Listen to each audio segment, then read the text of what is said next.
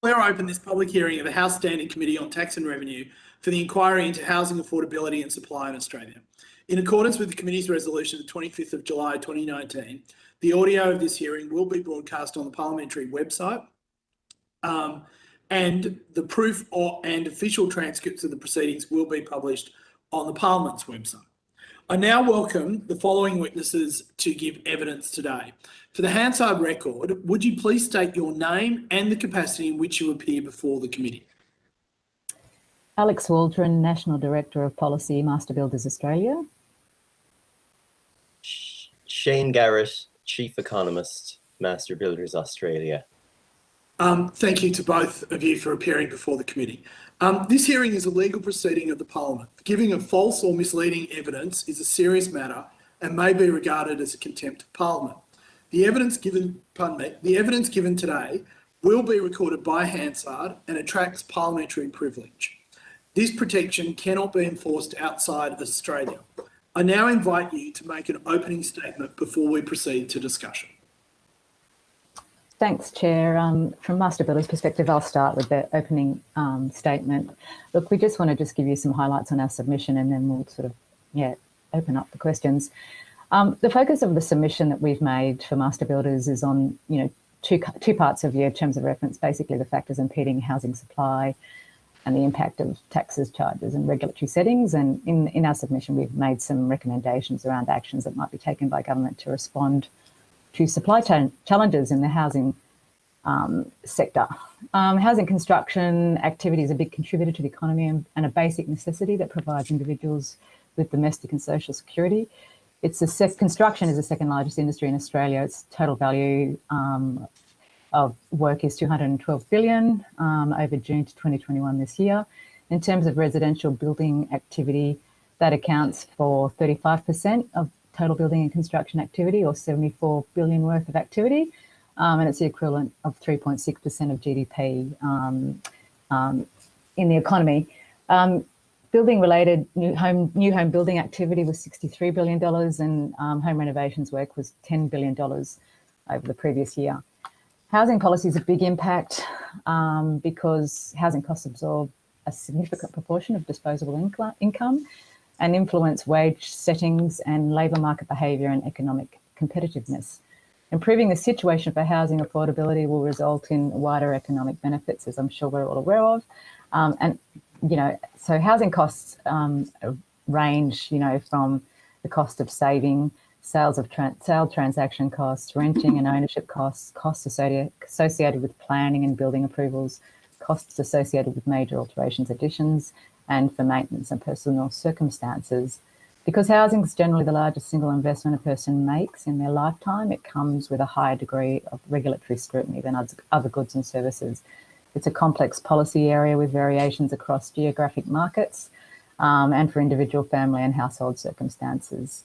Financial capacity to maintain quality and integrity of the home is also an aspect of the affordability problem, often neglected in the policy debate. In terms of issues with supply, one of the biggest issues with housing supply is it doesn't respond quickly to change in population and economic circumstances. Housing demand can increase significantly in short periods of time, as we're experiencing now off the back of COVID, while supply responds more slowly and prices rise in order to respond to and rebalance supply and demand. Responsiveness to demand is slow because of a range of factors. The key ones we think are due to regulatory settings constraining responsiveness, limitations in land and restrictive planning laws, and the just-in-time supply chain and workforce constraints associated with that. The best affordability outcome is creating an environment for housing supply to be delivered quickly and cost effectively. It's a formidable challenge, not unique to Australia,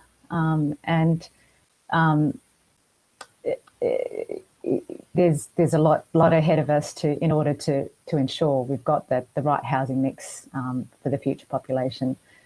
Master Builders has made a number of recommendations in the back of the submission. In general terms, we've suggested, that some key questions might be asked in policy consideration, including outcomes in policy that deliver cost reductions in delivering new homes and that deliver a larger volume, and that reduce the time between commencement of building work and completion of works. We've also suggested improvements in centralised data collection to better understand affordability problems and improve the likelihood of delivering solutions. From an industry perspective, we're sort of working pretty closely with a range of stakeholders to improve digital literacy within the construction industry as well. In terms of taxes and charges, you know, there's a lot of taxes and charges, and they're listed in numerous submissions and in our submission. We think the system would benefit from a review of these and further identification of it and investigation into what they are and more transparency about what they are. We also talk about the building and construction industry and the regulation setting needing more time to deal with major shifts in regulation, for example, energy and accessibility changes that are coming into the construction code. We also suggest that future regulatory changes should be evaluated on an aggregate cost of all existing regulations, not just a marginal cost. BCIs tend to just look at the actual policy reform and the cost impact of that, not the cumulative cost impact of successive reforms. More effective whole of government efforts in boosting local capability in the construction supply chain with a focus on key areas for investment in product skills and industry innovation. You know, we're conscious that the government has sort of innovative manufacturing focus on certain industries and would welcome construction being pulled into the remit there. Funding between tiers of government, we suggest they need to be linked to regulatory improvements, greater regulatory oversight of local government in terms of monitoring developer charges and the capping of fees. And another example of a recommendation is, you know, all of governments in terms of social housing needs and affordable housing needs should commit to, you know, a long-term pipeline of social and affordable housing and community and crisis housing as well. So that's just a snapshot of what's in our submission, and thanks for the opportunity to meet with the committee. Thanks, Alex. Really appreciate it. Shane, would you like to add anything at this time, or you're okay? Yeah, okay, really, just to say, I suppose the two overarching objectives of our submission are: one, reduce the cost of creating new homes, and two, shorten the amount of time it takes to create new dwellings. Okay, thank you very much. Sorry, Kate, I don't know if you're able to help, but Gladys is saying that she can't get in. So I don't know if there's someone there, maybe at Hansard, who can ring her and just work out. But anyway, I'm happily putting that in your hands. Alex and Shane, we have a number of witnesses today whose submissions say that basically economics is wrong, that supply has no impact on price, and that you guys are just trying to wheedle more money out of us. Is that true? No. Why does supply and demand set price in the housing market like it does in every other market across the economy? Why are they wrong? Look, the challenge with the housing sector, as we've said earlier in the opening statement, is it's quite complex. It's not a one size fits all. We've said, you know, specifically in the submission that the capacity of industry is constrained by regulatory settings, by a just-in-time product supply chain, and if there is a surge in supply, it is difficult for the industry to keep up with that. And we're seeing that play out now with COVID. We're seeing we've already got a workforce shortage before COVID came into play and the demand surge in housing kicked on. And that's been exacerbated. We're now seeing product supply delays, which are adding to cost. So with the supply, we see, you know, substantial cost increases sort of emerge within the sector that unbalance, I suppose, the smooth and affordable rollout of construction activity. And that, from our perspective, is the biggest challenge in the sector. We have to deliver the supply. We've got population and we've got housing demands that need to be met. Yeah. So there's a capability issue here as well. We're going to be hit later today by the Planning Institute of Australia. And yet, what we have seen over and over again is the time frame for getting approval to commence building has blown out. So in New South Wales, between 2015 and 2018, it's blown out by 44%, hasn't it? Yeah, we've seen blown out in terms of the specific figures, Shane. I don't know if you've got something on that, but we are seeing delays in planning approvals. Yeah. And that's the volume, I suppose, due to the volume of activity coming through. There generally is delays, and that has happened before. You know, there's shortages of land. There are sort of constraints in the planning and approval process, particular requirements around different types of housing, where housing's sited, where it's located. So there's a range of factors contributing to those planning delays. I think people are trying to fast track that and make it more effective. But they're failing, aren't they? Because it is a delay factor. Even in the middle of this pandemic, when there was nothing else going on, building approvals in New South Wales, just approvals, not like, you know, unless we ran out of paper, building approvals fell by nearly 50% in New South Wales in the last 2 years. So as prices went up, approval to increase supply went down and prices just went further up, didn't they?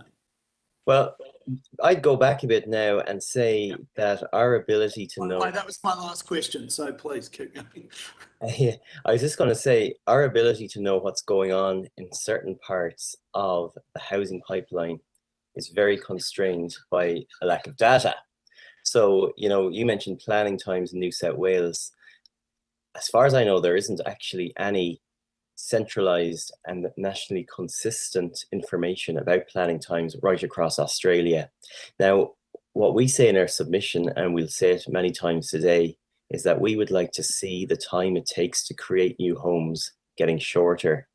But because of the lack of data, we don't actually know whether that's happening or not. And we won't be able to say whether it's happening or not because of data not being collected regularly and consistently when it comes to things like planning times, but also when it comes to things like the amount of residential land that's at various stages in the pipeline.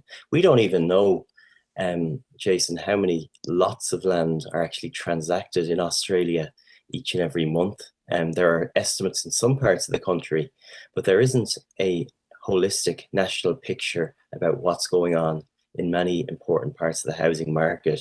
And if we're confined to the realities of what are going on, it'll be very difficult for us to know and to detect whether things are improving or whether things are getting worse. And that's the kind of 101 part of our submission. We need to collect and have more information published about things relating to planning, relating to zoning, and relating to the supply of land, where it is, how long it's taken, how much of it we have, and things like that. So we're very ignorant, I would say, about some of the things that are going on at the moment. We just don't know as much. Sorry to do this. We have very limited time, unfortunately, because we've got so many witnesses. So I'm going to cut you off there. Julie, can you wind up at 20 past? Thank you. Yep, sure. And I'm going to follow on with your question about supply, because it's a really interesting answer you gave, Alex, and I just want to tease that out a bit more. Supply, of course, responds to demand. It's not a whole stack of builders going, well, there's no demand out there, we'll increase supply. So obviously supply comes because you think there's going to be demand. I think what you're telling me, and I'd like you to state it more clearly if I've got this right, is that when builders decide to increase supply, the lack of insufficient labour, insufficient land, increasing price of land, all the things that would normally, in a normal market, when you increase supply, your costs go down. But in the building industry, when supply grows, the costs go up. Labour costs, land costs, etc. Is that kind of right? Yeah, that's correct. So, yeah, we've got a couple of things. The workforce, we've already got a workforce shortage. So, you know, if there's more demand on the industry, it's tricky to manage that. When borders are shut domestically, workers can't travel as much and as freely across borders. When the global borders are shut as well, both workforce and product trade is constrained as well. So So it's not just workforce, it's also products. So, we've seen some debates around steel and timber and the cost increases in those areas and the shortages of product supply. So timber, for example, 80% of it's domestically produced, 20% of it comes from imports. It's in a global marketplace. We're having more housing built. We're running out of framing timber to actually build the houses. That can add a 4-month delay, and it is adding a 4-month delay to construction of products, of houses, I should say.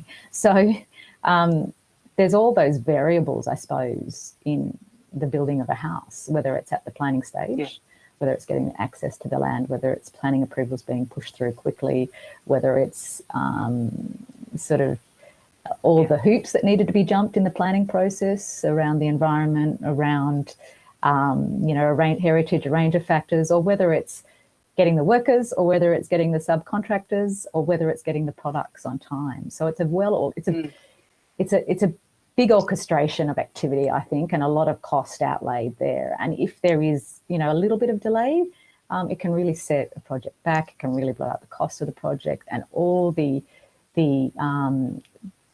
unintended consequences that come out of that in terms of cost to the consumer, in terms of cost to suppliers, etc. And cost to builders. So again, in a normal market, the more industry boosts its supply or boosts its then costs go down. But with you guys, costs go up the more you do. Cool. Yeah. So it's the opposite. Cool. Okay. Can I talk more about what answers might be? We had a really good construction company, a family sort of business in Parramatta, that in the bad times they built. So there's cranes all over the skyline in the bad times, and they stopped building in the good times. So is there a Commonwealth role in smoothing it out by filling up the downtimes with social housing bills and just trying to smooth it out for the workforce and the supply chain so that we grow something more consistent rather than something that goes up and down? Are there answers there?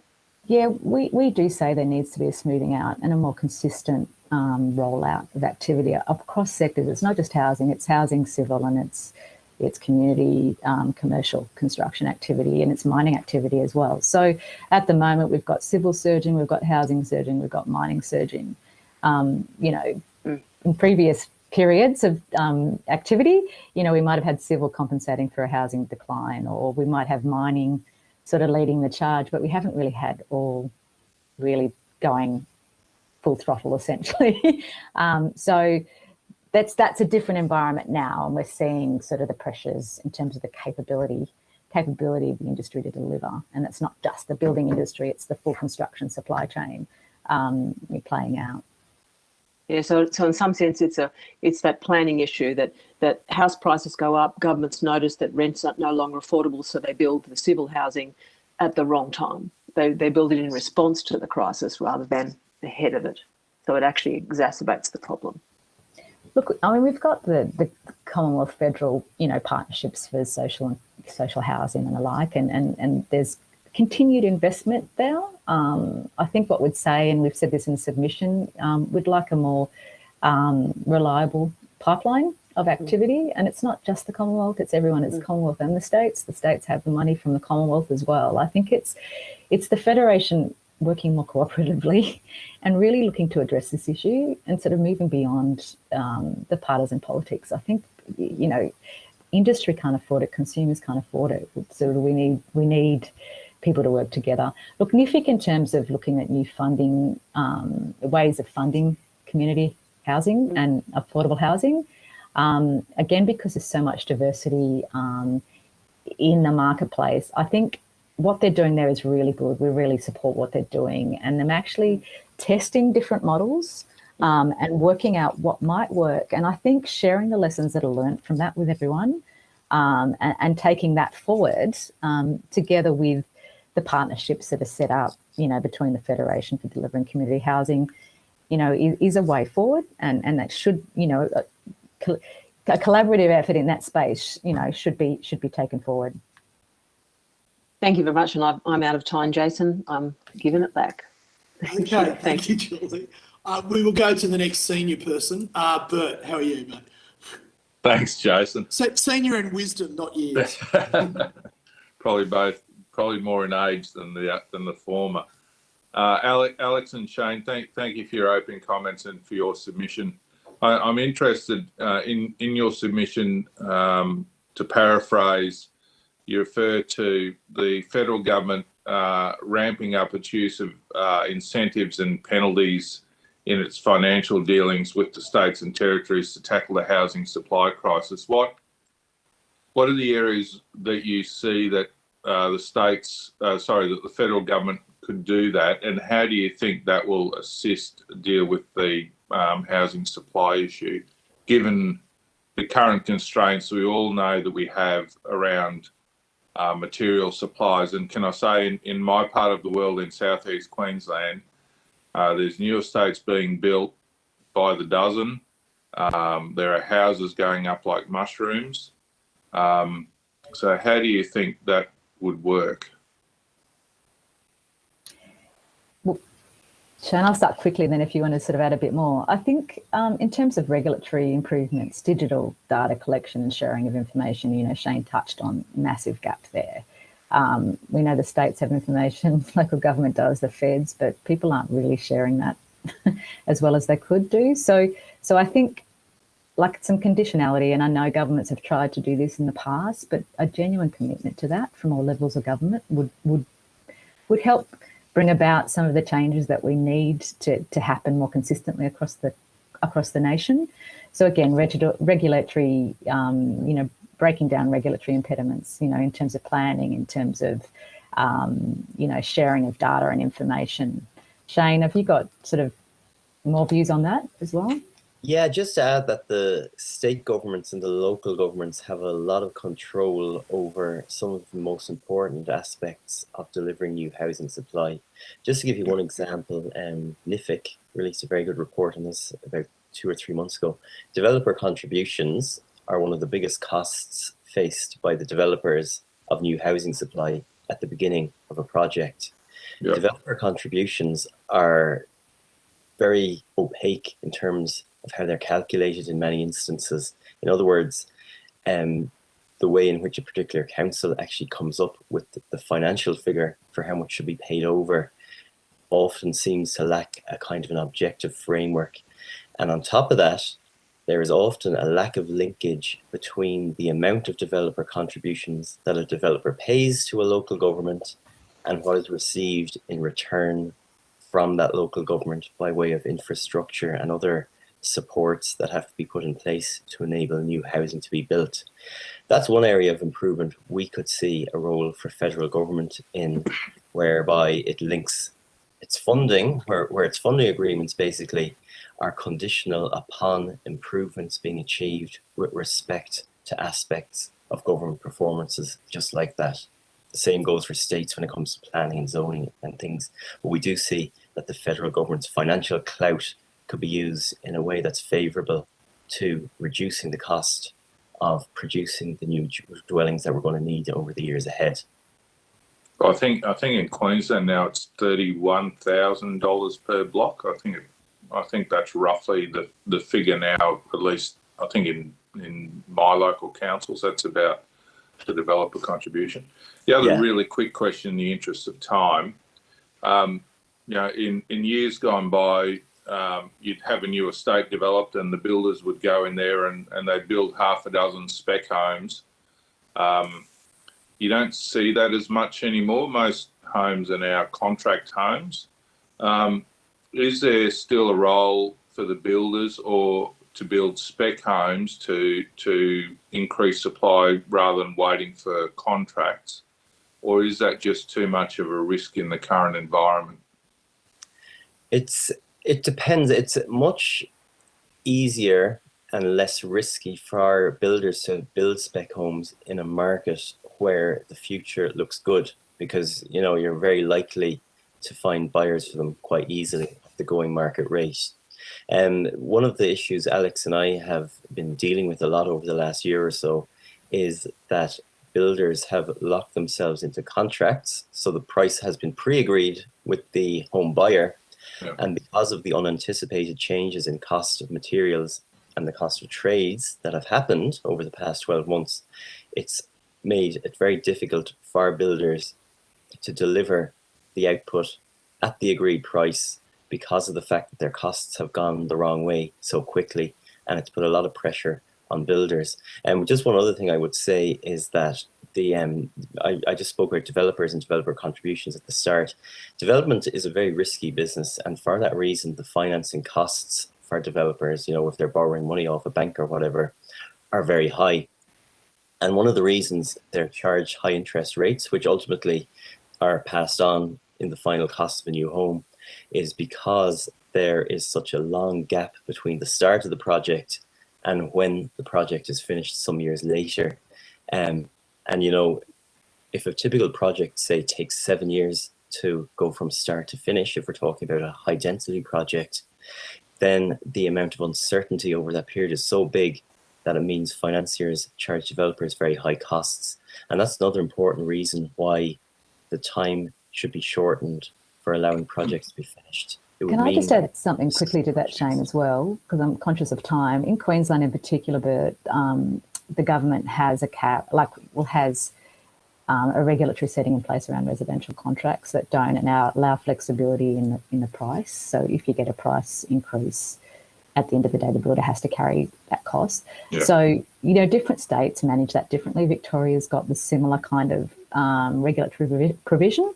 There's also in terms of financial viability requirements, and Queensland has a pretty high threshold up there. So if the builder can't meet that financial viability requirement, and if there's a risk that the cost is going to escalate and they can't adjust that throughout the build and carry the cost onto the consumer, it makes the project much more higher risk. So that's an example of the different, I suppose, regulatory settings around the country that, while they at the time are well intentioned and trying to protect the consumer to a certain extent, they're also at the same time, in periods of exceptional circumstances, constraining industry activity. Sorry, Bert, I'm going to have to cut you off there. No, that's good. Go to Matt. Thank you. Thanks, Matt. Thanks for your submission. On page 23, you discuss the importance of social and affordable housing in boosting supply. NIFIC's done a report which indicates that there's a $290 billion investment gap in Australia into social and affordable housing. Do you think we should be recommending to the government that the Commonwealth invest more in social and affordable housing? Absolutely. And Master Builders has sort of pushed for more investment in social and affordable housing in all of its budget submissions. We do recommend that.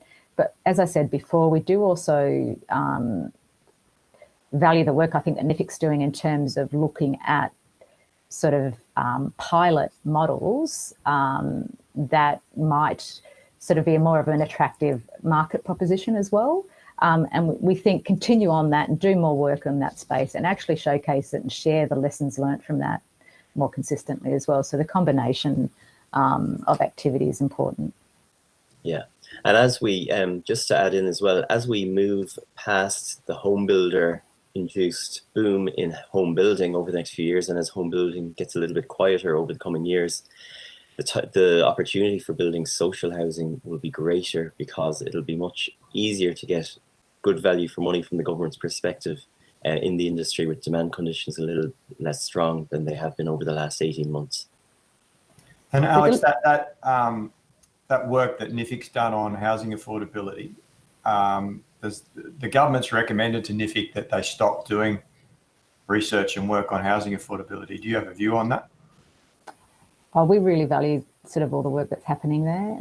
I think the challenge with the research is there is a lot of work happening, and it's trying to sort of keep on top of that. So I think, centralising the information that's around the research and the data sets more effectively, something we're calling for, we're happy with. We very much support NIFIC research and would recommend it continuing. In terms of social and affordable housing as well, we also support the view of creating pathways to home ownership out of that process as well. So as well as sort of investing in that, we recognise what the government has done in terms of single parents and the like, and testing particular segments of the community that could value and more from greater investment and should be targeted, we think that's good as well. So I think there's a range of things going on. I think we would say continue them on and try to, as well as invest in the social and affordable housing, ensure that you're investing in establishing pathways for people to get into home ownership as well. Yeah. Thanks. Also on your submission on page 23, you discuss taxes, regulations and charges.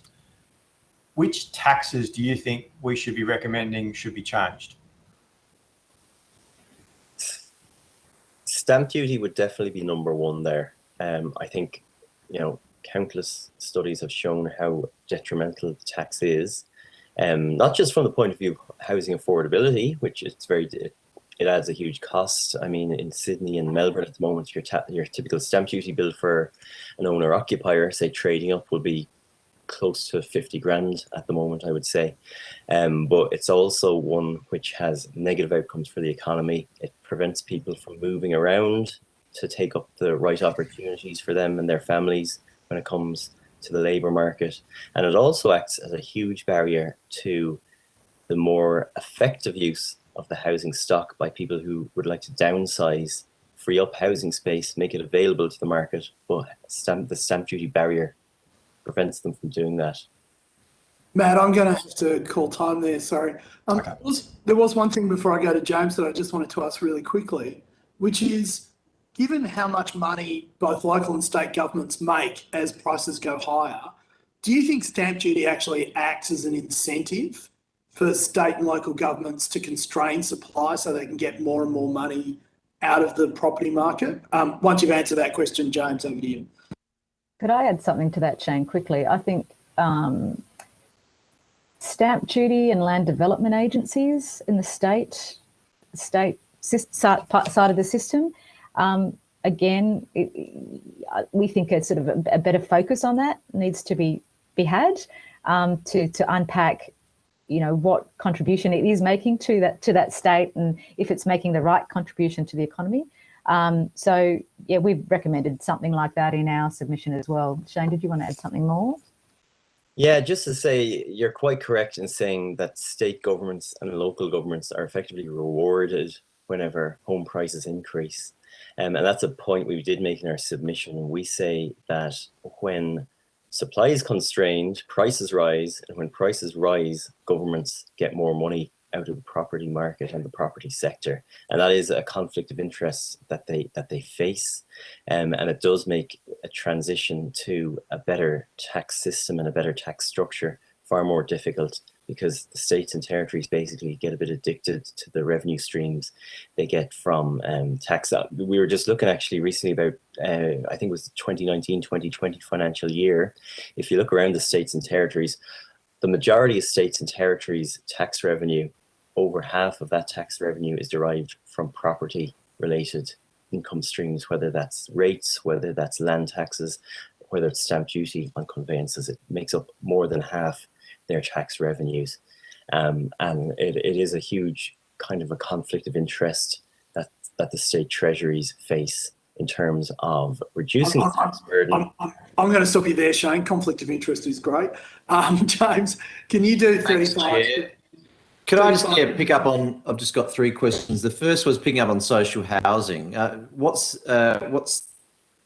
AA's view on, to smooth supply using other structures for new housing like build to rent schemes or rent to buy schemes? Do you have a view on that?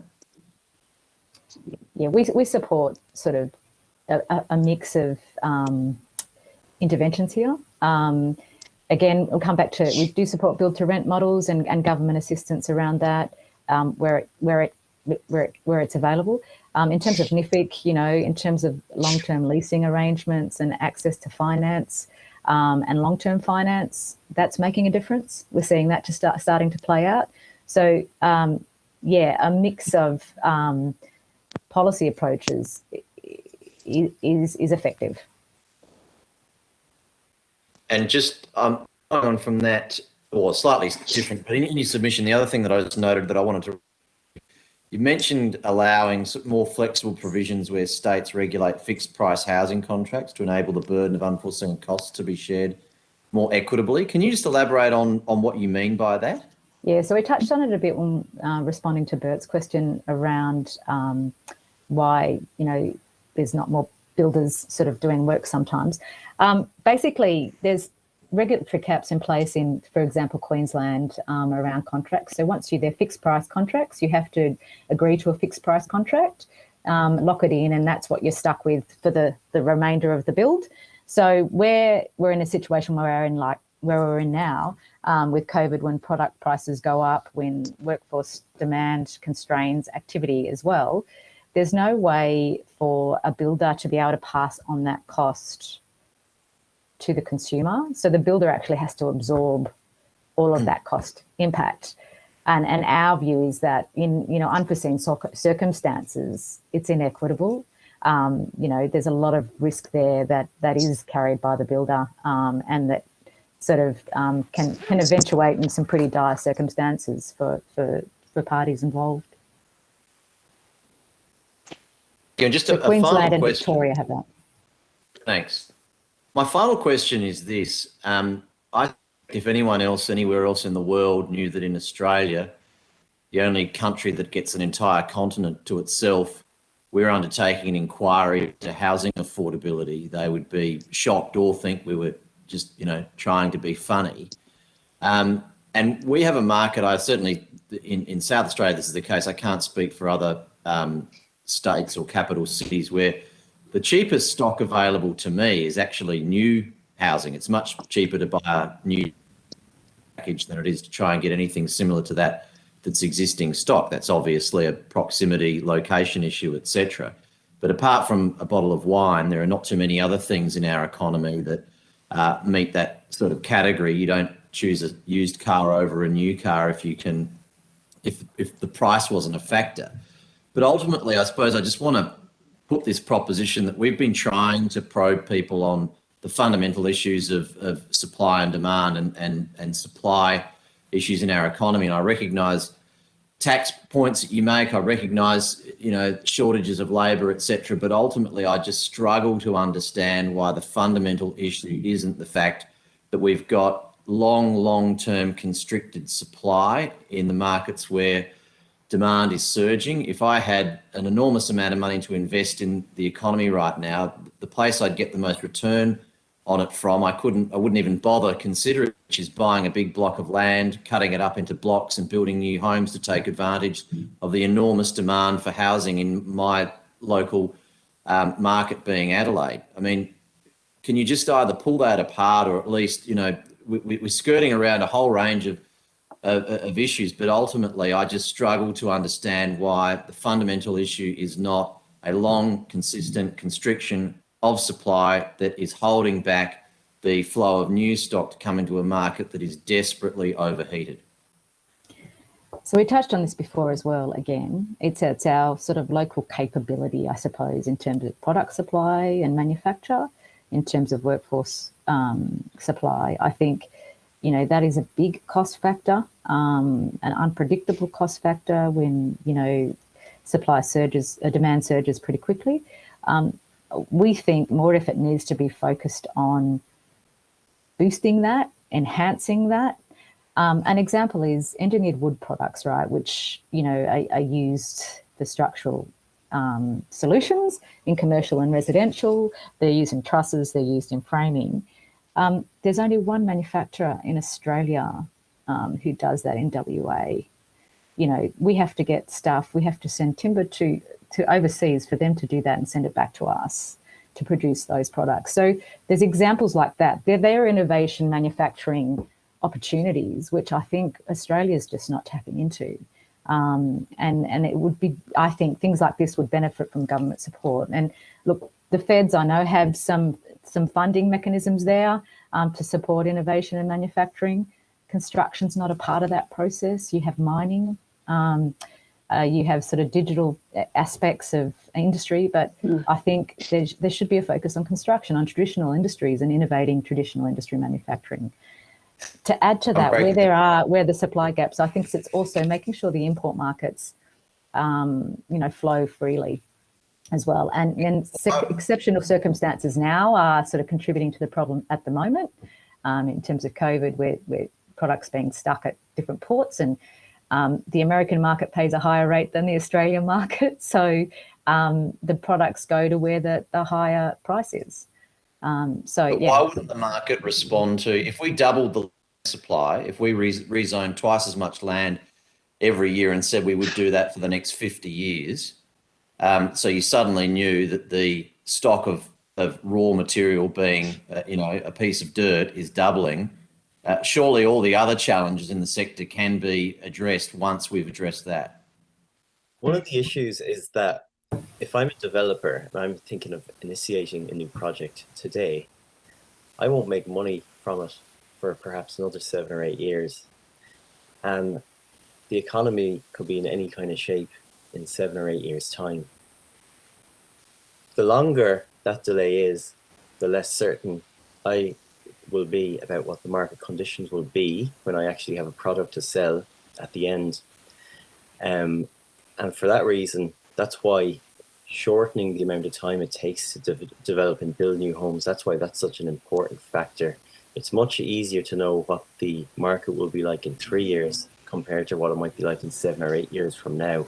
And that's one of the main impediments for new developments and new homes to be created at the moment. It's the fact that it takes so long between starting and finishing a project, and so much can change over that period of time. So having more certainty over land supply, having more certainty over product supply, having more certainty over workforce supply would contribute to, constraining the time frame and give more certainty to industry. But we acknowledge they're difficult outcomes to achieve. I'm sorry, I'm going to have to cut you off there, James. Gladys, we are currently 3 minutes over, but you have 5 minutes. Okay, well, thank you, Jason. Just a very quick question. Thank you for the submission, both of you, Alex and Shane. Now, your submission outlines some key features of housing strategies in other countries. So could you please comment on some strategies used in other settings that may be appropriate in the Australian context? Yeah, absolutely, sure. Several countries have stepped in to offer lower cost finance to certain types of housing in certain categories of the market. For example, in Ireland, that very severe housing shortage and a housing crisis where affordability has deteriorated very strongly over, say, the last 5 years. One of the interventions the government is making there is they are offering a kind of a borrowing facility in which the producers and developers of new housing supply targeted at the affordable side of the market can actually borrow at very low rates of interest and thus reduce the cost of creating the homes that serve that end of the market. That's one of them. But as Alex has said earlier as well, one of the most important things that the industry needs is certainty about the future demand conditions. And the government has a massive role to play there. If the government sort of underwrites or guarantees a certain amount of the demand for social and affordable housing, say over future years, that will provide great certainty to the industry to know that when they start to produce new homes today, there will be a market waiting for them at the time when the homes have been completed. And so that those are the kind of two interventions, I think, which are most important in the international context, which Australia could perhaps learn from. And I think in the US and the UK, the build to rent models, it's a mix of sort of government support, but actually scale in the market to underwrite delivering social and affordable housing there, or affordable housing there. It's not quite like for like in Australia, but and this is where the challenge for Australia is. I think we need to adapt some models to fit our economy, our population mix, our wealth mix, to contribute to rolling out and delivering the stock that we need. Thank you very much, and thank you, Gladys. Thank you for your participation today. If you have been asked to provide any additional information, please forward it to the Secretariat by Thursday, the 18th of November. You will be sent a copy of the transcript of your evidence and will have an opportunity to request corrections to transcription errors. Thank you. Can I now please welcome to the committee the Housing Industry Association? Could I please ask for Hansard record, could you please state your name and the capacity in which you appear before the committee? Good morning, Jason. I'll go first. Thank you for having us. Kristen Brookfield, Chief Executive Industry Policy with the Housing Industry Association. Thank you, Kristen. And Jordan Murray, Housing Industry Association, Executive Director of Industry Policy. Okay, thank you, Jordan. This hearing is a legal proceeding of the Parliament. The giving of false or misleading evidence is a serious matter and may be regarded as a contempt of Parliament. The evidence given today will be recorded by Hansard and attracts parliamentary privilege. It is important to note that although your evidence is protected by parliamentary privilege, this protection cannot be enforced outside of Australia. I now invite you to make an opening statement before we proceed to discussion, but just some housekeeping quickly. Kate, I think what we might do is move the Planning Institute back to 12 and we might shorten, not have a break at 10:50 just to catch up. Okay, okay, thank you. Would you like to make a short statement, a short opening statement? Yeah, great. Thank you again. So good morning and thank you for inviting the Housing Industry Association to speak to you today. The Housing Industry Association is an industry body formed to represent the interests of residential building in Australia by supporting our members to deliver housing in all forms across Australia every year. A fundamental tenet of HIA's approach to housing has always been that every Australian should have access to safe and secure home, whether they own or rent that home. The ability for Australians to achieve this outcome is directly correlated with the supply of housing and the impact this has on housing affordability. In HIA's view, an inquiry into the impact of tax and regulation on housing supply and affordability is inherently about asking questions about how we can deliver a stable housing supply that can meet the needs of each cohort along the housing continuum. Having said that, home ownership continues to be the foundation that has helped build a stable and vibrant Australian society. While the opportunity to own a home in Australia can be challenging, and the type of home many families aspire to is changing shape, evidence shows that an overwhelming majority of Australians agree home ownership matters. Home ownership rates in Australia peaked way back in 1966 at 71%. This outcome was the result of federal government actions to support housing for all as Australia's population growth began to increase, combined with a strong commitment to home ownership as a path to growing the wealth of Australians as individuals and growing the economy. Prior to the COVID pandemic, home ownership rates had dropped to 66%, with renters young and old not seeing themselves ever realising their home ownership dream. First home buyer activity dropped to the lowest level on record in 2011, when the annualised number of first home buyers dropped below 80,000. First home buyer activity was similarly weak during 2015 to 17, but since 2019, there has been a significant improvement in first home buyer uptake due to a range of measures, including the first home loan deposit scheme, ongoing low interest rates, and in the last 12 months, home builder and various state incentives. The question now is how long this improvement will last. One of the primary reasons for the decline in home ownership and first home buyer activity has been the prolonged undersupply of new housing in all forms, driving a deterioration in housing affordability. Achieving an improvement in home ownership begins with taking actions that can deliver a genuinely responsive supply chain for new land and housing in all forms, in all locations, year on year. HIA has provided the committee with a brief written submission outlining areas that we consider impact housing supply and affordability across Australia, focusing on the committee's terms of reference to address taxes and regulation. We'd be happy to take questions to embellish the matters set out in the submission or to address any other matters the committee may be interested in discussing. Thank you. Okay, thank you very much, Kristen. Let me begin by asking you, how do you know that supply has an impact on price? Jordan, I might throw to Jordan on this one. I think it's one of the fundamentals of economics.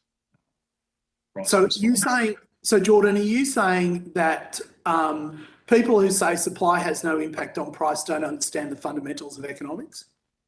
I think they're omitting some factors, certainly. Yep. All right. So So we keep hearing though that we've had record building, and we might actually have an oversupply of building. What is your response to that? I might go first, Geordie, and let you clean up with some stats. But essentially, Jason, 1 year doesn't solve a problem. You know, we have had single years, and this year and next year are going to be phenomenal years in terms of detached supply. But we have had an undersupply of housing for 20 years. So you don't just make up the difference magically in one good year. That's the first part of the response. The second part of the response is the system of supply continues to let us down.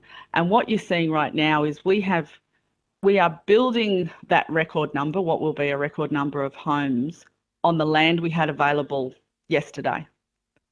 But we've got no land tomorrow. We're heading for the next version of the crisis. Well, Kristen, thank you for raising that. Thank you for raising that. So we have in front of us submissions from a number of good and worthy people who, unlike you, property developers, don't profit from building buildings that people live in.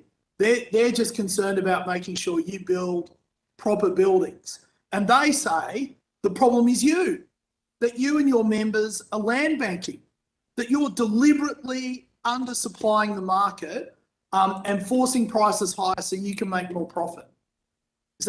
That's not true? Is that what we're hearing? I think it's land banking as a concept is extremely complex and people refer to it in a very glib way. You've got to start with land and look at the actual process again. The process of zoning land, subdividing land, before you get shovel-ready land to put that house on, is nothing short of 10 years in Australia. And it's been that way for a very long time. And I can't see any reason right now why that will change. So if you call 10 years of being stuck in the process land banking, you're being disingenuous. If you have shovel-ready land, and then you are having a conversation about, well, do I let out 20 blocks or do I let out 200 blocks? You know, that's a conversation we can have, and there are other groups coming today that you can have that conversation with. But at the end of the day, the construction going on now that will give us that high number is on all the land we had, and we've brought forward land, and we've now going to have that gap, as I said. So then I get to the question of, has it always taken this long?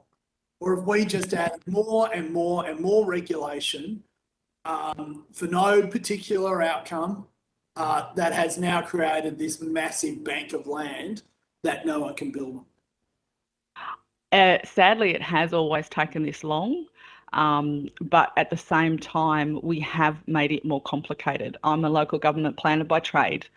When I went through university, when I worked in local government, there was no such thing as sea level rise. There was no such thing as threatened species. There was no such thing as, even bushfire was a light touch kind of regulation at the time. Now, they're all critically important matters that need to be things to be concerned about, right? Yeah, but those things now have added to the process. So, and what we'll see, you'll see reference to a concept in our submission called truth in zoning.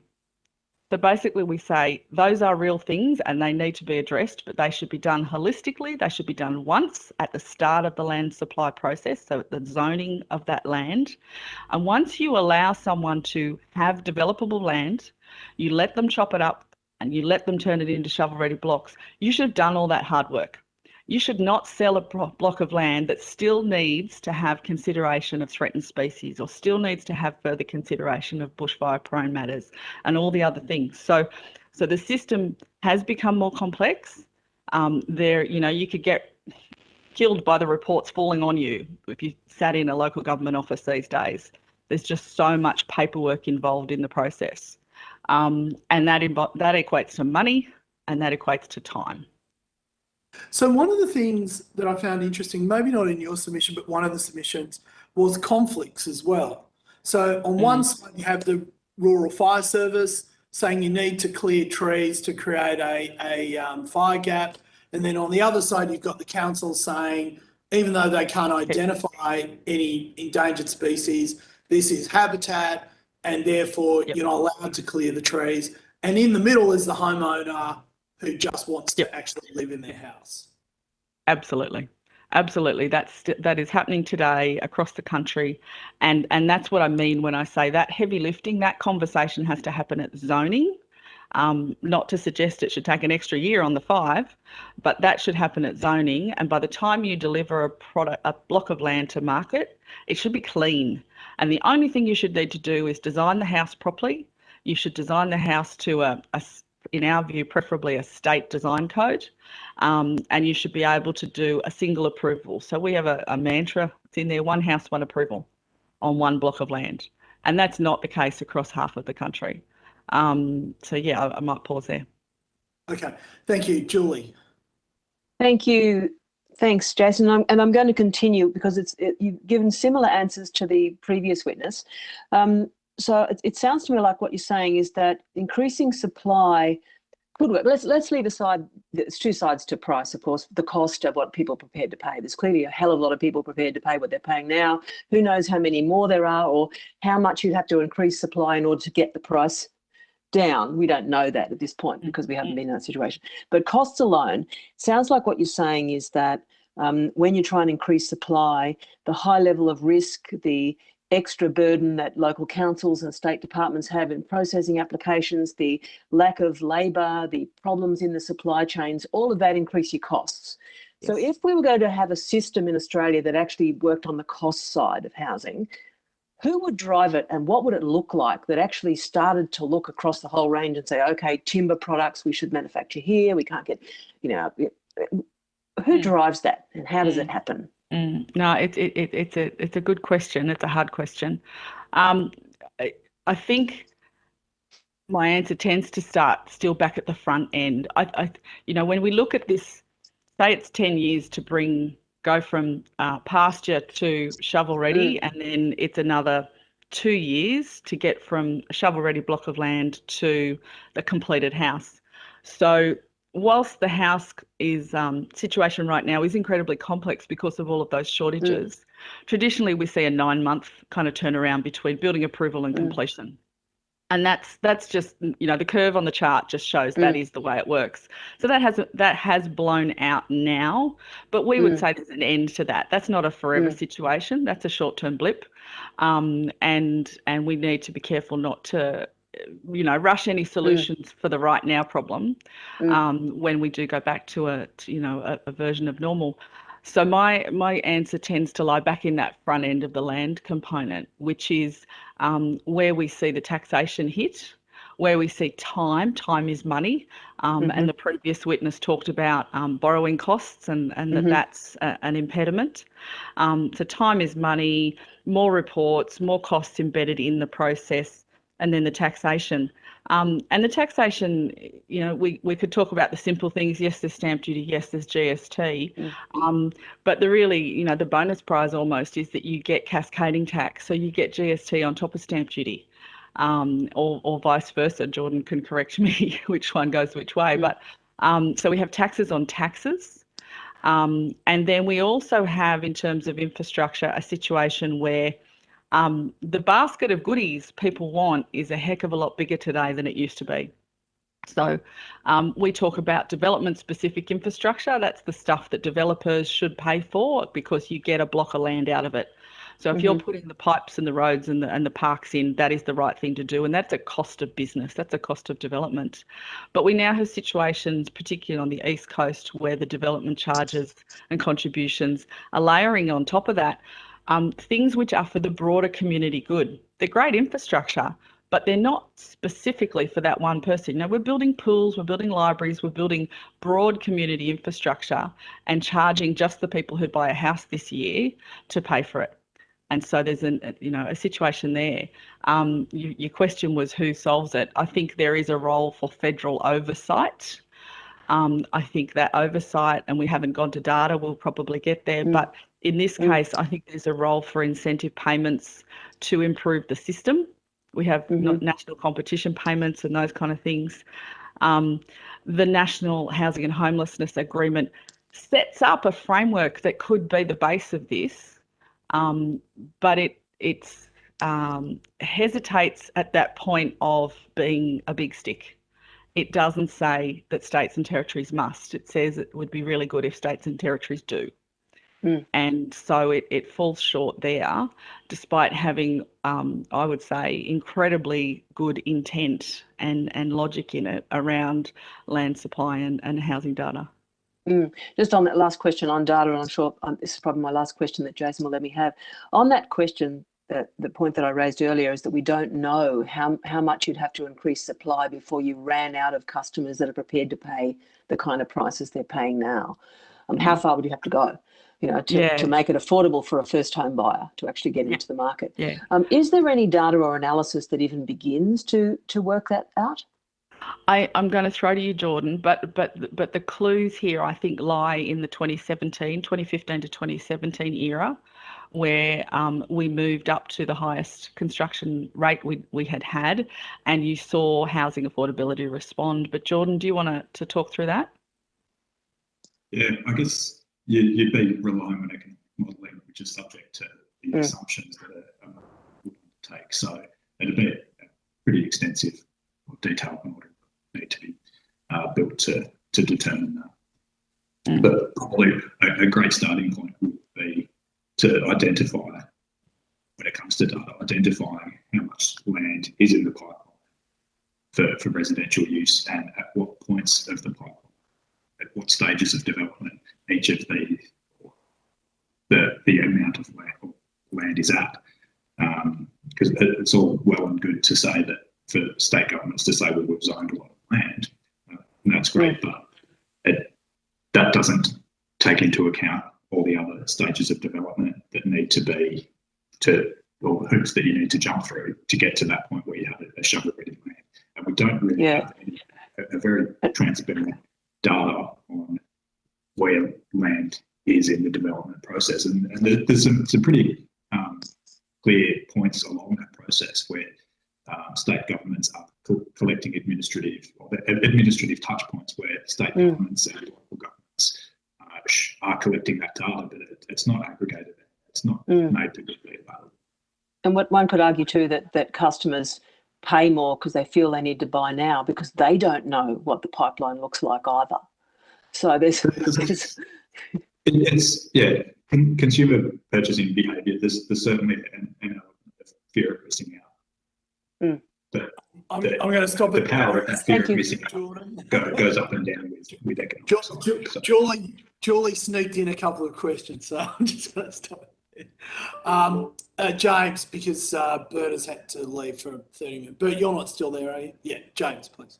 Thanks, Chair. Actually, Julie's final question was largely similar to my one. I'll just restate it because we had it from the MBA on data and aggregation. I assume, therefore, in a nutshell, you would agree with the proposition of having some kind of nationally coordinated, proper place for data to be brought together and compare different jurisdictions at the local government and state government level on how they're performing in this way?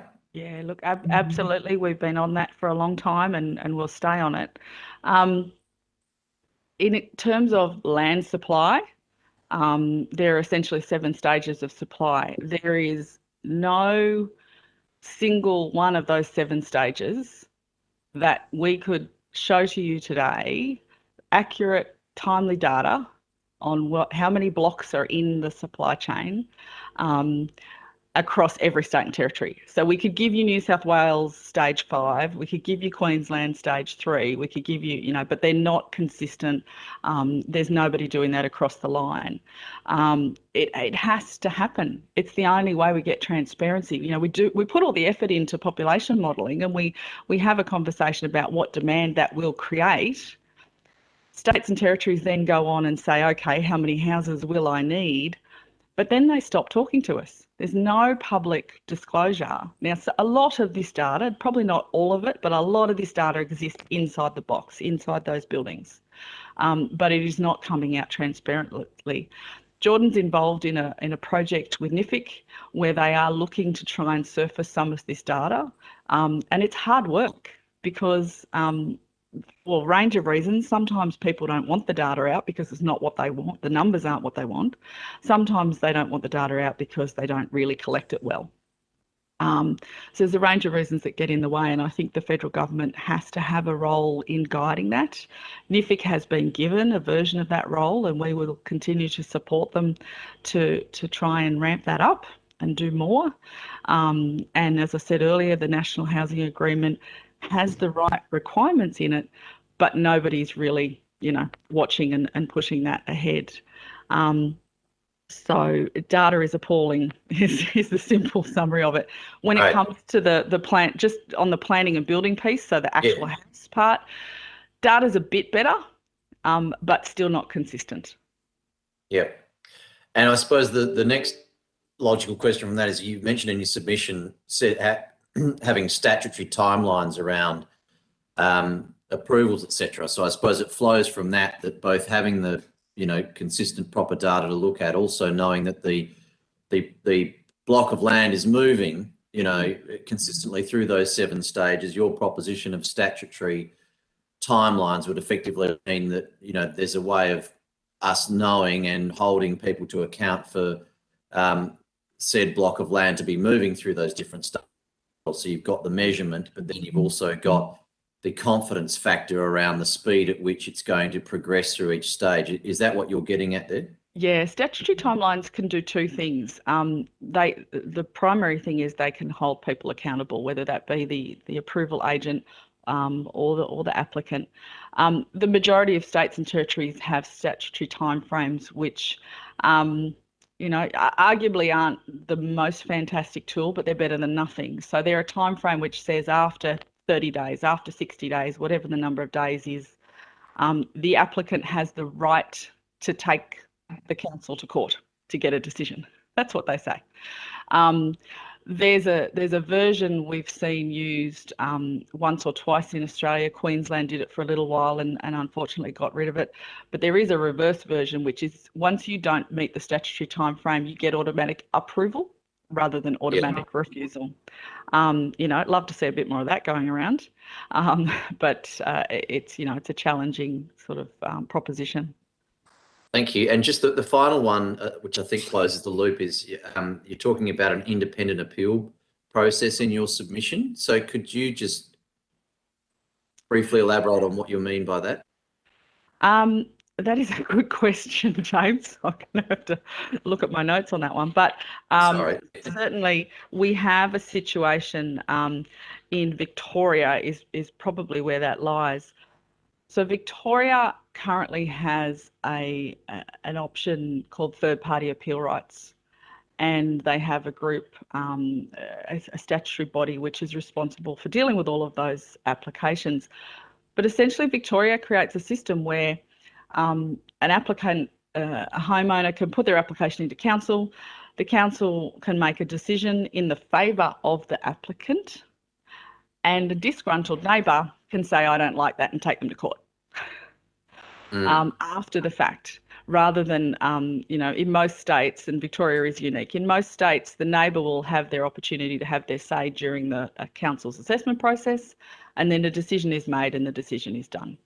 But Victoria lets you have a second bite of the cherry as a complainant. And I think that really is something, it's fairly, again, very challenging. I can't see that changing anytime soon. But there just needs to be, a much cleaner process in terms of who can challenge applications. Krista, I'm going to have to... Thank you very much. Yeah, no, thank you. Matt, for 5. Sorry, Matt. Thank you. Thanks for your submission. You mentioned earlier that we've had an oversupply for the last 12 months. If we assume that continues, when do you expect that prices will start to fall? Jordan, I'll go back to you. Well, the prices aren't only determined by supply. So I think at the moment we've seen very strong supply and very low interest rates. So I think when we get to the point where we're looking at the everyday increase in interest rates, or increasing their lending rates. I think that would probably be the trigger point where we start to see. So are we prices. overemphasising supply then? No, price supply is incredibly important. At this particular point in the cycle, it's more likely to be interest rates that are determining the trajectory of prices. Over the long term, though, supply, we need to have a strong supply that is going to adequately accommodate the number of people and number of households. So which one has a bigger effect? Is it interest rates or supply in your view? Over the long term, supply is the most important. In the short term, we see economic factors like interest rates playing a significant. You mentioned in your submission about supply and affordable housing being important to that.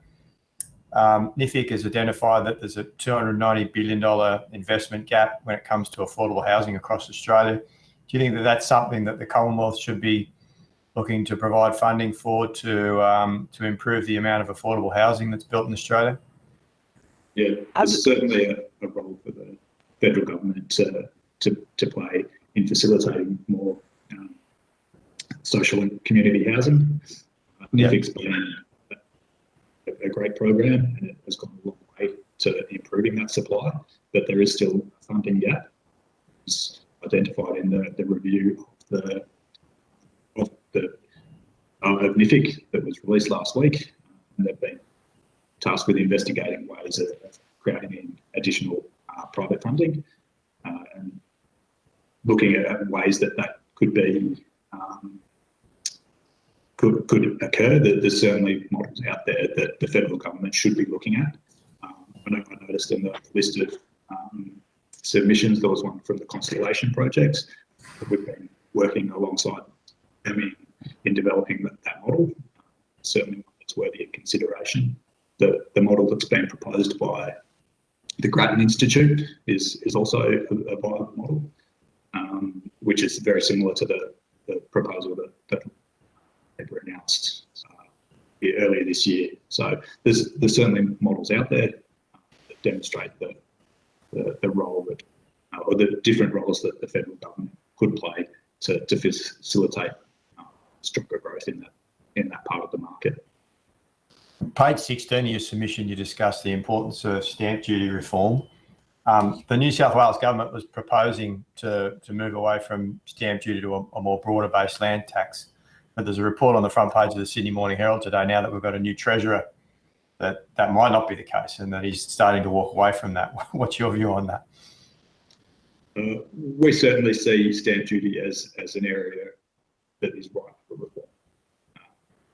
And we've seen the ACT make inroads on that. It would be great to see other states follow.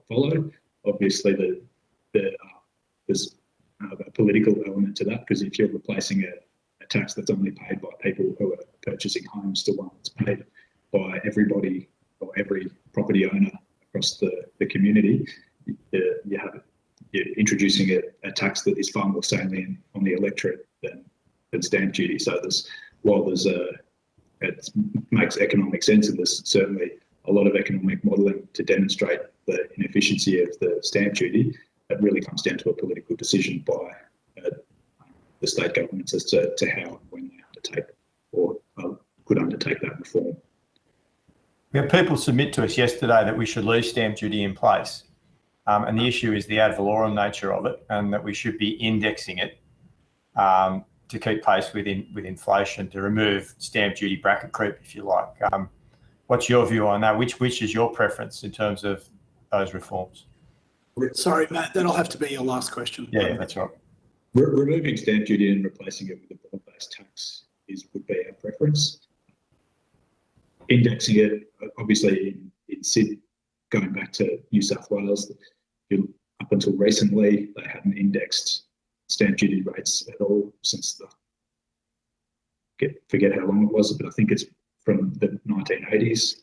So there's been huge bracket creep in New South Wales stamp duty over the last 10, 20 years. So indexing is an option, but it's certainly not a real substitute for for replacing it with a far more efficient tax. Thank you. Thank you. Gladys, for 5 Thank minutes. you. Thank you, Chair. Well, thank you for your submission. Now, in your submission, you call for less building regulations. So what would you change? Would this have an impact on prices? And what outcome would this have on the engineering and safety of buildings? Mhm. I think the essence of our issue here is churn and change of building regulations. So just to be clear, it's not a conversation about going backwards at all. We have one of the best building codes in the world, and we have structurally safe and sound buildings, you know, on the whole. There's always an exception, but that's not where we should focus. So it's certainly not about going backwards, but we're in a situation of play right this minute where the building code is amended every 3 years, and we are selling houses, and that amendment is going to happen next year, September next year.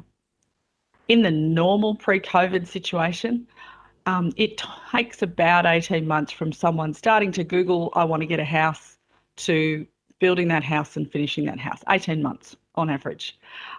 We have members telling us they are selling homes today that will not commence till sometime in 2023. So that's the first piece of that puzzle before the 9 months to build. And so we're quite concerned that at this point in time, we have significant change proposed to come through in next year's building code.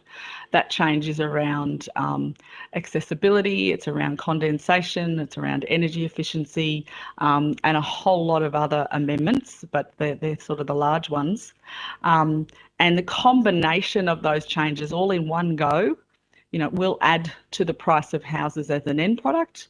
But more importantly, they upset the process, the flow of design, the flow of getting ready. There was conversations about fixed price contracts earlier.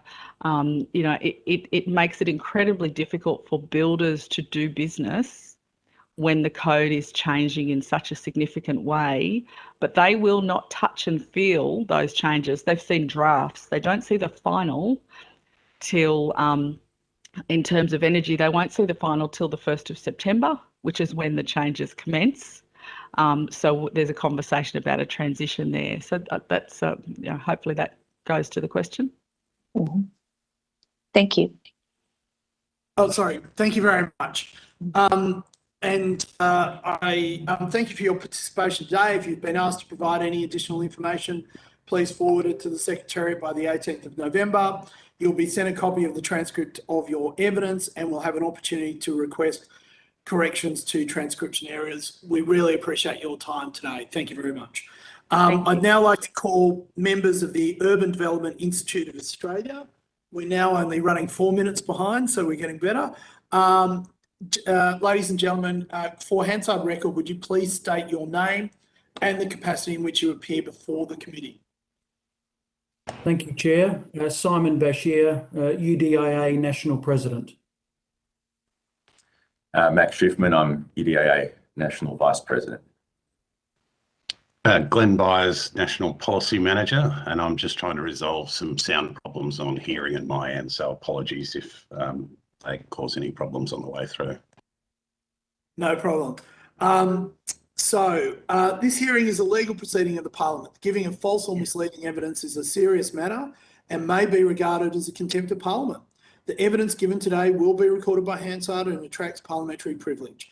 It is important to note that although your evidence is protected by parliamentary privilege, this protection cannot be enforced outside Australia. I now invite you to make a short opening statement before we proceed to questions. Thank you, Chair, and thank you for the opportunity to appear before the committee and its inquiry. UDIA is greatly appreciative of the work that you're doing on this critical issue. And for those that aren't familiar with UDIA National, we're the development industry's most broadly representative industry association with more than 2,500 member companies. We have a long history of engaging positively with the federal government and its agencies on issues critical to the property industry, spanning tax, population, infrastructure and land use planning. We all know how important that the housing development industry is to Australia, which contributes some 7.5% of overall GDP, over 750,000 direct and indirect jobs, and with NIFIC research showing that every $1 million spent on new home building supporting 9 full-time jobs. Our submission focuses on 3 elements. The first is the long-term trends shaping housing supply, demand, and affordability. As highlighted in our submission, Australia's housing markets have witnessed a consistent imbalance between supply and demand that has seen the gap widen to as much as 200,000 dwellings nationally. Over the past 20 years, the long-run average of supply is about 142,000 new dwellings per annum. But that sits, for example, against a pre-pandemic demand level requiring about 162,000 dwellings per annum. This gap is unsustainable and is fundamental to Australia having one of the least affording housing markets in the world. The second element that we clearly illustrate in our submission are the failings of the systems that govern and regulate housing markets and shape supply. The regulatory maze that projects need to navigate is complex and often irrational. While the scale of land supply shortage varies between capital cities, on balance, pipelines are running dry, stifled further by inefficient methods of funding and delivering the enabling infrastructure needed to service it. Strategic planning and development assessment pathways are chaotic and unresponsive. Navigating these processes adds years to the delivery pathway. And the notion that developers land bank potential supply, as some have indicated, is a myth, and we can further expand on that as needed. At the same time, the weight of taxation that falls on new housing continues to grow, with the combined federal, state and local taxes now making up 40% of the cost of new housing. We understand there will always be regulatory standards to meet, and on issues like sustainability and safety for good reason. However, there's a constant creep and escalating cost of more arbitrary and conflicting regulation that ultimately increases the cost of delivering new dwellings, and these are passed on to new home buyers. The third and final element we seek to bring is a focus on solutions. We need wholesale and urgent reform agenda to break the back of affordability woes facing home buyers. Whilst it's true there's systemic failings at the state and local government level, the Commonwealth can play a leadership role in fixing them. These include recognising the whole nation benefits when tax reform to boost productivity and home ownership is undertaken. Secondly, providing a framework for sensible balance between environmental, social and economic objectives in the EPBC Act and its workings. Thirdly, seeking a better return on the federal government's investment in infrastructure and direct it to areas where it can make the most difference in unlocking supply. Fourthly, re-gear the mandate and focus of NIFIC to produce more accountability, transparency of supply outcomes across state planning systems. And finally, a new federal incentive-based model that finally breaks through and prompts the states to fix their planning systems that are at the heart of the problem. That is, reward the states that are reforming their planning systems and meeting required annual supply targets via federal/state funding partnership arrangements for key infrastructure delivery to unlock supply. NIFIC itself is showing demand levels will peak up back to 178,000 by 2024, well above the market's capacity to service it. We hope this committee produces changes that finally tilts the balance back in favour of home buyers. And Mr. Chair, we look forward to your questions. Well, you say that now, but wait until you hear the questions. Ladies and gentlemen, I think we've got 5 minutes apiece. Kate will break 5 minutes late at 10:55, and we'll start the Planning Institute at 12 instead of 11:45. as previously discussed, and then we'll try to make up that time during the lunch break. Okay. Sorry for all of that. Now, Simon, we've got several submissions in front of us that say supply is not the issue. The issue is that people like your organisation have encouraged governments like mine to turn housing into just another speculative asset rather than what it is intended for, which is shelter for human beings. How do you plead to this charge? Well, Mr. Chair, I don't think that's the case. The basic of economics of demand and supply fundamentally still apply to the property industry. It is a complex industry, but you know, I'll just cite, for example, a study that we've done over 16 precinct areas in Sydney. On average, those precincts took 5.6 years for a site that's already identified as future urban to become rezoned. And that's just the start of the process. Then you've still got various planning agreements to go through with state and local governments. You've got infrastructure agreements to then be signed. You then have to then commission construction and development approvals and construction. So when you add all this together, supply from an area that's identified as future urban now takes nearly 9 to 10 years before the first land lot is actually delivered to a home buyer. So the notion of... And that delay, how much does that delay cost the builder? Well, from a developer point of view, before the builder gets on site, it's millions of dollars. And I've been involved in projects personally, putting my developer hat on. If I buy a $500,000 house, what percentage of it is that delay caused by over-regulation? Well, all I can say is the percentage of federal and primarily state and local government taxes are already at 40 to 45% of the cost of the new dwelling, right? And any delay, and this goes back to the notion of land banking, which is an absolute fundamental myth in our view. Any notion of a delay that then allows a developer to sit on land that's developable to raise prices to then benefit later on is absolutely a myth, because developers need to turn over cash. They've got risk out there, which they've already bought land for. They've generally got timeframe commitments with development approvals that run out. So then they will have to start. Yes, I mean, we've heard all of this, but Jim Betts, you remember Jim Betts, right? Jim Betts said that the Department of Planning in New South Wales had approved 119,000 homes, and you guys were refusing to build them. You were doing that to profit, weren't you? Well, that's wrong, and Jim Betts is not the director of the DPI anymore. But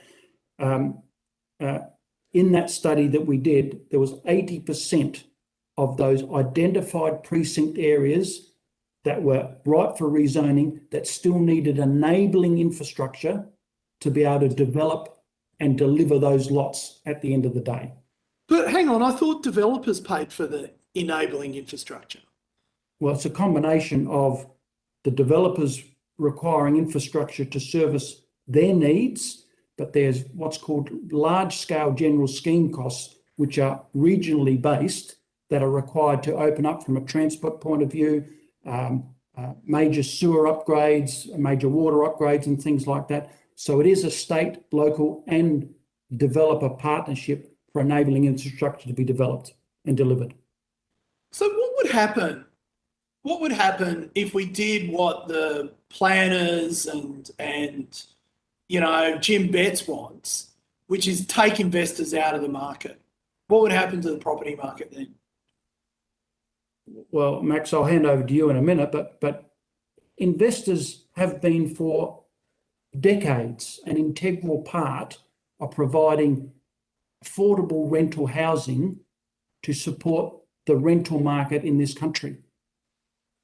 So you take investors out of the market, and that ultimately increases price, because another housing choice for people who choose to rent, and there are a portion of people that will choose to rent from a flexibility point of view, you just take one of those housing options away. So you wouldn't have any rental properties. Is that what you're saying?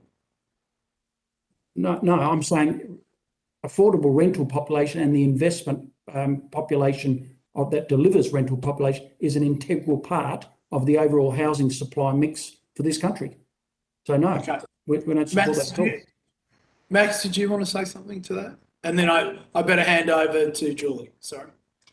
Oh, honestly, I think Simon's covered it. It is an important part of the overall housing mix, and it's not correct that everyone either wants to or can buy a house in the places that they actually would like to live in. So you need that rental component to give people that choice, and that's predominantly been delivered by, in Australia's history, private individual landowners or homeowners then put that house on the market. So it wouldn't have an impact on the cost of housing. I don't think it would have a substantial impact on costs, no. But what it would do is probably increase rents if you didn't have as many investors in it. Okay. Sorry, Julie, over to you. Thanks, Jason. Just very quickly, you mentioned the National Housing Finance Investment Corporation's data. There was a recent report by the Morrison-Joyce government that recommends that data collection should be narrowed quite significantly. Would you be in support of that, or do you think it should be broadened? Thanks, Julie. No, we've been a big support since the National Housing Supply Council was disbanded some years ago. There hasn't been a single reliable government entity that's collected data for the full spectrum. Cool. And we've in our pre-budget submissions, in this submission and other submissions, we've supported the role NIFIC does play. You've got Ahuri and others and the Centre for Population, but NIFIC is well placed to be that encompassing body to pull everything together. So there's reliable and accountable information that government, state governments and the federal government and the development industry can rely on. So we are supportive of NIFIC or a single body being that oversight. Thank you. Since the Housing Supply Council has been disbanded, that has been a void in, unfortunately, the data of this country. Okay, on the housing affordability, there's obviously two sides to cost. One is what people are prepared to pay, and they're obviously prepared to pay what they're paying now at current supply levels, but also the cost side. So can I just deal with the cost side, recognising that if we reduce costs without just increases profit unless you deal with both sides. But on the cost side, let me say up front that I want strong environment. I want safe housing that doesn't flood. So regulation can be a good thing. What I'd like you to talk about is whether or not there are ways to move that responsibility for those things back to governments before the builder's involved. One of our previous witnesses, for example, said you shouldn't buy a block of land unless the government has already been through its environment steps and sells it to you, understanding absolutely what can be done with it and what can't be. Are there ways with the counter regulations and all the the stuff that goes on now to pull all that stuff back so that the period of time that the developer is involved is shorter? So I'll jump in. Yeah. I'll jump in now and I'll hand over to Max. Certainly, Julie, I think there is absolute merit in having all the strategic discussions up front and once. And you only have to have a look at, say, at the federal level, the EPBC Act, which is an important piece to get the balance of environmental, social and economic right. But the Act's going through its 10-year review right now, which we're a part of.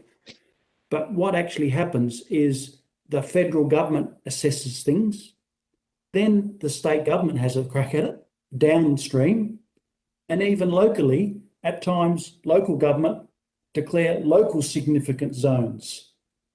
And so you're sort of doing the process, you're certainly duplicating, and potentially you're adding another start of the process. So in context, we believe all the discussions of is it right for development, all the regulatory settings assessed, all the studies done at the both state and federal and local government level upfront. So there's clear certainty and consistency downstream. So you shouldn't be having discussions of significance at the development application stage for a subdivision of 250 lots, for example, or a house. They should all be happening up front, closed off. If it's suitable for development, it gets a tick. If it's not, it shouldn't. But if it's suitable for development, it gets a tick. And there should be an enabling process that then goes through, not a disenabling process that just creates further costs and, more importantly, adds time. And that's, again, goes back to my notion of land banking. It's a nonsense. Yeah, I understand. So it's not necessarily an issue with what the rules are. It's that the rules are inconsistently applied, and you effectively could be buying land that's not fit for purpose. And you don't necessarily know. There's no doubt that there's regulatory creep year on year. So it is becoming harder and more hoops to jump through from a regulatory point of view. So it is a two-pronged answer I'm giving you. One is you should have all those discussions up front. And our submission does highlight very strongly, and I think it was a Queensland example, the range of regulations and approvals that a project needs to jump through just to get a block of land or an apartment on the ground. Max, have you got anything else to add? I would just add that it's important to understand the various components that are involved in making up the cost of development. So there are the physical, direct, hard costs of building the land and infrastructure, and that's one element. Then there's the soft costs, which is your consultants and so forth, and then you've got your contributions and things, which can be administered in a myriad of different ways in different jurisdictions around the country. And that's before you even get to the building of the dwelling itself, which comes with its own requirements and standards and so forth. And there are some of those that I think you can control. And the biggest one would be how much you're contributing to those broader things. And I believe some of the other submitters have touched on that as well, where there's been an ongoing scope creep, not only in terms of what you're delivering for the particular dwelling, but how much you're delivering for wider infrastructure. And that ultimately is a cost of development. And I would argue that's actually, in some ways, because it's increasing the cost to the purchaser, is really privatising something that could be publicly funded debt, which would be also funded at a lower rate. So when you're having things like infrastructure contributions that fund things for the wider area, you're getting that purchaser to have to pay for stuff that other people are benefiting from as well. Okay, thanks, Jason. I assume I can't have another one. I'm afraid so, Julie. Thank you. James, are you there? Yes, sorry, can you hear me? I can hear you, and we can see you too. Thank you very much.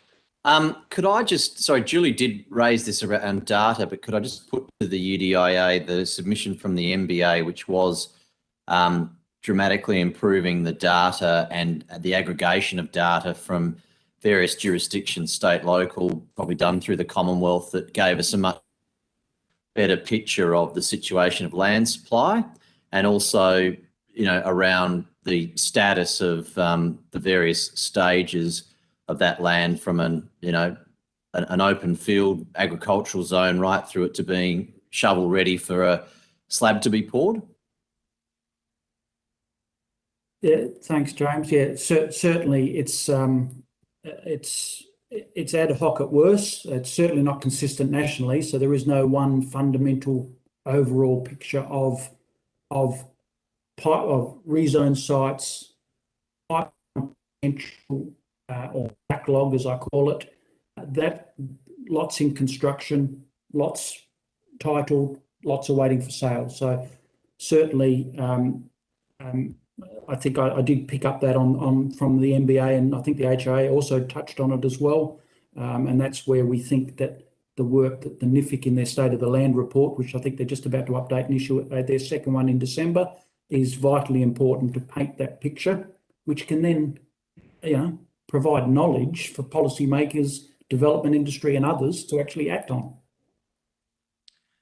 And the second logical flow from that which came from the HIA, was the concept of legislating statutory timeframes around the various stages. I mean, I'd be shocked if you weren't in support of that. Do you mind just putting on the record the UDIA's perspective for having, clearer timelines and requirements from your various approvals processes?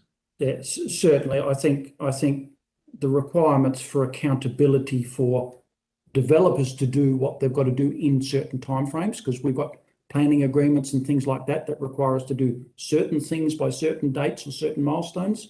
but back in the approval process, we would support a lot clearer and a lot more accountable timeframes.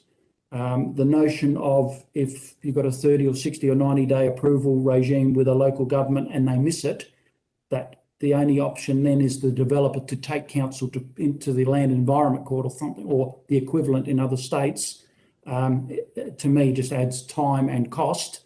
The notion of deemed approval, if a council fails to act, is something that could be considered.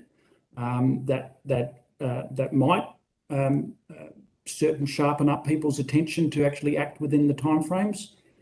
The ability for councils and other agencies to put stop the clock requests for information deliberately just to delay approvals is rife in certain areas. And that's something that I think really does need unpacking and repacking to make sure that both the development industry has its obligations that we should be responsible for, but the approval and assessment process should have equally those same responsibilities from a timeframe point of view. Thanks, Thank you. James. I'm just going to hand it over to Matt for 5, and I'm not sure if Bert's back, but if he isn't, we can come back to you, James. Sorry, Matt. Thanks for your submission. The Sydney apartment market at the moment, if you read all the reports, there's an oversupply. You certainly hear of big new unit developments where developers can't sell the stock yet, but the reports are that prices are still rising. Why is that? Why isn't that behaving like a normal market where an oversupply, you'd expect to see prices fall, wouldn't you, to stimulate more demand? Max, do you want to answer that? Yeah, I'll tackle that one. There's a big difference between having supply and having supply in the right areas. So if you look at those specific apartments that they're talking about, they tend to be in areas which aren't actually super desirable for apartments. They're areas that are equipped from a planning point of view to deliver quite a lot of supply, which is what they're doing. But that doesn't mean the market's automatically going to gravitate there. And that's one of the key things that we think is a disconnect in a lot of the data around availability, that often where land by called statutory planning authorities, where they think it is not actually where people want it to be. Yeah. Owners want to be living close to jobs, close to transport, close to amenity, close to family, close to things they need on a daily basis. And it's those areas which are frankly usually the more land constrained, and they're the ones where you see the rampant price growth. So that's going to have a disproportionate effect. So simply having supply in areas which aren't necessarily desirable is not going to address the problem. Yeah, and just one other thing, Matt, that certainly the federal government's home builder program was very much targeted to probably greenfield. So the medium density apartment market didn't really benefit from that point of view. But I know if you look at Sydney apartment approvals are down 60% from pre-COVID levels. So once we get interstate net overseas migration back in at some point in time late this year or early next year, or in 2022, Sydney's potentially in for a world of pain with the apartment supply pipeline that exists right now.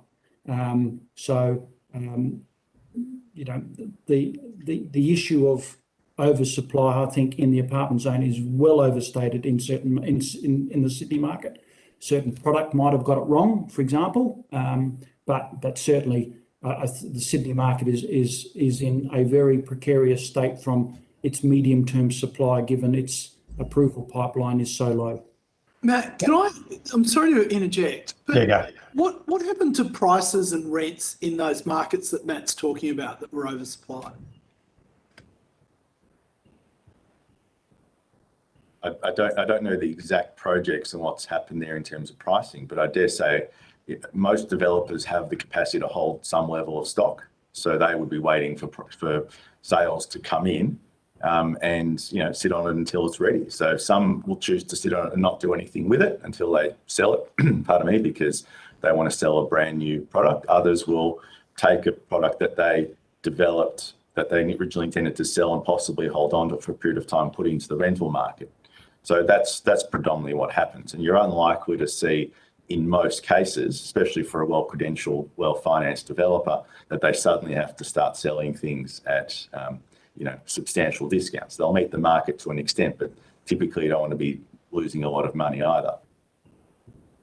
I agree with you on that. I think that there's some big developments in my electorate. I'm 20 minutes from the city, you're near the beaches, green open space. It is a desirable place to live, but they're empty, and the prices haven't come down. And I think you're right. It's big developers sitting and waiting for people to come back into the market. So in that respect, housing is not performing like a normal market. There are some distortions there. But I've got limited time, so I want to move on. The other point around supply is the government's role. NIFIC have suggested that there's a $290 billion shortfall in terms of investment in social and affordable housing by governments. Do you think that the Commonwealth should play a role in investing in some of that shortfall? I mean, the Commonwealth's done a lot of heavy lifting, Matt, over the past certainly 24 months in terms of the stimulus of the property industry, and we thank it for it. I do think that social and affordable housing is fundamental to the overall housing continuum for the country. I don't think it should all sit at the federal level, but certainly I think federal-state partnerships in social and affordable housing are very beneficial. You saw with this sort of the HAF funds, the Housing Affordability Funds, and NRAS and things like that in the past, they've been very beneficial to low and moderate income level earners. And I think those kind of vehicles should stay top of mind in terms of federal and state partnerships with social and affordable housing. And my final question is, your submission on page 27 looks at the New South Wales tax reform around stamp duty. You've titled it an opportunity for collaboration.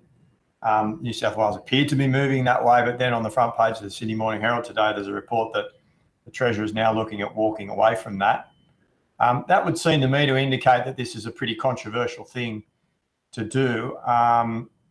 Given the reluctance at the Commonwealth level to be involved in any sort of tax reform around property, didn't go too well for the Labor Party at the last election. Why would this committee suggest a collaboration like that, particularly given that the New South Wales government's now walking away from it? Well, I did read that, Matt, this morning, so it's very timely. Certainly, we've supported the notion of reform in stamp duty. We think stamp duty is a very sort of, given it's a transaction tax, it's actually very punitive to transact. It raises a lot of money, we get that, but it's a very punitive tax. It probably has the effect of people sitting on larger houses not being able to recycle stock because of the punitive nature of that tax. We also said that you can't just pick one element of a very complex taxation system and cherry pick that out. So an overall taxation reforms to look at the levies, charges and everything right across the tax system for property, as opposed to just cherry picking one element out. Certainly the New South Wales government under the previous Treasurer was looking to reform that, and we did support that, and we still do as a notion, but in the context of an overall tax reform. And Glenn, I don't know if you wanted to add anything to that from a tax point of view? Unfortunately, because of the sound problems at my end, I was only catching about a third of what you were saying, Simon, so I'd be loath to sort of just repeat it. All right. But I think, as the submission says, often there's a temptation to try and cherry pick a couple of taxes. Certainly stamp duty should be at the forefront of any approach, but it being done holistically is certainly the best way to do it. Thank you. For 5 minutes, please. Thank you, Chair. Sorry, turn my video on. Given that we're sort of to a degree, and we're already seeing the opening up of New South Wales, Victoria, ACT in relation to people coming back into the country from overseas, as a result of the bans from during COVID.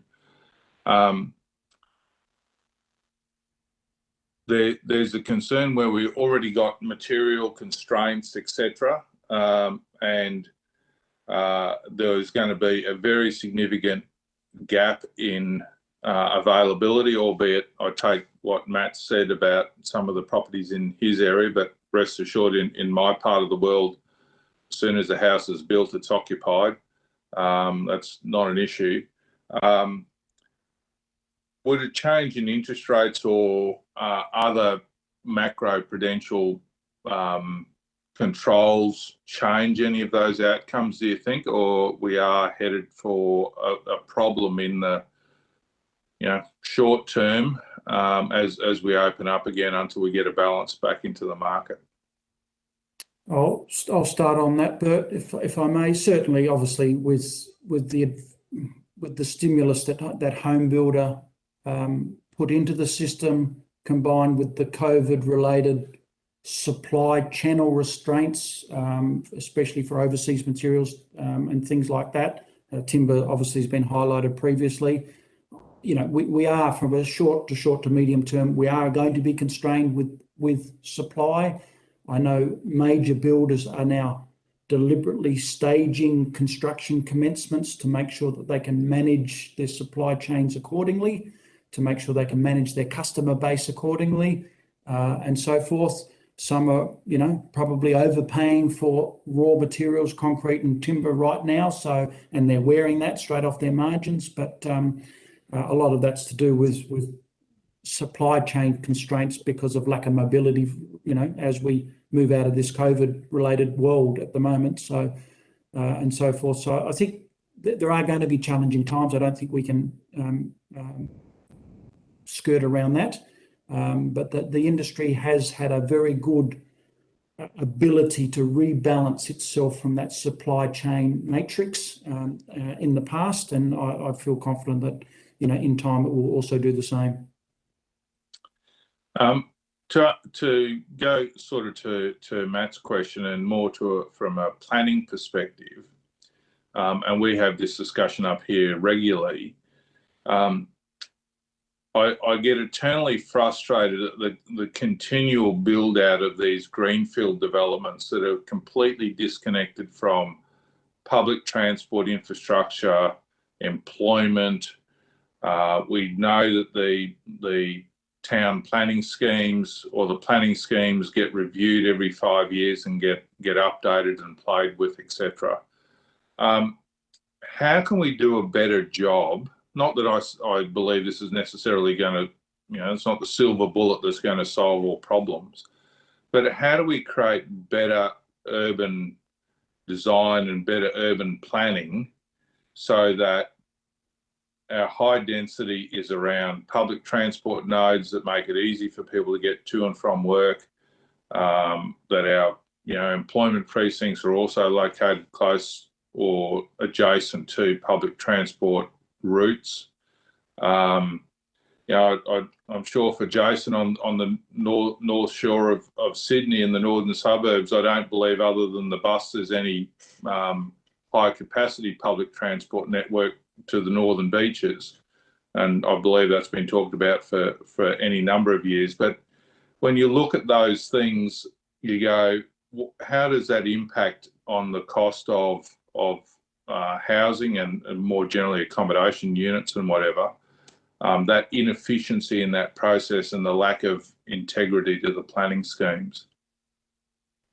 I'm afraid that'll have to be your last question, Simon, so make it a good one. That's your last question.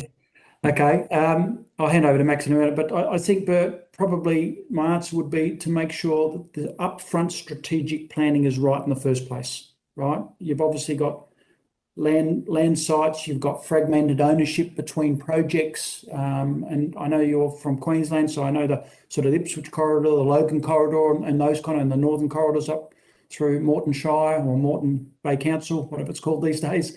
Yeah. So you've obviously got fragmented ownerships, and then you've got large holdings that need to be planned in a strategic sense, and that with land use plans, with state government release plans and things like that, a lot of that good thinking can be done up front.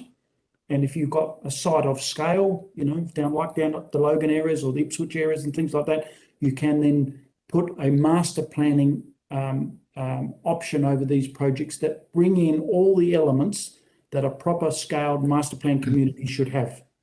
That lifestyle, employment, education, community, social, environmental, recreation, all those kind of things on master plan communities are all thought up front in partnership with state and local governments. And that's where that kind of good thinking is done.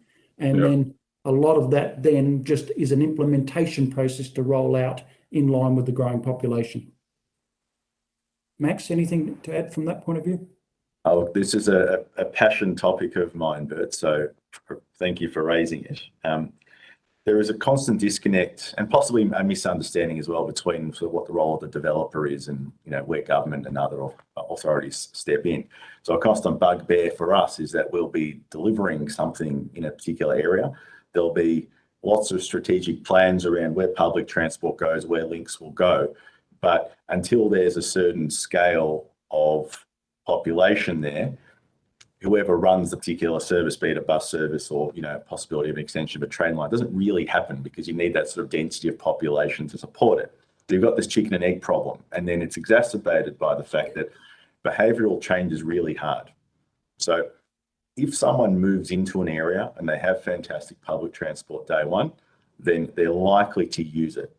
But if someone's lived in an area for 10 years and the only way they've been able to get around the place is by having a car and driving around, it's really hard to convince them when you bring the bus line 10 years later to say, hey, there's now a really good bus. And so it's as important to have that infrastructure running early and being there when people start to move into an area for them to actually use it. And it's a real problem. We've had developments, you know, personally where we've started developing something and it's taken 8 years for the bus line that we planned through the strategic process to actually start running there. So to convince thousands of people who are used to jumping in their car every day and driving to work that now there's a viable bus option, it doesn't work. And so you really do need to have it planned in, which we do, but actually have it running earlier as well. Thank you. Thank you, gentlemen. Thank you for your participation today. If you've been asked to provide further any additional information, please forward it to the Secretariat by Thursday, the 18th of November. You'll be sent a copy of the transcript of your evidence and will have an opportunity to request corrections to transcription errors. Thank you very much. We appreciate your time today. Kate, I think we'll have a 5-minute break and we'll start Urban Task Force at 11 and finish them at 11:45. Then take a 15-minute break and have the Planning Institute from 12 to 12:45 and try and make up the time in the lunch break if that's okay with you. Yep, okay, will do, Chair. Thank you. I'll see everyone back at 11. Thank you. Tom Forrest from the Urban Task Force Australia. For the Hansard record, could you please state your name and capacity in which you appear before the committee? Tom Forrest, Chief Executive, Urban Task Force Australia. This hearing is a legal proceeding of the Parliament. The giving of false or misleading evidence is a serious matter and may be regarded as a contempt of Parliament. The evidence given today will be recorded by Hansard and attracts parliamentary privilege. It is important to note that although your evidence is protected by parliamentary privilege, this protection cannot be enforced outside Australia. I now invite you to make a short opening statement before we proceed to questions. Mr. Forrest. Thank you very much. I'd like to take the opportunity to thank the Treasurer, the Chair of the Committee and all the members for conducting this inquiry and for inviting the Urban Task Force to appear today. The inquiry has already generated very high quality submissions and substantial media attention. It's shone a light on the many contributing factors to the housing supply and housing affordability crisis. At the outset, I want to make it clear that our submission relates primarily to the New South Wales housing market. And while it can be seen as a case study of perhaps even the worst case of housing supply and housing affordability crisis, I'm certain that the lessons can be used from the focus on New South Wales and applied more broadly across the nation. As you read through the submissions to the inquiry, and I've listened to the contributions from various witnesses, I guess up front I raise an important point, a cautionary tale. Beware of those that set up straw men and burn them down. The Urban Task Force submission is an honest assessment from the perspective of the industry that actually delivers housing and communities for our population. And we've sought to analyse all of the contributing factors that go to housing supply and housing affordability. The manifest lack of supply, particularly in the New South Wales context, is detailed in our submission. The table at the base of page 10, based on data which was actually produced by the New South Wales Department of Planning, Industry and Environment, effectively tells the story.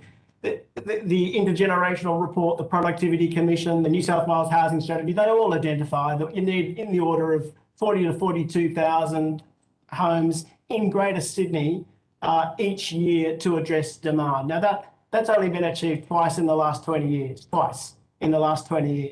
So you've had an underlying latent demand for housing grow. How do we know that? Because the average household occupancy has grown from 2.4 persons per home to 2.9 persons per home. Everyone who has the experience of having children living in their home until they're 30 would well understand what I'm saying. It's too expensive to move out, and so people struggle to rake up a deposit to get themselves onto the housing market. So why is it in the context of COVID and no migration, have we got massive boom for housing demand? Well, of course, low interest rates makes a contribution to that. Of course, APRA loosening the purse strings makes a contribution to that. Of course, the taxation system makes a contribution to that. But with all of those things in place, what also you have is a latent demand in an undersupply of housing, which is a relatively high population density per home, higher in New South Wales than in Victoria, higher in New South Wales than in Queensland. So therefore, not surprisingly, the prices problem is greater in New South Wales than it is in those other jurisdictions. It's almost directly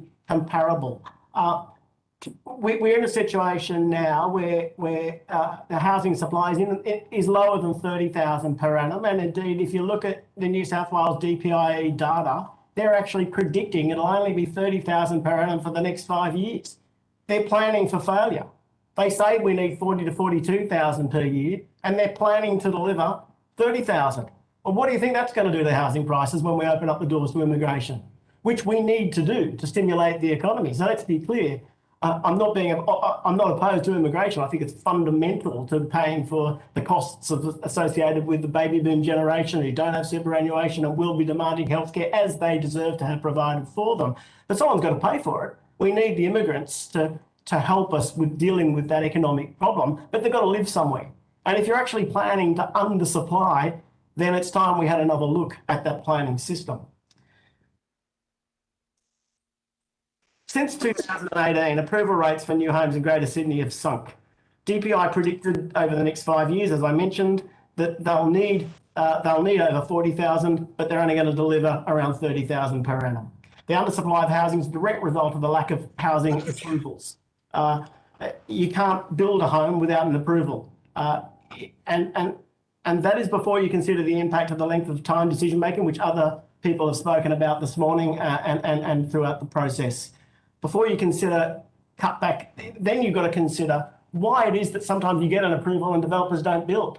Well, sometimes you get an approval for something that is fundamentally not feasible to build. You've had a cutback in height. You've had increased setbacks. You've had requirements for additional fees, taxes and charges through so-called voluntary planning agreements. All of that says, actually, you've got an approval, but you expected to get 400 houses in a development. You only got an approval for 240. Well, if you've only got an approval for 240 and you can't make that stack up financially, the banks won't give you the money to start construction. So is that a case of land banking, or is that just a case of financial reality? If you've got a planning system that adds costs, undermines yield, obviously then you'll have a situation where you might have approvals, but if they're not feasible to build, they won't be built. And you can't blame the developers for that, as has already been presented to you today. Look, there is no doubt that low interest rates. So Tom, I'm going to ask you to wind it up because we have limited time, and I know committee members have questions. Is there something you wanted to finish on? There is.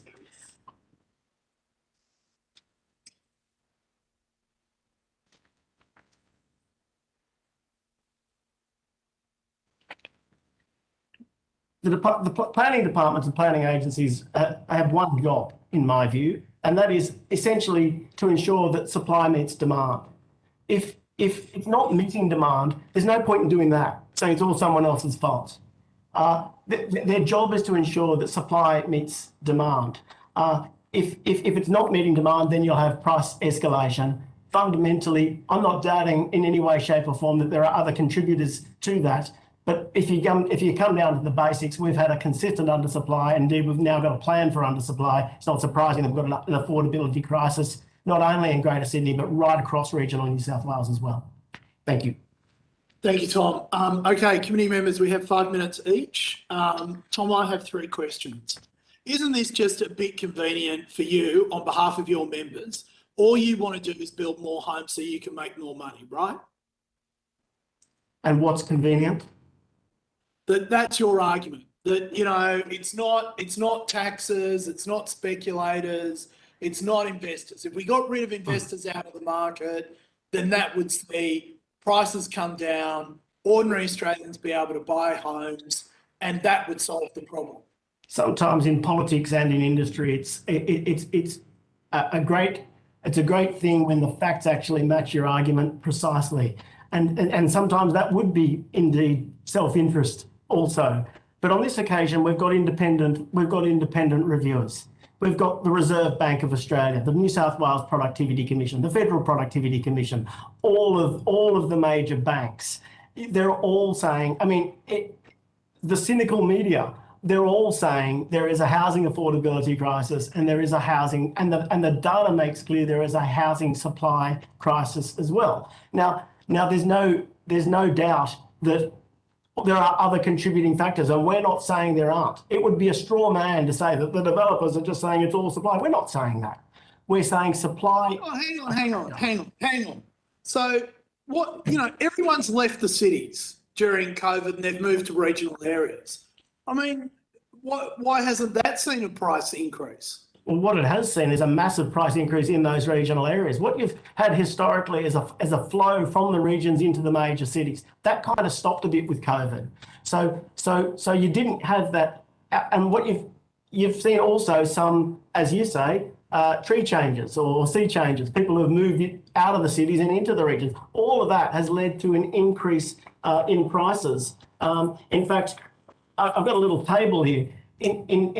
In just the last 12 months, you've had like 30% increases in prices in the Snowy Mountains and Monero area. You've had over 28% in Ballingen and Byron. In Wingecarribee, 20%. Parks, 16, 17%. In Orange, Yass, 15%. These are unprecedented, massive price rises. And what that's doing is it's also banging up the rental market. Rents are going up significantly. All of this is partly because you've had an undersupply in Sydney and you've had an undersupply of housing in the regions. It's actually got to the stage where our members are telling us industry wants to move to the regions, but they can't put their workers anywhere, so they don't. The opportunity... Okay. Yeah. But Jim Betts, who until very recently was the head of Rob Stokes' department in New South Wales, Department of Planning, he says... You guys aren't telling the truth. That this has become a cliche. That he's approved 119,000 dwellings. You're just land banking because you're trying to force up prices to make more money. Isn't that true?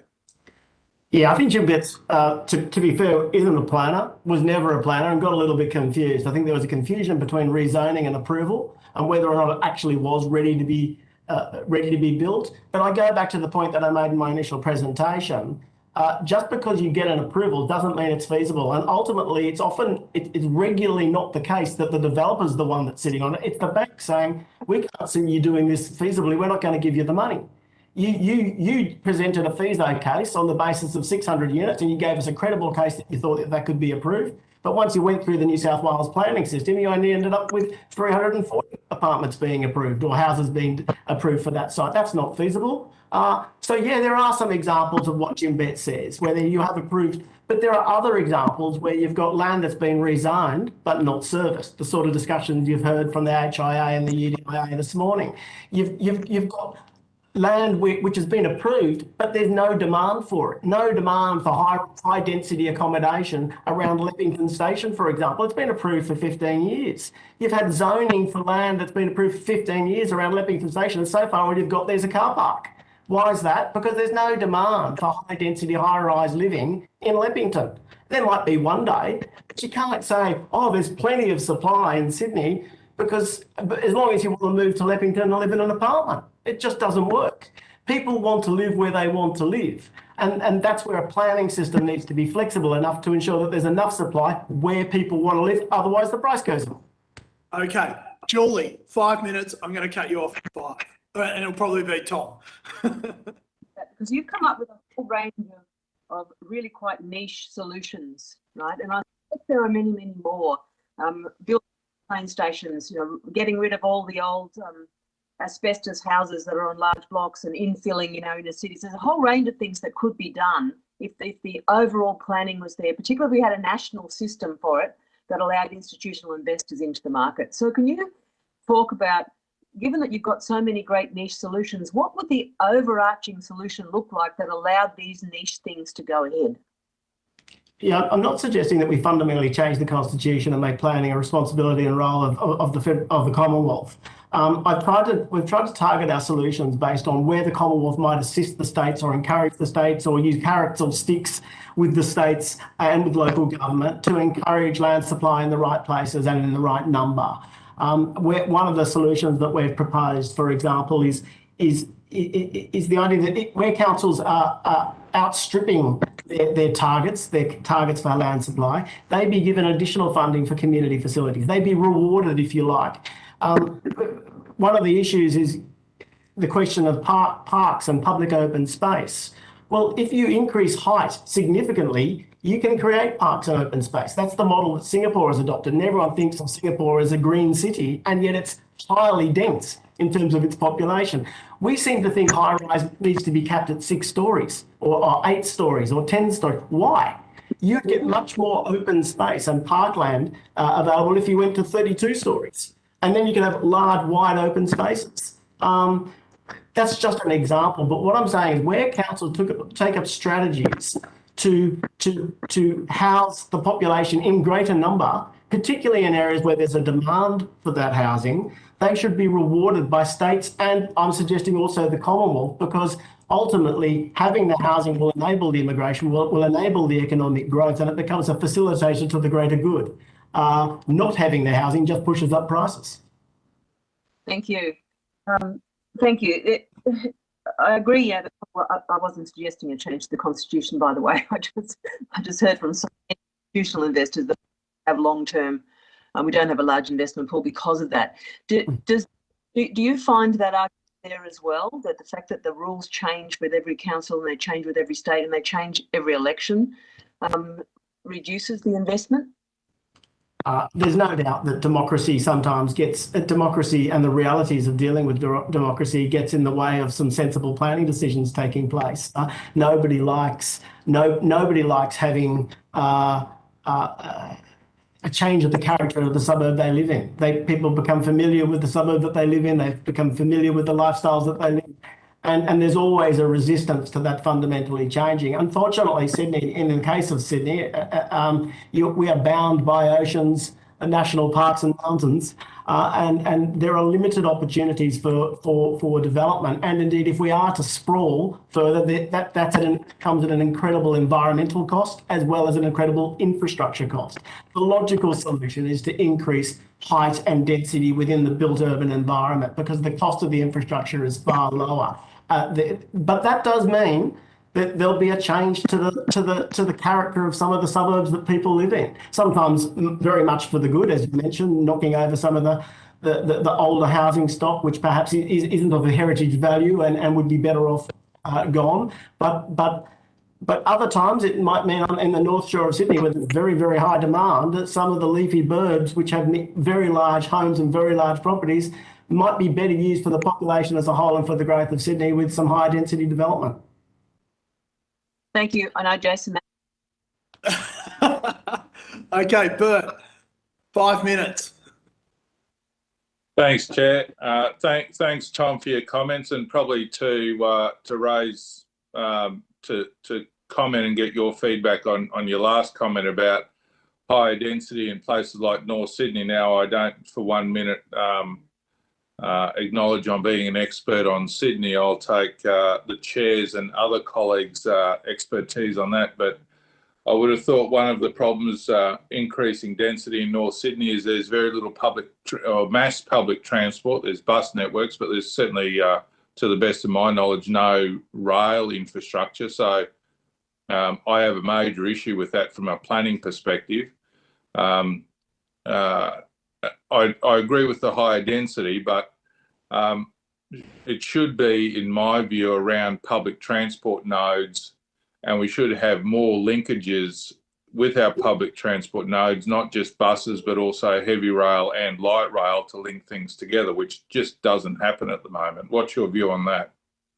Yeah, the New South Wales government has done an excellent job in developing up a new metro system, and there are opportunities to expand that metro system. I guess when you're looking at increased densities, you would start with where you already have either existing public transport capacity or plans for new public transport to be put in. And yet we had a situation where that was anticipated along the Sydenham to Bankstown corridor, and then ultimately the numbers were brought right down once that was handed back to council, even though there's a new metro being developed in that area, which will massively increase the public transport capacity. The other situation, Crow's Nest to St Leonards, which is serviced by heavy rail, metro rail, and the Gore Hill Expressway and bus services along the Pacific Highway. All of the transport. And yet what was initially suggested would be the densities and heights associated with the development in those areas was brought down by about a third. And that's a case of where I say people invest in the purchasing of land at a certain price, with a certain expectation, often supported by government documentation, and then ultimately it goes through the planning system and you get a yield far lower, and people scratch their heads and go, well, why aren't they developing it?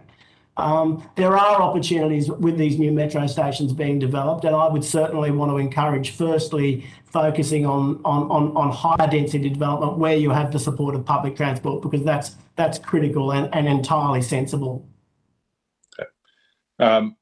Also, you've talked about reducing development application processing times to improve affordability. Now, these stats are from New South Wales. I don't have the Queensland stats. So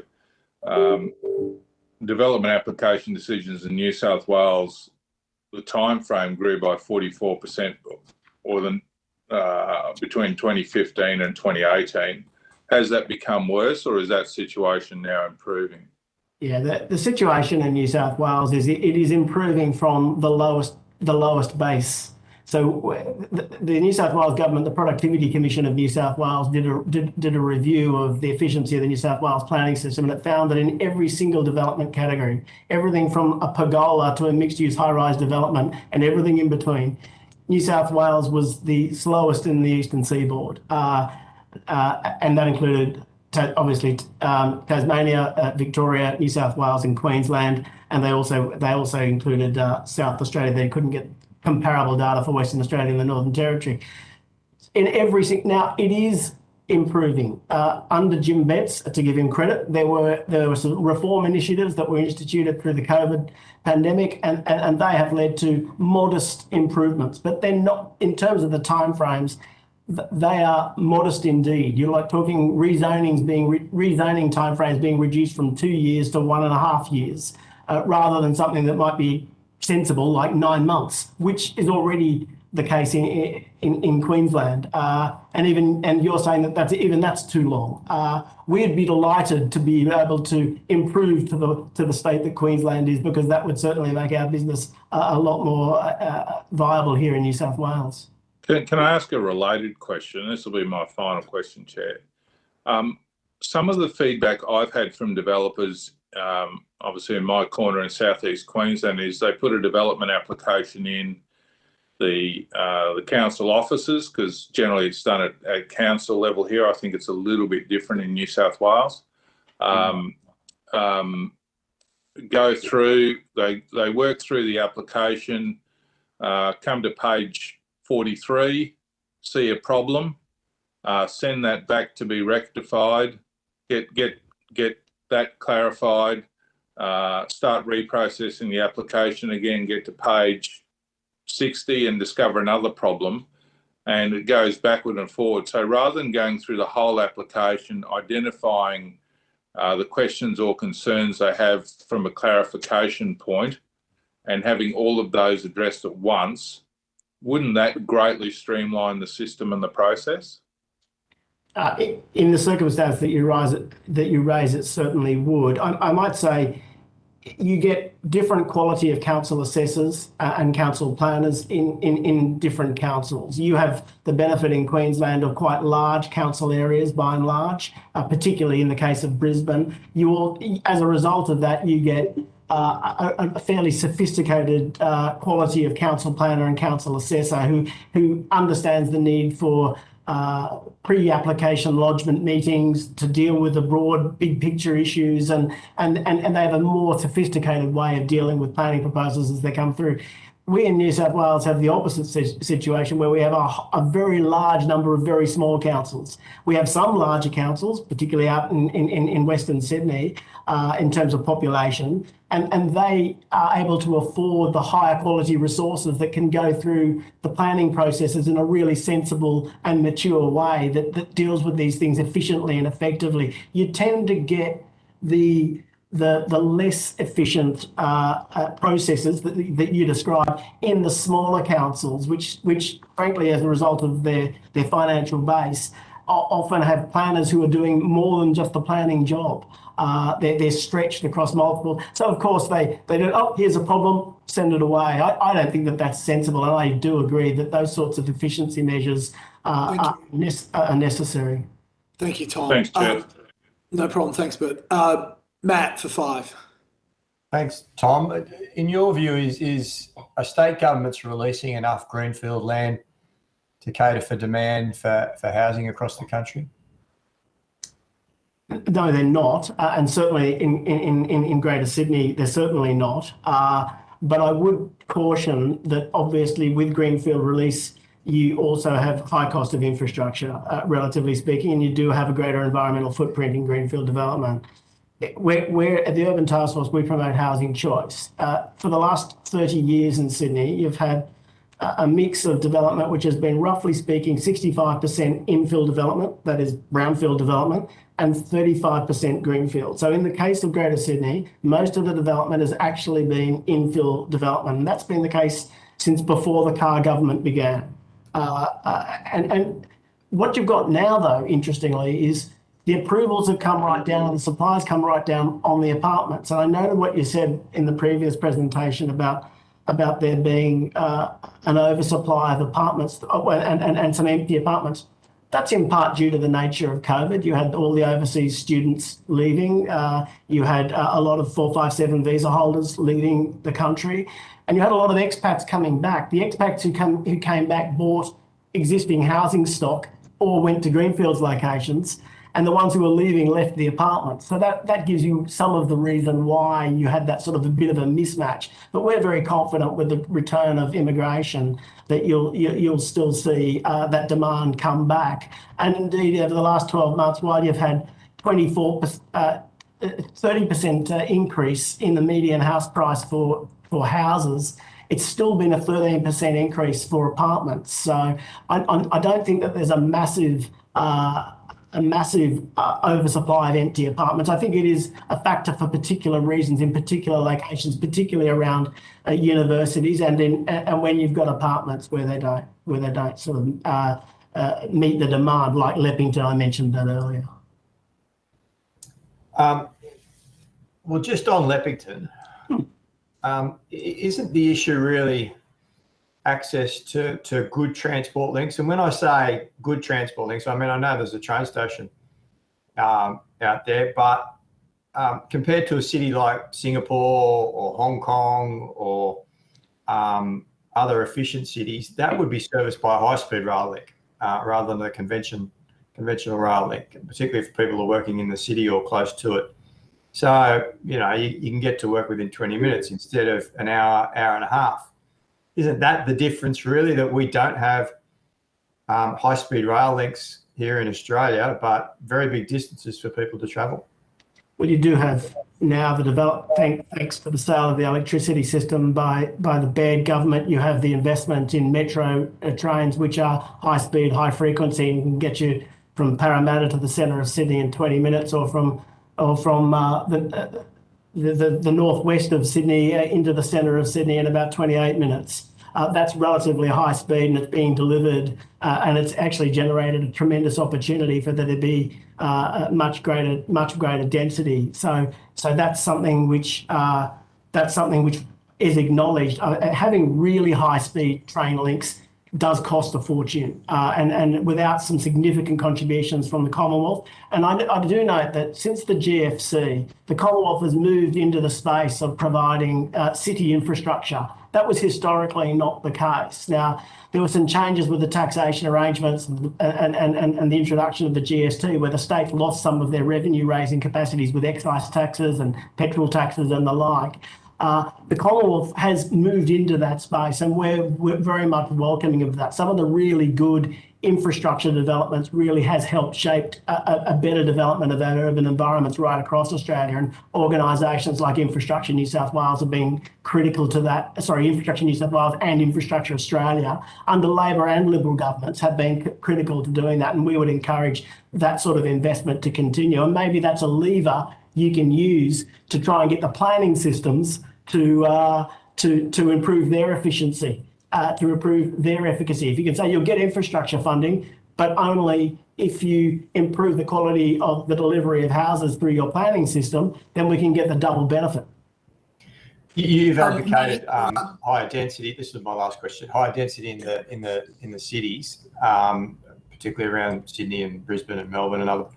But you have to respect, don't you, that we live in a democracy, and that the residents in those areas don't want increased development in those areas, particularly in Sydney and places like that. They want appropriate development, of course, but not the 32 stories that you were mentioning because of the increased congestion on roads, the insufficient transport links, and ultimately, if local councils go down that path, councillors won't get elected. They'll be booted out. Isn't it about getting the balance right?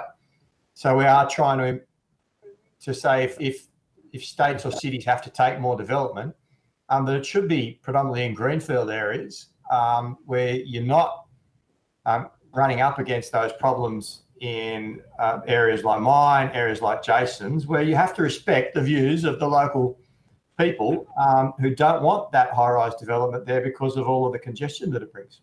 Sometimes in politics, there's a need for leadership, and that was something that was understood by John Howard and certainly Paul Keating. It's a question of explaining why it is that we need to have the increased population. It's explaining the costs associated with focusing to a very large extent on greenfield development in terms of the environmental cost, the cost of urban sprawl, the cost of the infrastructure, and therefore the cost of the housing that ends up getting produced, which ultimately isn't feasible because there's not demand for purchasing it. Changing the character is never easy, but it does require, in committees of inquiry such as this, examining all the evidence and then deciding what's a good way to go and setting a brave pathway forward. If you don't have anyone suggesting a brave pathway forward, we won't go forward. Thanks, Tom. James. And thanks, Matt. Sorry. Thank you. Go start with a question on stamp duty versus land tax, and obviously you'd be across where the New South Wales government is heading, although there is a piece in the Sydney Morning Herald today about potentially that not being as certain as some of us might have thought. But what's your view on shifting the tax burden from the transactionary taxes like super into something of more of a broad-based land tax, and perhaps with particular commentary on what's being proposed in New South Wales and your view on that? Yeah, thank you for the question. Yeah, we support the change that's being proposed, and we think it's been quite clever because it's voluntary. You opt in or opt out. So those that you don't have to. You can choose to pay the stamp duty up front if you want to, or you can choose to, if you're struggling in terms of your financial situation to make that payment, rather than having an impost of an additional 3, 4, 5%, depending on the total value of the property. You can choose to pay that over time through a land tax arrangement. transaction taxes are inefficient. They stop people moving out of houses that are completely inappropriate for them. The 5-bedroom house that you grew up in can now host 2 pensioners, and 3 of the bedrooms are never touched because the pensioners can't get up the stairs anymore. That's not having a go at them, but they get punished if they want to move with an upfront thwack. If people move their jobs, they get punished for the fact that they want to move.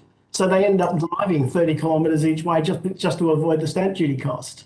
That's an environmental disaster. People not living near their homes but having to drive or commute long distances. It's an environmental disaster. It's a social disaster. Stamp duties have been determined to be inefficient by every serious economist that's looked at this since Adam was a boy. I mean, Ken Henry put a boot through it, Productivity Commission, Reserve Bank, they all highlight the inefficiencies associated with transaction taxes. And the broader cost of a transaction tax, as well as the actual cost for the individuals associated who have to pay the transaction tax upfront. It's just another barrier to entry into the market, frankly, the way it sits at the moment. And it also inhibits the market, because families that might want to live into a larger home, there's not as many of those larger homes available because people who would like to move out don't want to move out because there's a tax on moving out. It's effectively a tax on an efficient market. Why would you do that? Yeah, thank you.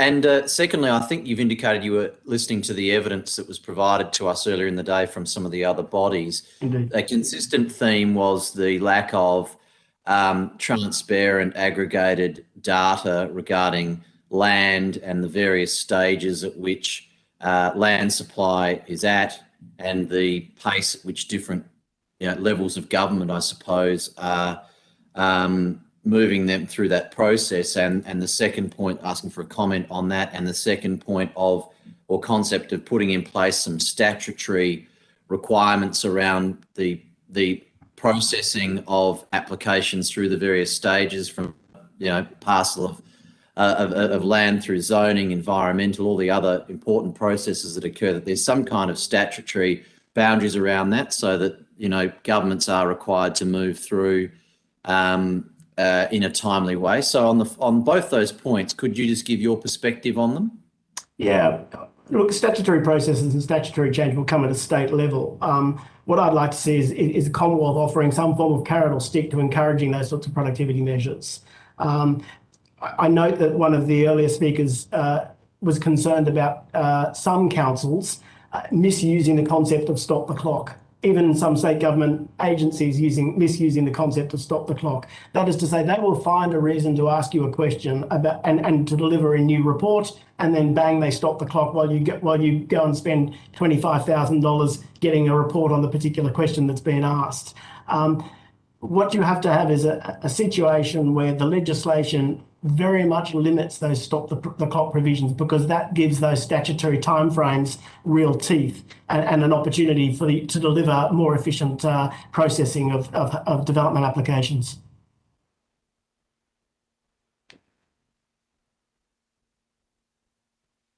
Thanks very much. I think I'm cheekily getting one more question allocated because the chair's not available. I'm happy to leave it there quite quickly. Mr. Forrest, thank you very much for your time today. Really appreciate it. You've been asked to provide additional information. If you could do that by the 18th of November, that would be appreciated. You'll be sent a copy of the transcript for your evidence, and we will have an opportunity to request corrections to transcription errors. Tom, I really appreciate your time today and that of the UDIA. Thank you. Committee will reconvene. Urban Task Force. Urban Task Force, pardon me. Urban Task Force, pardon me. Oh no. There goes my Christmas card. We will reconvene at midday. Thank you, everyone. Thank you. Thank you to the committee members.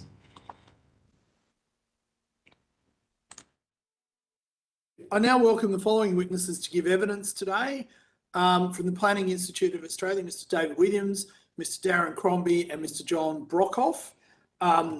For the Hansard record, could you please state your name and the capacity in which you appear before the committee? Thank you, Chair. David Williams. I'm the Chief Executive Officer of the Planning Institute of Australia. Yes. Darren? Crombie.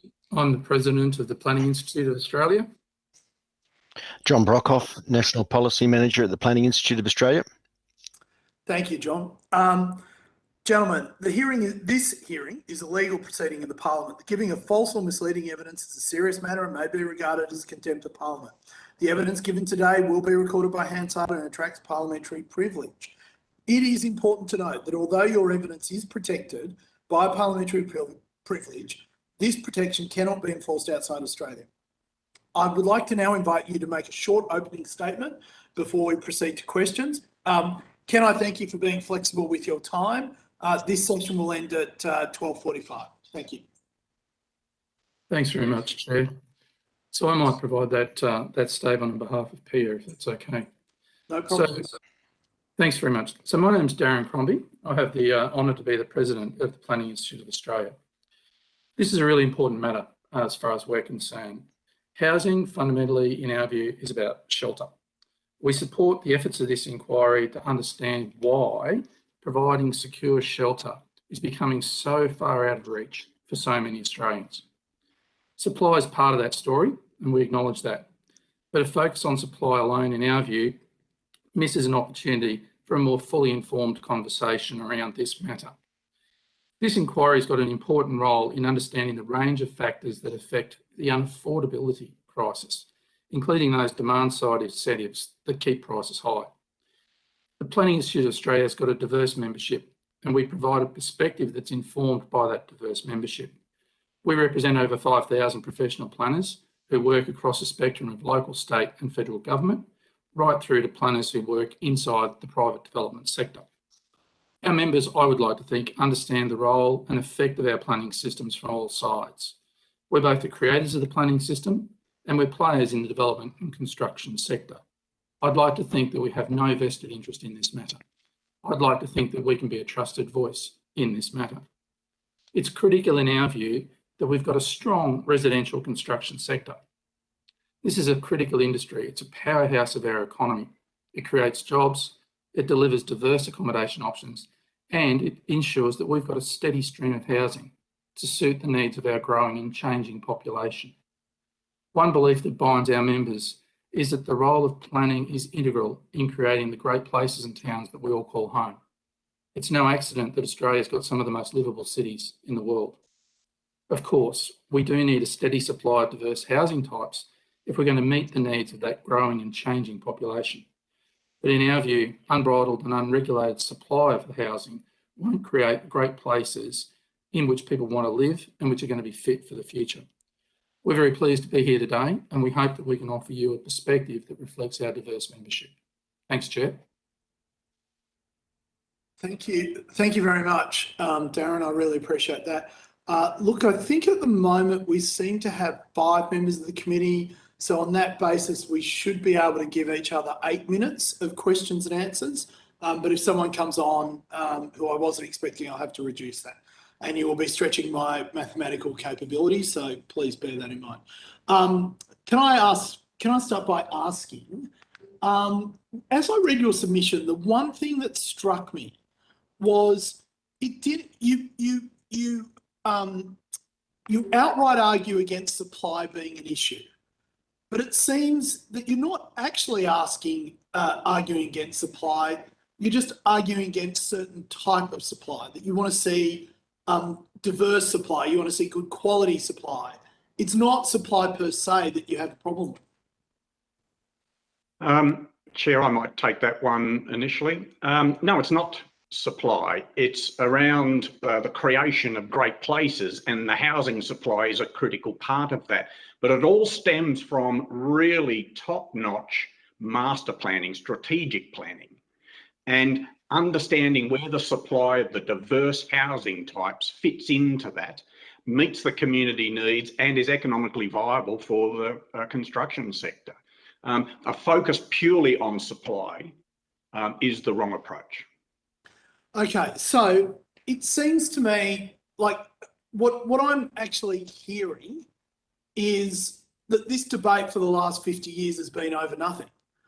Because it seems that you're saying that we need to have more supply, but it needs to be properly planned and it needs to be affordable, and it needs to be diverse, and it needs to be good quality. And that will, and as long as we can tick off those matters, then we're going to have a better housing stock in Australia that people can invest in, can live in, can buy, can sell, can, all sorts of stuff. With that, what am I missing is basically where I'm at. Well, I think there's a couple of viewpoints from, and you've heard it in earlier evidence from those organisations that, let's call it, have a vested interest in creating wealth for their members, if I could be that subtle. And just to point out and remind, we have members across that whole spectrum who are working in all parts of this sector. So it comes down to the first assumption: is there an undersupply or oversupply? And every piece of research that we've heard that says there's an undersupply, I can give you another one that says there's an oversupply. I actually don't understand where the supply point is. Hence, we're calling for a single point of truth around this. The second thing, as a country... So David, that's a really critical point, because the only thing we hear is that there's an undersupply. Where would we look to see evidence that there's an oversupply? There's been a range of studies, and John Brockhoff can probably reel them off for you if you wanted that, but there's a range of studies which are showing, it really comes down to those base assumptions. And you heard earlier Tom Forrest, I think, talk about number of people per dwelling. That's one of the inputs, but it's actually a more complex picture than that. If you'd like to dive into that a bit deeper, John would be happy to continue to expand on those research pieces if you'd like. Thanks, David. Look, it is a contested space. In terms of real demand for a roof over one's head, Australia is interesting in that it has more rooms per person than almost every other country. I think 2.3 rooms per person, and we have around 400 dwellings per 1,000 people. We're not an outlier. In fact, in terms of the amount of accommodation per people, we have a lot. Now, there's a lot of geographic variability. And then if you look at the measures of the true cost of housing, which is essentially rent, you can see some geographic variability in that. In the inner urban areas of Sydney and Melbourne, particularly Sydney, you're seeing rents not holding up. And that suggests that, that there is a fair bit of supply. You also see interesting figures in the vacancy in vacant dwellings. Australia has a lot of vacant dwellings. So it is a contested picture around what is a measure of over and under supply. And are we talking over or under supply of different portions of the market, or are we talking about over and under supply of availability of an investment product, or are we talking over or under supply of availability of actual roof over one's head? And I'd assert, and I think our submission makes the point strongly, that there is two markets in operation here. There's a market for an investment asset out there.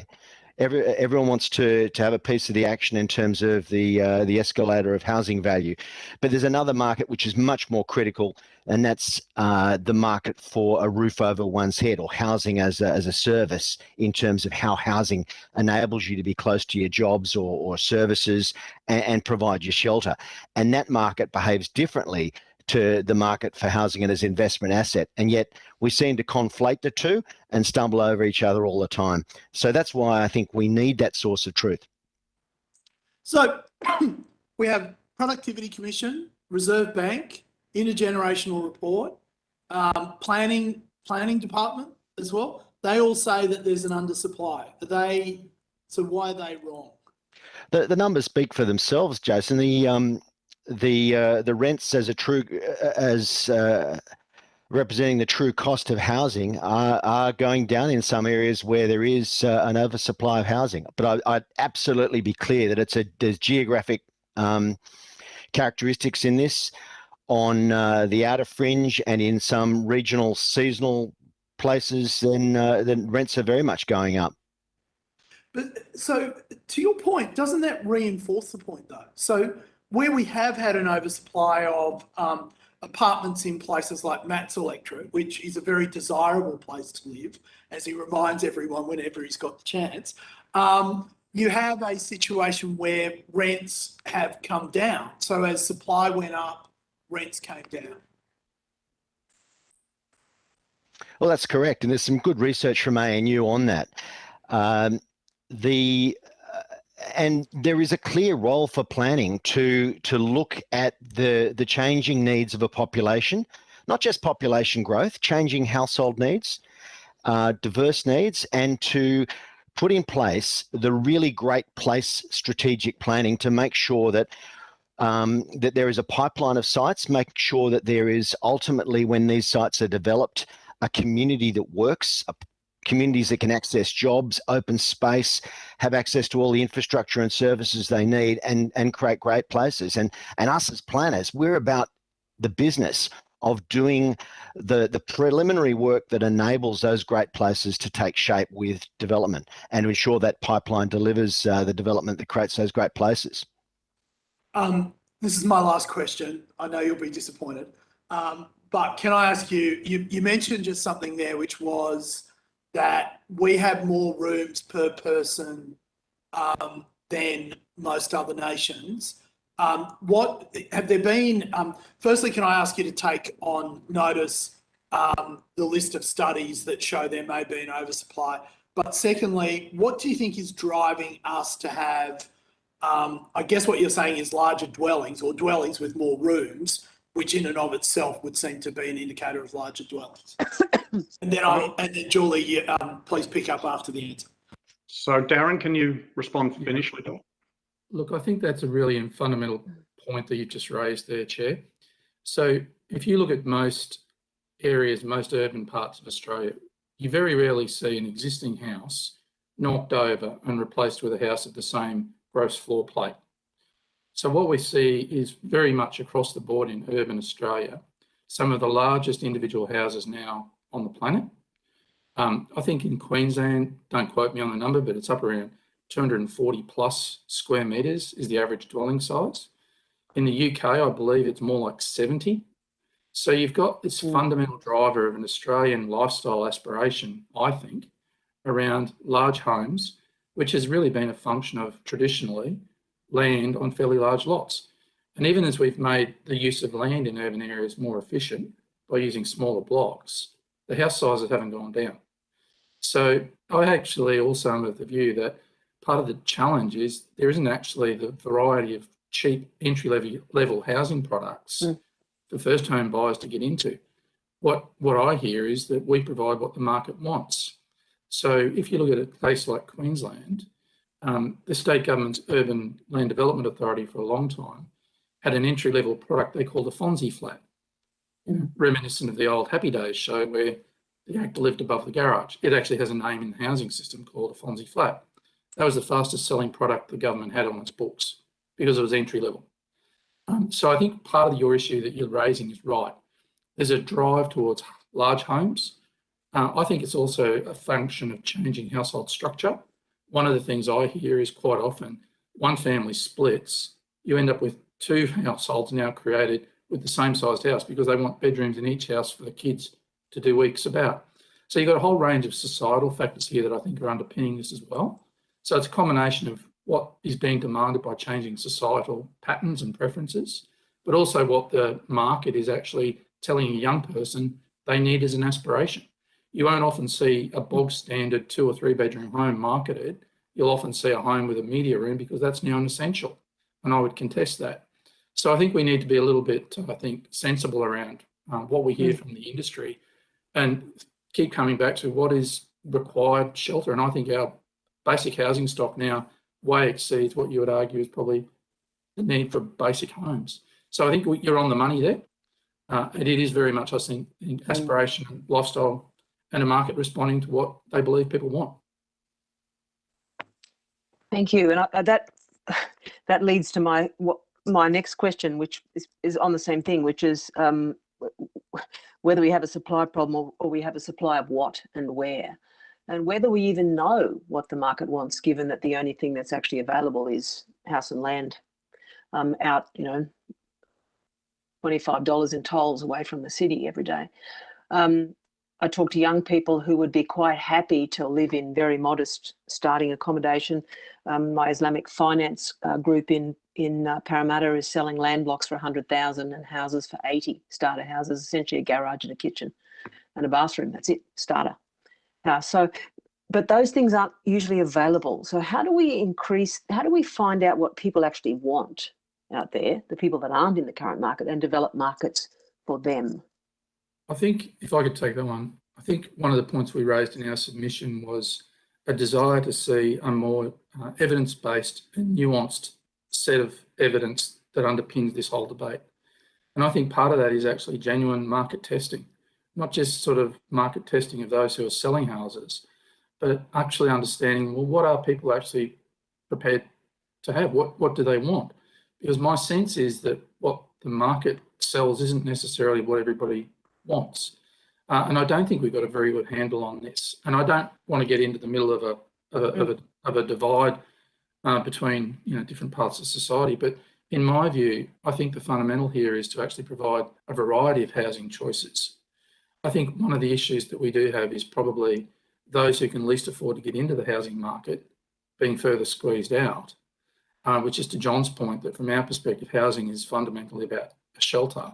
I do think we have quite an immature understanding of what that breadth of housing requirements is and whether or not we actually have a market that is actually geared up to deliver that diverse range of housing that I think probably, if people were being honest, they actually want a diversity of choice. I think where you've got suburbs where you've got a real mix of housing options within the one place, they go very well because people can age and move up and down through the life cycle in their local area. They don't necessarily want to be stuck in a 4 or 5 bedroom home as they age.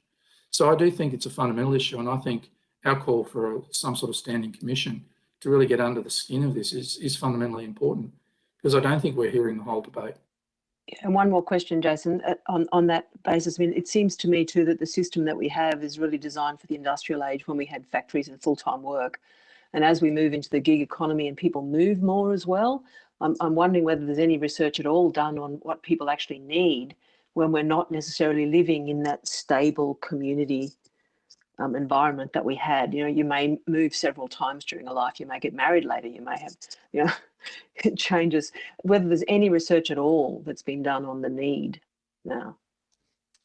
John, are you aware of any in that area? Yeah, there is. It's part and parcel of good strategic planning, that sort of research. And we're seeing consistently, obviously a diverse range of needs, but we're seeing some characteristics that keep coming up.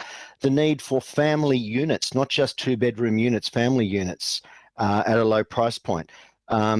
With in some parts of Australia, smaller households, in some suburbs, a greater variety of smaller studio apartments, well located, trading off suburban amenity. And we're seeing some demand for smaller lots on the fringe.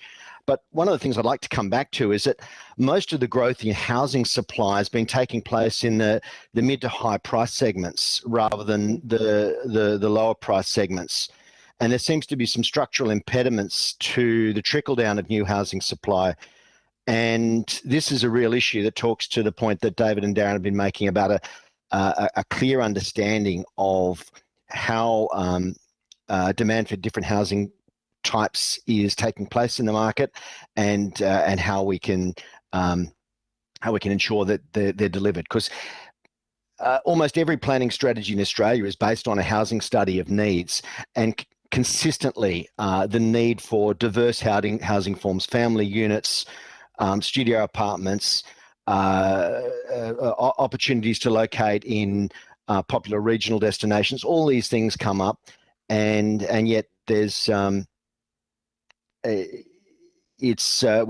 still see that predominance of a simple house and land package on the fringe and a 2-bedroom unit in existing urban areas as being the dominant housing forms. And I expect the market doesn't like the risk of providing more innovative stock, although it certainly happens. It's very, very frequent. But at scale, this question of what's easier to sell off the plan comes forward.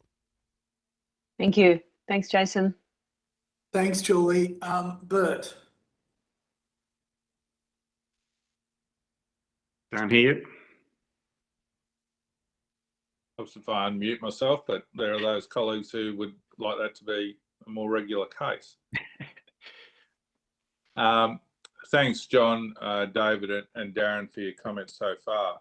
I'm interested in pursuing the discussion on the type of properties available, and not just in a East Coast capital city centric perspective. I was just reading an article this morning that a large employer in Gympie has bought a block of land next to their factory and are looking to build workers' accommodation on there because the rental issues in Gympie for staff that don't live in the area, it's very difficult for them to find a rental property at an affordable price. In my part of the world, down between Brisbane and the Gold Coast, again, rent is becoming an issue because a lot of investors have got out of the market once the stock's got to a certain age. But housing in some parts is still affordable. In and around Beenleigh, you can buy homes for $350,000 to $500,000. So, you know, you're 30 kilometres from Brisbane and 30 odd k's from the Gold Coast. So, with the greatest respect to Matt thinking it's the best place in the world to live, I disagree. But how do we improve that variety of stock? And John, I noted with interest your comment around, and I think Julie mentioned as well, you know, family units rather than, you know, the two standard 2-bedroom unit. And how do you make that higher density form more cost effective? Because if you go to 30 stories and you're buying even something in 12 or 15 stories, the cost per square metre is a lot higher than building a house on a 450 square metre block of land. Could I answer that one, David? Sure. Yeah, look, I think the key there is you've got to reduce the risk for those types of dwellings. You've got to reduce the risk for proponents who are interested in entering the market to produce those types of dwellings by having really clear pathways from really well aligned from strategic plans through the infrastructure plans right down to the development assessment pathways. So it's really clear that if you put in an application for one of these types of dwellings that meets a potential need, that it's going to be on a sound approval pathway. The other thing is, I guess, market awareness and market comfort with diverse housing forms.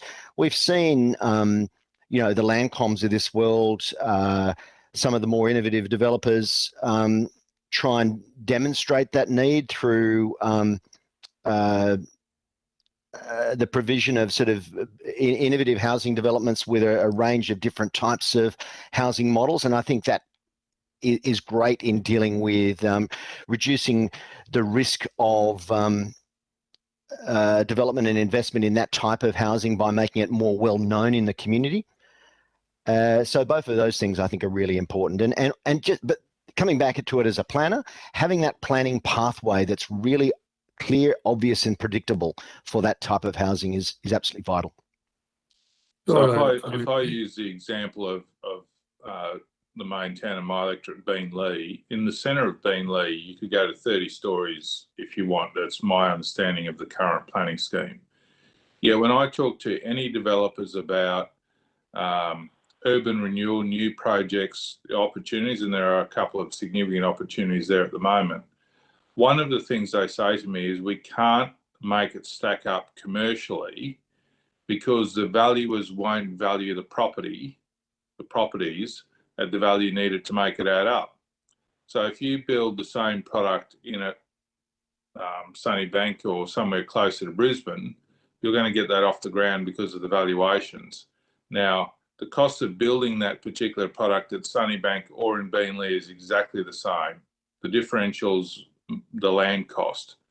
Yet the valuers are valuing the properties at below the cost of construction.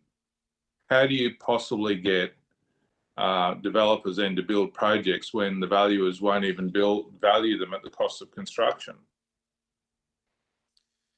Darren, as a Queenslander, I'm sure you're all over this. Well, I wouldn't say I was all over it, but I have a complete appreciation from the locations we're talking about. Your point, could I maybe offer an observation, I suppose, before we get into the valuation bit? I think in Southeast Queensland, I'll just talk about that for a moment. The issue about what is an appropriate form of density and height, as you would know, Bert, is a pretty vexed one. Yeah. Some work that I'm aware of that was done in preparation for the Southeast Queensland Regional Plan did a bit of market testing around what the community accepted was reasonable density. And there was quite a lot of opposition to what they see as what I'll call Asian high-rise style density, your 30 stories, but a relatively good acceptance of European style density at 6 to 8 stories. So if the community is prepared to accept, and 6 and 8 stories, you can get a similar lot yield per hectare as you will out of 30 because you've got a different set of floor plates. So part of it, I think, is also then is the developers offering a product that someone is willing to buy, because the valuers will value around what they think they're going to realise out of it. And I think you're right, the underlying land value in units is a much smaller component of the valued dwelling. So there is always going to be a problem there from a financial perspective, and that's really a financier's call, I think, as to what they will lend. So I don't dispute what the developers are saying. But I think trying to crack a 30-storey where you might have a marginal degree of community acceptance for it's not likely to do a lot for driving the user price of it up. So I think one of the things we don't have a good handle on is what the community is prepared to accept, and therefore what they will pay a premium for to go into.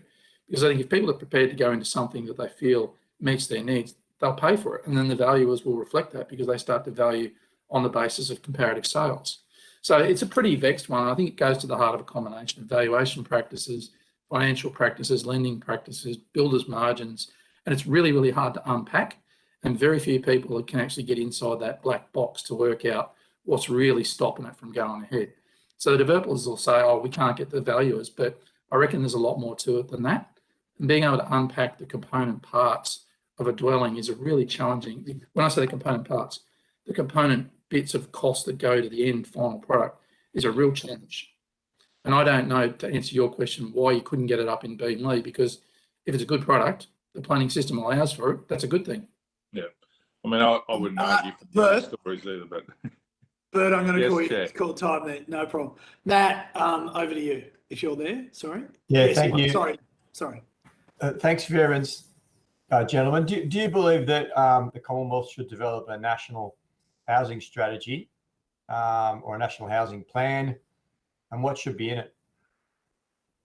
David, do you want to take that one? Don't you like it when your president says that? The answer is yes. He's got a stump speech around this one, I think. The answer is yes, we do believe it needs a national housing strategy. It also needs a strong evidence base underpinning it, and it needs an approach to national planning from a strategic sense that enables us to add it all up. A couple of years ago, we went and looked at all 57 regional plans and added them up to see what was the population estimates we were planning for, what was the housing, what were the new jobs. We couldn't add them up. There is no consistency in the parameters and assumptions used in regional planning across the country. Now, that combined, if you got that right and you had bolted up a national housing strategy, you had a view nationally on infrastructure and how that can lay out, you can then sequence it. All these things become possible. But that strategy and that urban policy is a big starting point. When you were looking and comparing those regional plans, are there big differences in them, in the quality of them and the outcomes, and what are the better ones have in them that distinguishes them from the others? I'll take that one, David. I think there is a degree of variability, but a lot of it is sort of, I suppose, if I could maybe just take 15 seconds. If you think of a planning system a bit like a funnel, some states have got a really good overarching kind of state view of what they want, which then comes down into sort of big urban chunks or big parts of the state, which is what we call a regional plan. So, you know, in Queensland, there's one for Southeast Queensland, one for the Tropical North. In Sydney, you might have a couple for Greater Sydney. So call it, say, 1 million people-ish. Then coming down under that, you've got the local government planning schemes. So when the system's working well, there's a nice line of sight between what the state wants. And unfortunately, where it kind of falls apart a little bit is that the states have all kind of made their own assumptions about key variables, like what is the population that I'm planning for? What is the growth rate I'm planning for? How many jobs am I planning for?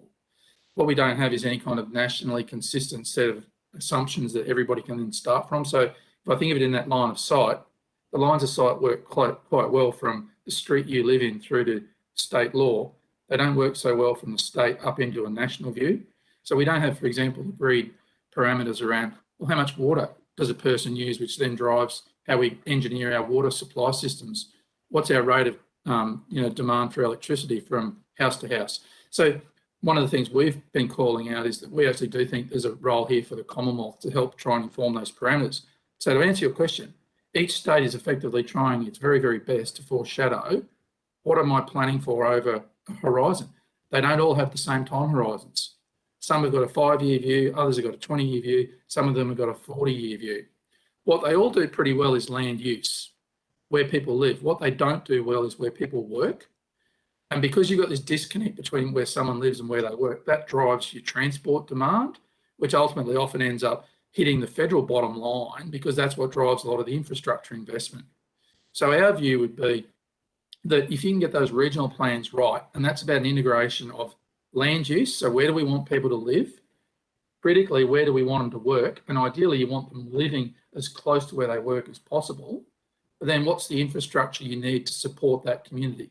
So good regional plans are doing all three. They've got a view on population and where they're going to live. They've got a view on population and where they're going to work. And they've got a view on what the infrastructure is that's needed for that. Some states do that a lot better than others. Even within the same state, you've got differentiation about what's in them because they're not all done at the same time. So New South Wales rolled out a suite not so long ago, pretty consistent. Queensland has been rolled out over a series of years, different assumptions. Some states don't have a properly functioning regional planning framework. And that's what David was referring to, is we grabbed the 57 or 58 of those that existed. The thing we said was, if you stitch them together, they look a bit like grandma's quilt. There's nothing that kind of unifies it. So the fact that you can have, in aggregate, those regional plans said that they were trying to accommodate, I think it was 39 million people, whereas the ABS projections are showing we've got to be thinking north of 50 million. So somewhere we need a better approach at knowing, well, where's those 11 million going to go? Because otherwise each of the states and territories are having a best guess, well, how much am I trying to actually accommodate? And the states, I think, are doing a pretty good job where they can of setting housing targets for each local government area. So they've got some sense of, well, how much land do I need to make available and over what time? So long-winded answer to your question. Darren, I'm sorry to interrupt. Darren, I'm sorry to interrupt, Matt. But Darren, I'm sorry, I just can't let that go past. You look at the housing targets in New South Wales versus what councils are actually delivering. And I understand this is one state only. And what we're living in fantasy land. I mean, one hand is saying, oh, we're going to deliver all these houses. And the other hand, being the delivery authorities, being local government, is effectively not bothering. They've just given up. There's one council out of 35 in New South Wales that is actually within cooee of their housing targets.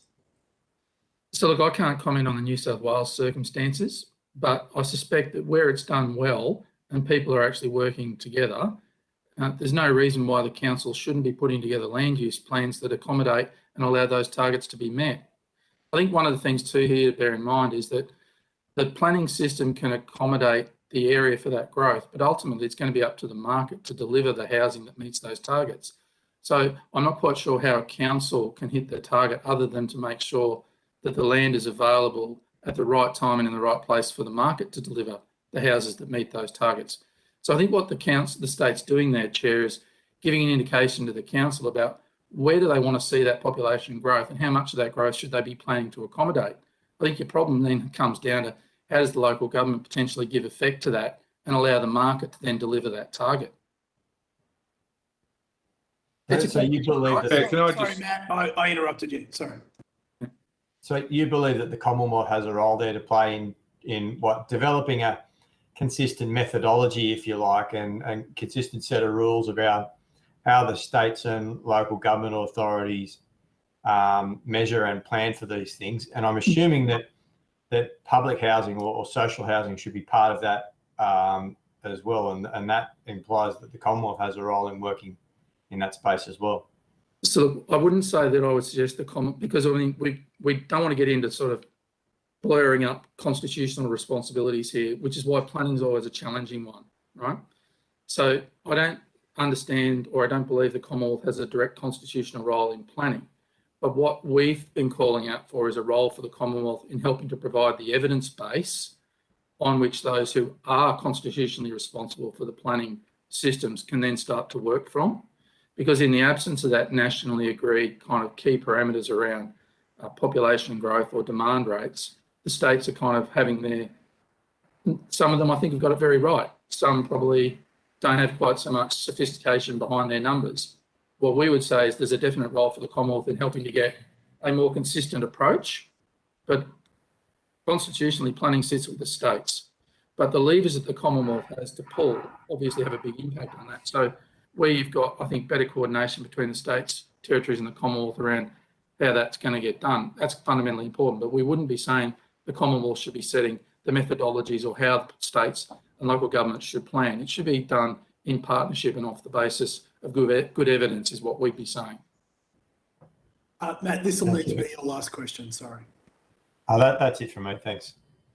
Even better. If only all the members were as good as you, Matt.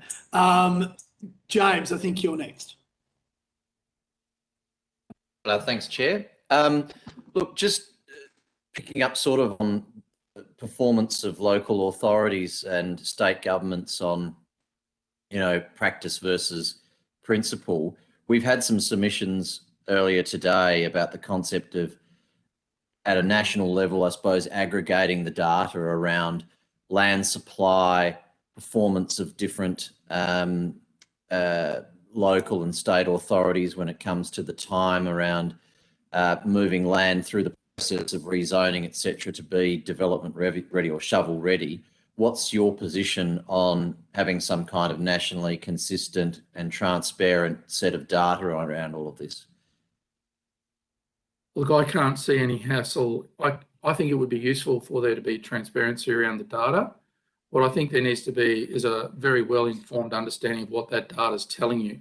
What you wouldn't want is for that to then end up as a sort of a league table, and states which are doing the wrong thing, or sorry, that are doing the right thing, but might be doing it more slowly because they're front-end loading their planning systems, shouldn't then be criticised for it.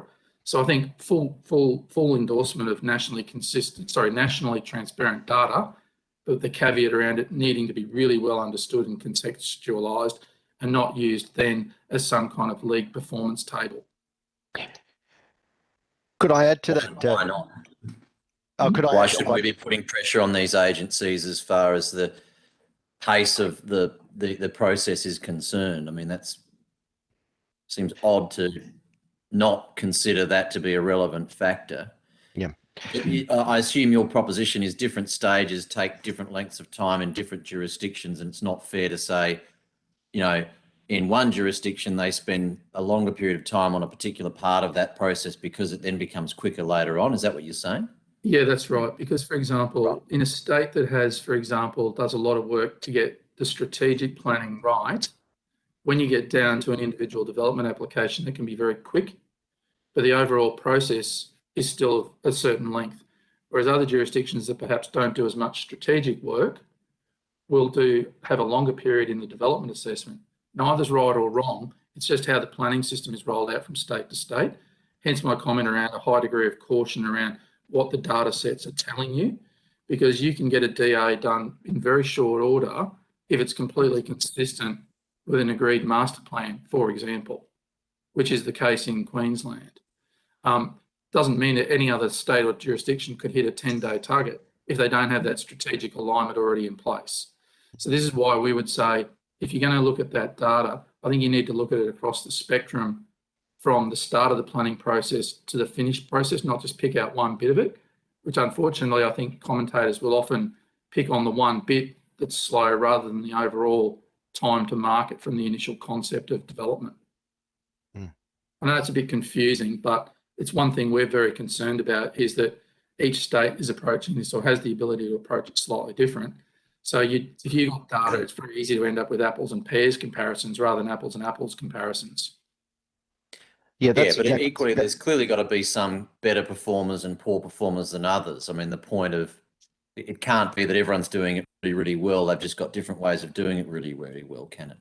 Oh, look, I think that's probably right. But I also believe, having worked as a development assessment officer at one point in my life, you can get some absolutely atrocious development applications lodged.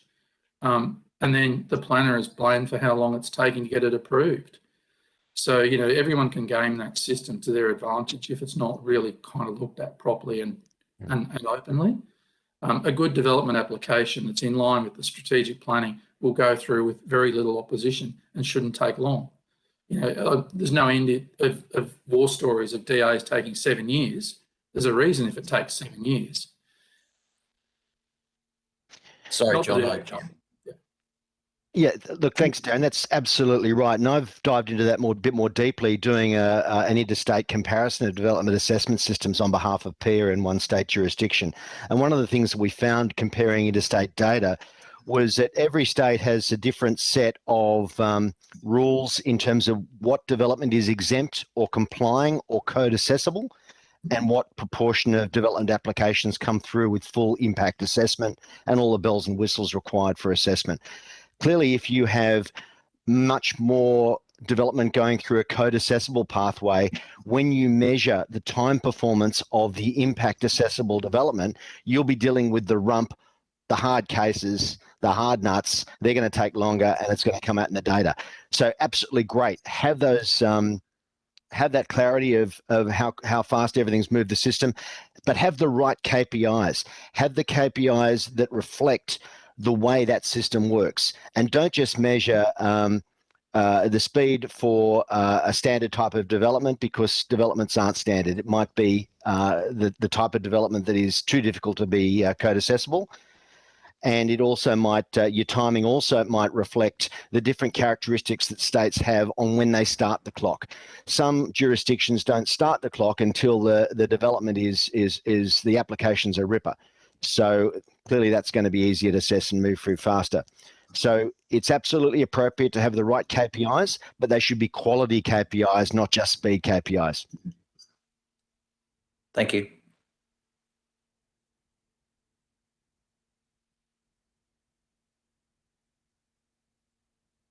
There we go.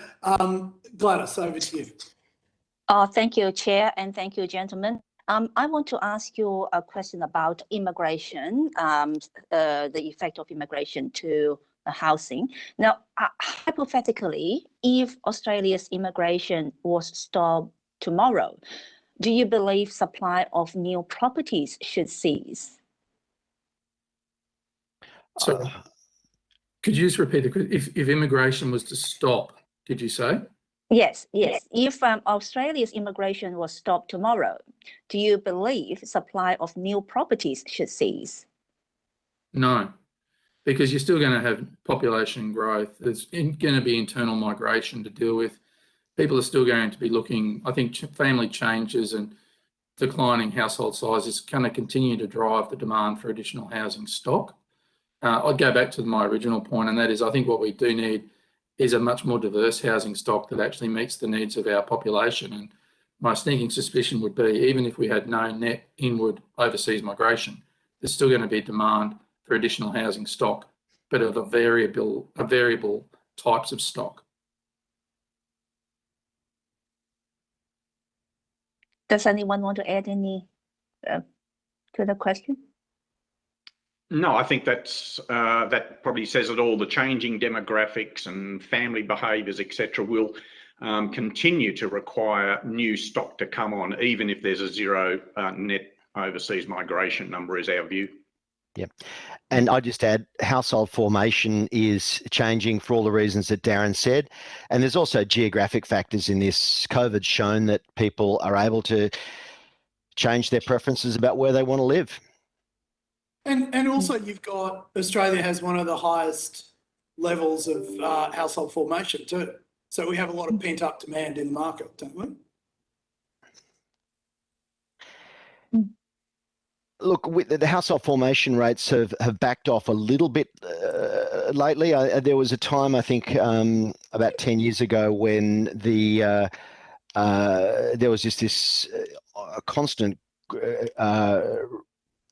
growth in the amount of housing stock per person or per household that was being generated. I think that's flattened off somewhat, but I think there's been quite a substantial change during COVID of people's preferences for housing, and that's driving demand in different directions than we've seen. Well, sorry, John, that's just not true. We've seen the number of people living in per household substantially increase over the last decade. It's gone from 2.3 to 2.7. I believe it's flattening out. Right, so it has gone up though. It's gone up, but I think it has flattened out. Right, so the fact that it's gone up off an historical low would seem to demonstrate that how people have dealt with the fact that they've had nowhere to buy has been by staying at home longer. I think that's the conclusion that is reasonable because of that deposit gap is forcing people to either... So going back to Gladys's question, even if we stop population growth through migration or people having kids, there is all this pent-up demand in the market. And that's what we've witnessed over the last 18 months, isn't it? As interest rates went down, investors left the market and prices went up as first home buyers came in, just desperate to buy their own home. I think a question there is demand for what part of the market? Is it an investment demand or actual demand for shelter? Because there's different stories being very clear evidence from in terms of demand for housing as a place to live in, which is reflected in the value of rent, versus demand for housing as an asset. I'm sure all that's true, but there's a very clear evidence from both APRA and the Reserve Bank that shows the amount of loans going to people who wanted to buy their own homes, that is owner-occupier loans, went through the roof, while the number of people who were buying property for the purposes of investment went towards the floor, the lowest that we've seen since the 1950s. Many of the people that were buying owner-occupied homes are also purchasing an investment simultaneously. No, John, you can't say that because the data is incontrovertible on this issue. Over the last 18 months, people buying homes to live in went up and people buying property to invest in substantially declined. Yep, I think that data is right, and there has been pent-up demand, and there will be pent-up demand for a period of time. But that pent-up demand is continuing because of the low interest rates. That's giving them the capacity to bid up for what is often a fairly narrow range of property that's being offered into the market. And that's what we spoke about at the very beginning. Thank you, guys. I appreciate it. Gladys, did you have any other questions? No, yeah, that's fine. No, thank you. David or Darren or John, was there anything that you'd like to add before we sign off? No, look, thanks, Chair. Look, we just wanted to thank you very much for the opportunity to come and talk to you today. I'd just like to reiterate that we genuinely don't have a vested interest in this one. What we do genuinely want to see is a really good, robust and thoughtful conversation about, what it is that's behind this genuinely nationally significant issue. So full credit to you and the committee for this inquiry. And we very much appreciate your time today and hope that we've given you some insights that are of some value and hopefully come from a slightly different perspective for you. Thank you. And we appreciate the clear effort that you put into your submission, which was substantive and had a lot of data in it. So thank you very much for that. You're very welcome. Sorry, but due to me, we're running behind, so I'm just going to move on to the next witnesses. Thank you, guys. Thanks, everyone. Thanks. Could I now please call from MGS Architects and Design Strategy the next witnesses? Thank you. So I now welcome the following witnesses. For the Hansard record, would you please state your name, and the capacity in which you appear before the committee. Did you want to start, Andy? Sure. My name's Andy Fergus. I'm an urban designer, planner and architect who works for Assemble Communities, a property developer, as well as a private urban design and planning consultant. Andy, did you say Assemble's Communities? Assemble Communities, yes. Ah, right, because Harrison Johnson, I think yesterday, specifically mentioned your group as being good examples of development. So you've already been spruiked once before. Thanks. And sorry, Catherine. Yes, no problem. Catherine Sunderman. I'm an Associate Director at MGS Architects. So I'm both an architect and urban designer. And in that capacity have developed policy for government around housing, but also delivered affordable and social housing. Thank you for both of you appearing today.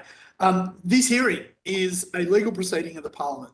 The giving of false or misleading evidence is a serious matter and may be regarded as a contempt of Parliament. The evidence given today will be recorded by Hansard and attracts parliamentary privilege. It is important, however, to note that although your evidence is protected by parliamentary privilege, this protection cannot be enforced outside Australia. I now invite you to make a short opening statement before we proceed to questions. Andy, would you like to go first and then Catherine, or vice versa? Thanks very much. Look, thank you for the opportunity to present today, and I need to highlight these presentations are individual submissions, so we don't represent a vested industry group of any kind that stands to benefit from the outcomes of the inquiry. We were moved to make a submission given our sort of significant expertise, particularly at the flashpoint of development feasibility and delivery, so perhaps a more micro scale than the conversation you've just had. But we were particularly sort of interested in the framing of the inquiry and what we felt was perhaps a presupposition of solutions that might be inherent in the framing of it. In reviewing a number of the tones submitted, we were really heartened by what we would see as a growing consensus in Australia around the economic drivers for the current levels of unaffordability, and particularly this balance between demand and supply side factors that kind of conspire to have us in the situation that you're looking to address at the moment. So our submission goes into much more detail, as you would have seen. The written submission, we'll take that as read, obviously. And we wish in this short opening statement only really to speak to a number of higher level aspects. And we'll look forward to your questions on any of the more pointed matters or case studies presented within our submission. So a number of important foundational points for ourselves as urban planners, urban designers, consistent with the former people who you've just had present. We're well aware of the significant hidden costs associated with greenfield development, which has been our principal model of land supply in Australia to address affordability, that being the expansion of the girth of urban areas. We're very aware of the individual cost to individuals in terms of locational disadvantage, but also the ecological, social and economic impacts this has. With growing girth, creates additional stress on the function and livability of the broader metropolis. Secondly, we want to assert our concerns with the focus on cutting red tape and faster approvals and the relationship to housing supply. As people working in the development industry, we're intimately exposed to the process of land speculation and often significant delay between the availability of upzoned land for development and the actual carrying out of development. We've provided a number of case studies around that in our document and happy to speak to that in more detail. The final point, in particular channeling research from the University of New South Wales, is the relationship between increasing supply, and particularly in urban areas, and the relationship with affordability. There's obviously strong economic research now around development feasibility, and the fact the external demands on developers, quite reasonable ones around the cost of development, land, finance, etc., necessitates minimum prices at which they can charge to be viable. So often the equation of increased supply actually increases the proportion of highest value stock within a given suburb and can have a deflationary effects on reducing affordability. So we wanted just to highlight those three kind of initial foundational points. And I'll pass to Catherine to talk about what we see as some of the opportunities. Yeah, I think it was interesting. Sorry if you don't mind continuing. We really wanted to focus on what the potential emerging solutions are. And I think one that has become really significant is the role of housing as infrastructure. It's certainly many levels of government are considering the need to reframe housing, that it's not about a subsidy for community housing, it's more about an investment with quantifiable returns. And so really acknowledging the potential benefit that has to invest directly in delivering social and community housing and the broader societal benefits that come from that. I think a second point is, as I'm sure we're all aware today, the growing issue of affordability, not only in the most vulnerable, but also in the middle class, that it's becoming a much broader issue. And that broader issue requires a broader spectrum of types of housing. So historically, we've focused on housing for the most vulnerable and then market housing, but what are the different types of housing in between? And certainly you could see Assemble fitting somewhere in the middle there, but there's other types that you could cluster under a term collaborative housing that might include cooperative rental housing. There's also Bau Group, I don't know if you've come across that term, but when groups come together and build their own housing. And these do have benefits in really incentivising innovation in these different types of housing to address broader issues such as not only affordability, but also innovation in terms of more sustainable development and also increasing community cohesion. The final point that we wanted to make was just the opportunities that are there in terms of planning reform. And we're not talking about red tape, cutting red tape necessarily, but around how we can transform planning and recognising the important role that it creates in framing the housing that we deliver and providing better outcomes. And certainly Andy already flagged that this increased uncertainty that we find in the planning scheme can lead or does lead to speculation, and that certainly has a negative impact on affordability given the wastage that's occurring there. But also the potential to actually reduce times spent in planning through greater investment in the planning process itself. So looking at simple tasks being automated and allowing planners to spend more time on proposals to actually get those quicker proposals through. And I think this is something that we certainly encourage, and again, focusing on outcomes rather than the time spent on it, but also acknowledging that no matter how fast you get those approvals through, that's not necessarily going to give you the supply that you're looking for. So just weighing that up as an element as well. But yeah, certainly I'm really interested to hear your questions and expand further on our submission. And we're very interested to hear your answers. So here we go. Andy, I am an economist by background. Please don't judge me harshly. I've got to say, I find your assertion or your statement that oversupply can actually lead to price increases to be mind-bending. Could you take me through that bit by bit so I can get a better sense of what you mean? Happy to. I didn't use the term oversupply. I think that's the first important point. Sorry. And I think there's a really important point to unpacking that use of the term oversupply, because oversupply would be market dysfunction effectively and would have an effect on diminishing prices to developers. So my point to make around your comment there is to use case studies that the University of New South Wales, and particularly the academic Peter Phibbs, looked at across multiple government terms in New South Wales, both Liberal and Labor governments for sort of fairness, and looked at the rate of building approvals, and which are a better measurement than planning because it asserts commencement of works on a site, and it was basically correlating that with affordability within given neighbourhoods. So there's also a lot of research out of Los Angeles looking at this, a different context where rent protection applies. So there's some sort of distortionary factors at play. So I think it's important to set that aside. But essentially, if you have a stock of, let's use a really basic example. You've got a stock of 1960s post-war housing that's aging within a neighbourhood that attracts a particular rental rate for that housing currently. When that area is upzoned and can achieve greater development outcome, that obviously ascribes a higher value to that land naturally, because the residual land value is increased, promoting development viability on that project. When the new housing is brought to market, obviously you've paid a premium on the land to acquire it because of the upzoning. You've then got the construction costs associated with building a building to contemporary rates, which we know are going absolutely through the roof at the moment. All sorts of things around material shortages and the effects of COVID, but also an upward tick. And then the cost of finance. We know very well that developers in general are seeking debt finance and expensive cost of equity in order to finance their development. All of these factors ensure that developers are forced into reverse engineering their feasibility off a price they can achieve at the end. So what was one house that was a modest rental, albeit might be in crappy condition, when replaced by 3 gleaming new homes of a larger size, can actually result in new supply onto the market at a higher rental rate than what was being replaced, which is quite an interesting phenomenon. So I'm pretty familiar with Peter Phipps' work. I don't know about the Los Angeles work of which you're referring to. If you're interested, it's around Senate Bill, I think it's called Senate Bill 50, was the initiative in California to look at upzoning across the city. And it was particularly looking at this relationship between rent protected property. Was that a legislative proposal, or was that a... Yes, a statewide. Oh, okay, sorry. Okay, sorry. Anyway, so Peter Phipps' work, which I know, I mean, do you think there are a lot of people who criticise that work because he only looks at the supply side? He doesn't look at what occurred to demand at the same time.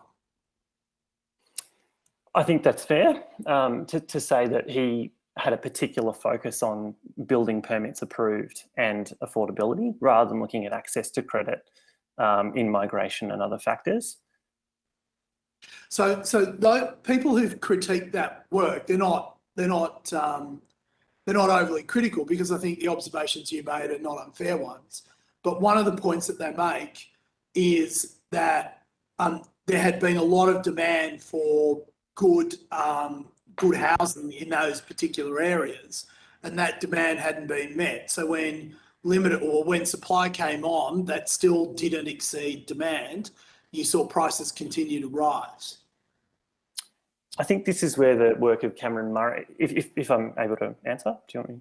Yeah. Sorry, I'm not familiar with the process, so please tell me to stop. No, these are questions, they're not assertions. Sure. So the work of Cameron Murray, I think, is really instrumental, looking at a number of LGAs in Brisbane and the availability of land for supply. And I think it shows us some really important thresholds.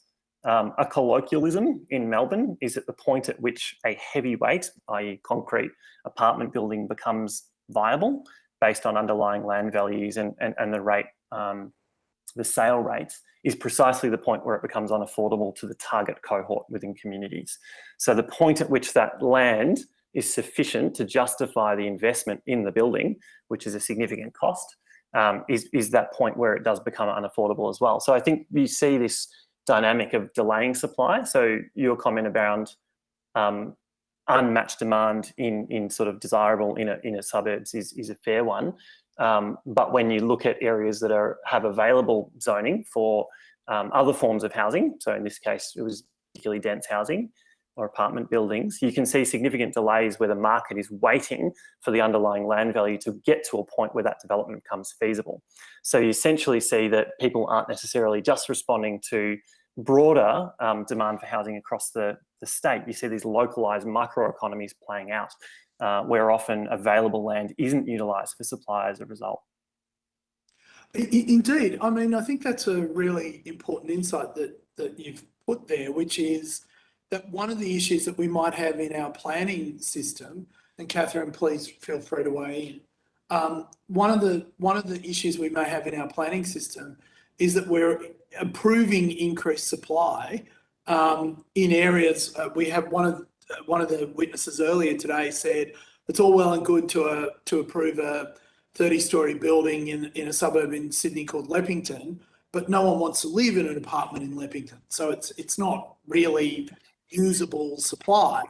And that maybe there's that disconnect in our planning system where we're not putting houses where there's the greatest demand for it. Do you think that's a problem or I think you're touching on an incredibly political point, which is that it's expedient to build high in the centre and build wide on the edges because you don't lose votes for it, as Victoria's certainly seen in recent years. So, you know, we're Victorian bias. We have to note that. Where each of the members hail from today, but I think that, you know, there's been a long history of locking up inner wealthy suburban areas, which are very attractive leafy environments, and that does push housing in extreme forms to other parts of the city where it's more politically expedient to approve that type of development. So I think that's fair. I would also say that the 30-storey permit phenomena is a particular one around exchange value of permits, which is incredibly important. And there's some really interesting examples of that in Victoria where height limits were removed in certain areas. Box Hill is one, another one is Footscray in inner Melbourne. These might be more like a Chatswood or a North Ryde or something like that for the New South Wales types. I don't know what it would be in South Australia, sorry, maybe Bowden. But essentially in these areas, the removal of height controls to facilitate increased supply has resulted in a kind of paper game of permit exchanges. So you end up with a really unusual phenomena where, I'll use an example in Footscray called the Joseph Road Precinct, and I'm happy to provide some more information of this later. But essentially an area without a height control had an initial permit phase. This would have been perhaps 15 or 20 years ago, where permits were brought into place for a large master plan. The permit naturally dramatically increased the land value. If you were then to act on that building to make a further 25%, well, why would you? You've already made 400% on the land. That's crazy. So if you then transact on that land with the increased permit, the next person buys it at the maximum market rate. They then get additional dwellings on top of that with a permit amendment. It goes on and goes on.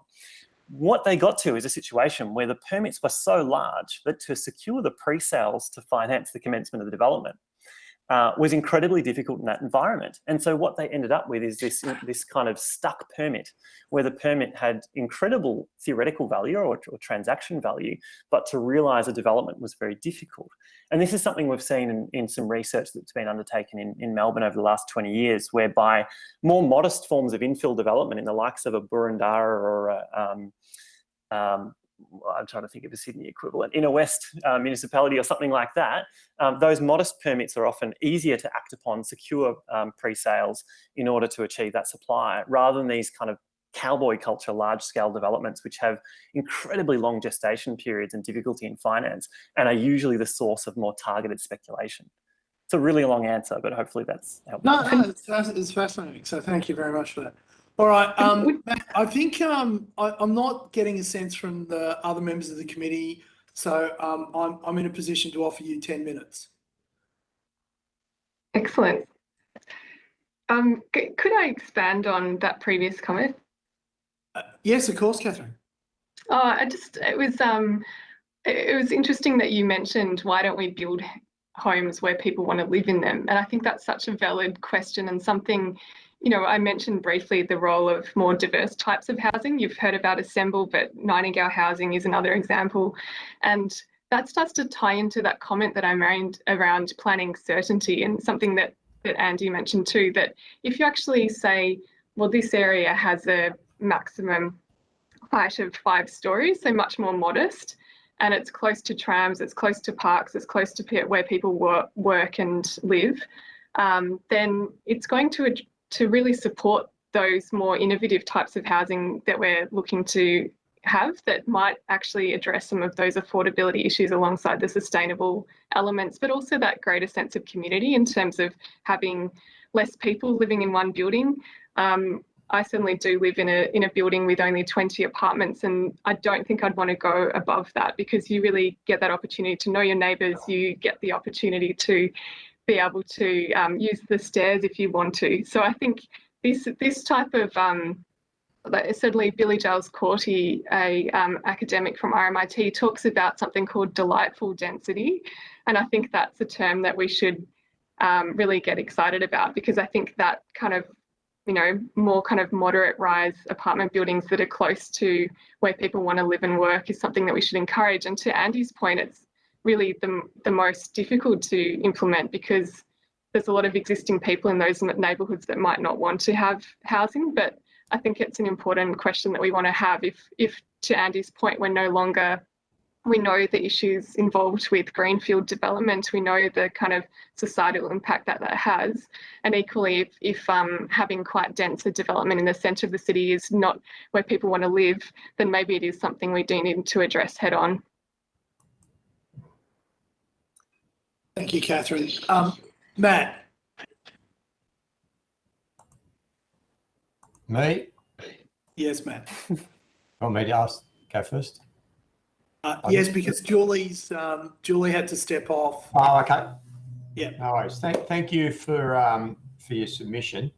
you think that the Commonwealth should have a national housing strategy? Absolutely. I think the Commonwealth State Housing Agreements brought incredibly positive things over a long period of time to the states and leveraged what each tier of government is best at, perhaps, in the approach to housing affordability. I think NIFIC, you're probably well aware of, the National Housing Finance Investment Corporation, I might have even got that wrong, but NHFIC has been a boon for the affordable housing sector, but also for private investors. So Assemble Communities is able to leverage the availability of cheap state debt on a long sort of payback period to underwrite mixed tenure developments that provide both moderate income affordable housing as well as subsidised social housing for the more vulnerable aspects of the community. Rather than seeing that as a subsidy, it's actually supercharged the feasibilities of the projects by eliminating, 20% of supply that needs to be sought for pre-sale, for example. That's already there, so you've de-risked the project. But also that availability of upfront finance makes it easier to secure other forms of debt finance to complement that as part of the development feasibility. So NIFIC is a brilliant example because actually government didn't do anything. Government literally provided a bond aggregator that allowed super fund investment to be aggregated in a way that could be invested in affordable housing. I also think there are great opportunities for the federal government to look at ways in which finance could be provided with strict performance criteria around outcomes to the states in order to support other forms of affordable housing. But I think we need to be more sophisticated in how we look at the investment metrics in this. I think we have a really poor history from the mid-70s onwards of looking at forms of social and affordable housing as being a form of sort of throwing money away. I think one only needs to look at the Housing Commission of Victoria's annual reports for 15 years, which I have done for some reason or another. And it's quite extraordinary to look at what a balance sheet looks like for a competent government agency in the delivery of housing. The South Australian Housing Trust is perhaps one of the best examples of that over a long period of time. So it's sort of how can we conceive of federally financed and supported with clear performance metrics to the states to provide robust long-term funding for social and affordable housing. I think there's a huge role to play. I also think, while we are not experts in taxation and do not profess to be, I think we're very interested in how fiscal levers can be. Sorry. Can I just jump in there? Why would the federal government give money to the state governments to build something? Why wouldn't the federal government just build it directly or give it to community housing providers? I think it's an incredibly interesting question. Watching Homes Victoria as an entity, I'm not sure if you're familiar with Homes Victoria. They're a newly formed government agency to deliver a large program of social housing investment in Victoria. You can see the challenges of setting up a new organisation with which to do that and to do it over a longitudinal period of time and build capacity and attract talent to the public sector to do that. It's a formidable task. I think it's important that it's a place-based task, and this is perhaps an assertion, but if, in my view, the federal government is best placed to deal with matters that are thematic rather than of place, whereas states and municipalities are better at looking at the tuning of those filters to respond to place-based needs. You might not agree with that view, but that's my view of where that's best placed. I think the federal government. Sorry, go on. I wonder, Andy, if you want to comment on the role of local government, especially how that occurs in the UK. I do, but I think that to understand the municipal approach in the UK is to understand their history of stock ownership and access to land. So the municipal model in the sort of pre-Thatcher and then post-Cameron sort of era again has been founded on ownership of land. So if we look at the London Borough of Hackney or Tower Hamlets, for example, they're able to leverage land assets as the basis for reinvestment in public housing stock. I think that municipalities have very particular roles around setting strategy for their local communities. I think in terms of the financial capacity and organisational capacity, I think that firmly sits with the states. And we have great examples in our history of where we've done that at large scale. And certainly we would be poised to learn from that again. So in terms of the community housing, did you want me to touch on that one? I haven't touched that, Jason, the community housing sector question. And I mean, not just them. I mean, like when you look at the private sector, that sort of stuff. Like I just think our history in Australia. I mean, you praise rightfully the housing agreements between the state and federal government, But I mean, there was also massive leakage. So there was billions of dollars that went into it and hundreds of millions of dollars that came out of it. And I wonder if not just directly giving those funds to community housing providers or even the private sector or the build to rent sector would not get better bang for our buck. And Matt, I understand I'm eating into your time, so my apologies. There's a lot of ideas in that. I don't know if I want to follow the build to rent pathway, but I think it's a really interesting question. I think that where we see the greatest innovation globally in social and affordable housing is where you're able to get beyond things like competitive tendering, having that ability to build partnerships with manufacturers around housing, the full supply chain. If you look at when South Australian Housing Trust and Housing Commission of Victoria were at their best, they had complete command of the supply chain of housing. The scale at which you need to do that. If you think of a Metricon, right? Metricon is huge in the Australian context. 4,500 homes a year. It pales in comparison to what organisations like the Housing Commission of Victoria were able to deliver at their peak in the late 1960s and early 70s. I think there's huge benefits to be gained from centralisation rather than fragmentation in terms of many small community housing actors, but they have an incredibly important role to play and have so done in an environment of void or vacuum of sorts for that kind of state investment.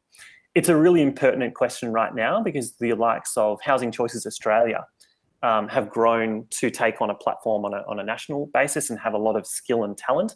And one of the biggest barriers to the growth of the community housing sector is the staccato availability of finance. One of their challenges, they hire talent one year, they sack them the next. How are you meant to build corporate memory and knowledge, let alone command the supply chain on a long-term basis if you don't have that stability of finance? I think that's an incredibly important point to make, no matter what the solution might be. You spoke about the levers that the Commonwealth can use. I'm particularly interested in your point around affordable housing and new housing stock. You're right. I think that most of the new housing stock that's built in Australia is at the higher end and it's therefore much more expensive, even in the unit market.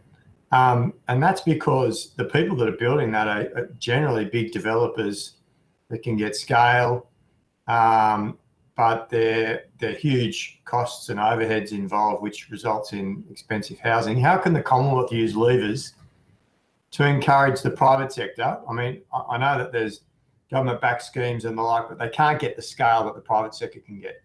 How can the Commonwealth use levers to encourage the private sector to build at that more affordable level? Well, I think that's where the Assemble Communities question is an interesting one. So Assemble Communities have intentionally designed their structure based on what I would call the kind of low-income tax credit system in the US. So I'm not sure if that's something you've looked at as part of this inquiry, but in the absence of kind of predictable public finance, the US has a long history of sort of relying on sort of tax credits to support the provision of affordable housing. Assemble through the access to NIFIC, but also looking at the long-term stability of sort of what you might call moderate income earners. So the sort of lower middle class, that predictability of that asset class has underpinned their ability to invest in rental housing for that cohort over a long period of time. Now, as soon as you tick from the rental housing returns and super fund type investment into the strata sector, high risk, high reward, the profit margins go up. Right now in Victoria, 15 to 18%, 3 years ago, 22 to 25%. So those profit margins have a huge impact on the developers. I'm not for a second saying that developers are the problem. They act in a dynamic system as they have to. If they can't cover the cost of finance, construction and land, they don't exist. So they are forced to meet those obligations of their financiers in order to deliver housing. Now, in terms of what the federal government can do, I think there's incredibly interesting things that can be done around incentivising the right type of housing in the right location in order to encourage the market. One really interesting example we know of in Berlin in around about 2004 is they removed subsidies for first home buyers to build new houses on the urban fringe. And the removal of that subsidy had the inadvertent effect of pushing families back into the city to find other forms of housing. Now, that's not a natural solution. There are very particular factors at play in central Berlin in 2004 that led to that being a good thing. But you can imagine how you could disproportionately allocate incentives, whether taxation or otherwise, in order to incentivise the right type of housing in the right location by de-risking the private investment that occurs in that sector. Inclusionary housing is a significant way to do that, and the private market is showing an increased willingness to do that if the financial terms are correct. And just the role of NIFIC and social housing, they've identified that there's a substantial gap in the required level of investment for social housing from all levels of government. Do you think that the Commonwealth has a role to play there in providing some of that funding to the states to ensure that we're meeting that, or trying to make up some of that gap in social housing? Definitely. My stats might be out of date, but last time I checked, municipalities had 4% of the tax take, state had 20, and federal government had 76. Of course, that's redistributed through the GST to the states in various ways. But in terms of the sort of collective firepower of the federal government to support these initiatives, I think there is a significant role, as long as that remains thematic rather than place-based, I guess, and relies on the states and other actors at a more local level to sort of administer that. But I definitely do see that there is a role. I think in terms of the specific structure of that, I might defer to others with more expertise. Just to build on that as well. Sorry, go ahead, Jason. No, you go. You go, Catherine. Just because in terms of the role of the federal government and the role of NIFIC and how that could be further expanded, we think it's interesting to reflect on the German-owned bank KfW or KfW. That is it's a government-owned bank that actually only lends to projects that have high sustainability credentials, and I think that's an interesting version of, and what's that inadvertently encourage is actually a lot of innovation in types of housing, and so you get a lot more diversity, that kind of spectrum of housing that I was talking about before. Whenever we went and visited those projects, we asked, how did this happen? Like how did you actually, were you enabled to make this happen? And it was purely through getting access to that low interest funding, but it has to be tied to certain attributes, as Andy was saying. So how could there be another type of NIFIC that was incentivising housing for moderate incomes? Because at the moment it only incentivises people from the very low incomes. So that could be an interesting element it could kind of supercharge that kind of moderate income band. Or even housing for owner occupiers only rather than investors.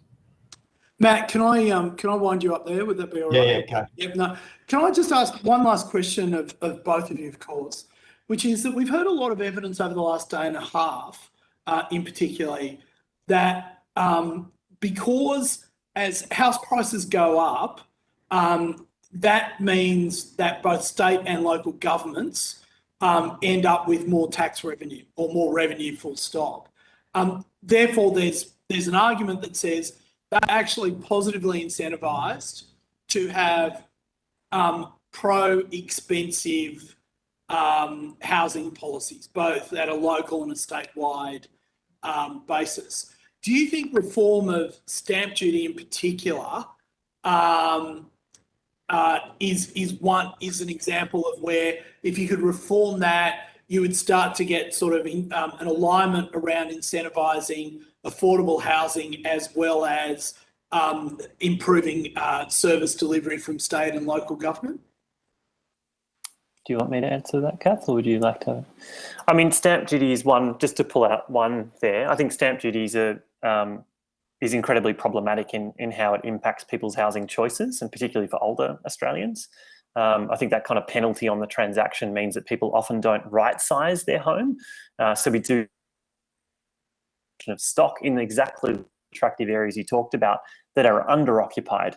And one of my sort of favourite quotes is this idea that we often don't have a housing problem, we have a distribution of accommodation problem, because at the same time as we have declining household numbers, we have very large houses in certain aspects of our cities that don't have a high number of occupancies. There's not a simple solution to that, but if you remove the barriers to transaction for people to right-size and have a broad-based property tax system rather than a sort of transaction-based penalty, I think there's a number of solutions that can unlock both direct and indirect in terms of housing supply. In terms of your comment about increasing rates based for local council, I can probably give a particular example of that, having worked at the City of Melbourne for 5 or 6 years until relatively recently.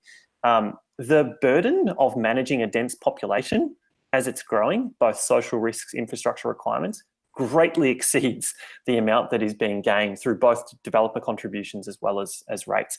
You may also be aware the politics of rates capping, which has been a practice across Victoria, has really hamstrung municipalities to do things like meet local needs for parks and green space, acknowledging that if you want to build a new green space in Darlinghurst, you've got to buy private land on the market. It's not, you don't manufacture it from thin air. So it's both the delivery cost of building something for the community, but it's also the acquisition of land that becomes really challenging. So I would caution against an attitude with local governments that looks at their kind of increased capacity to support their community based on rates and other means. I think it's important to look at the social risks and sort of cost burden of managing that population at the same time, particularly in urban councils who are disproportionately providing for, City of Sydney or City of Adelaide is providing for the whole metropolis in terms of infrastructure, off a base that's kind of only contained within a municipality. The states, I do think, have a significant role to play. I would agree with that. And I think particularly in terms of acting as guarantor on projects, whether that's availability of land, the use of planning regulation to incentivise or direct certain outcomes, keeping in mind planning in its DNA is about restricting certain outcomes. The first planning codes were to exclude Chinese wash houses in San Francisco neighborhoods, an act of racism. But, today to sort of think about planning codes as a tool to direct particular outcomes, the states are certainly well placed to do that. And Vienna has some really fantastic models of specific zoning for types of housing that you're trying to enable in the community. Catherine, would you like to add to that in any way? No, I think Andy's sufficiently addressed that question. He is very knowledgeable. That's true. Ladies and gentlemen,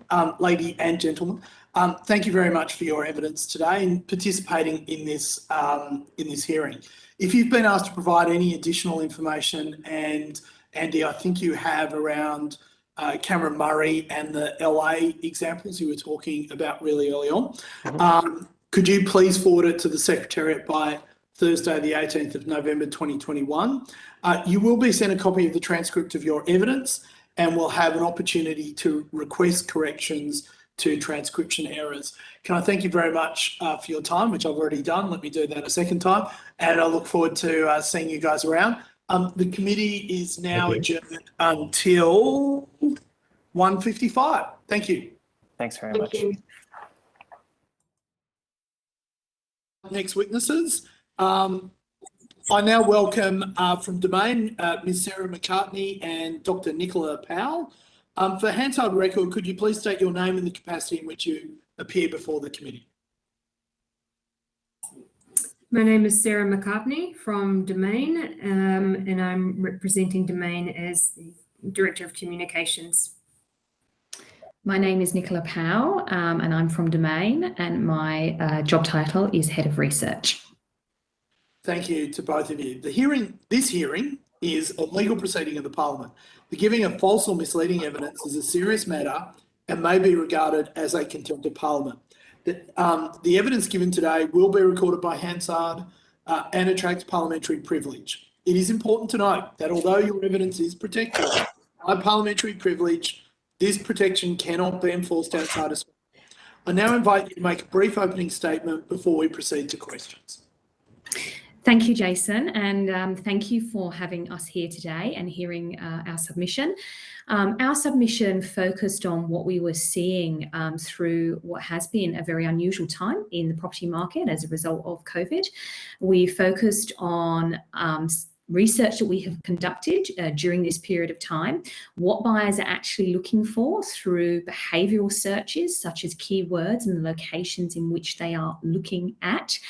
And we also looked at how the market has performed and popped in as well some of the external research that we've done in terms of asking survey questionnaires, in terms of asking Australians around kind of the block sizes that they are specifically asking for. And what that allowed us to do is actually pair it with our market data to understand are there certain block sizes that are undersupplied or oversupplied currently within the market.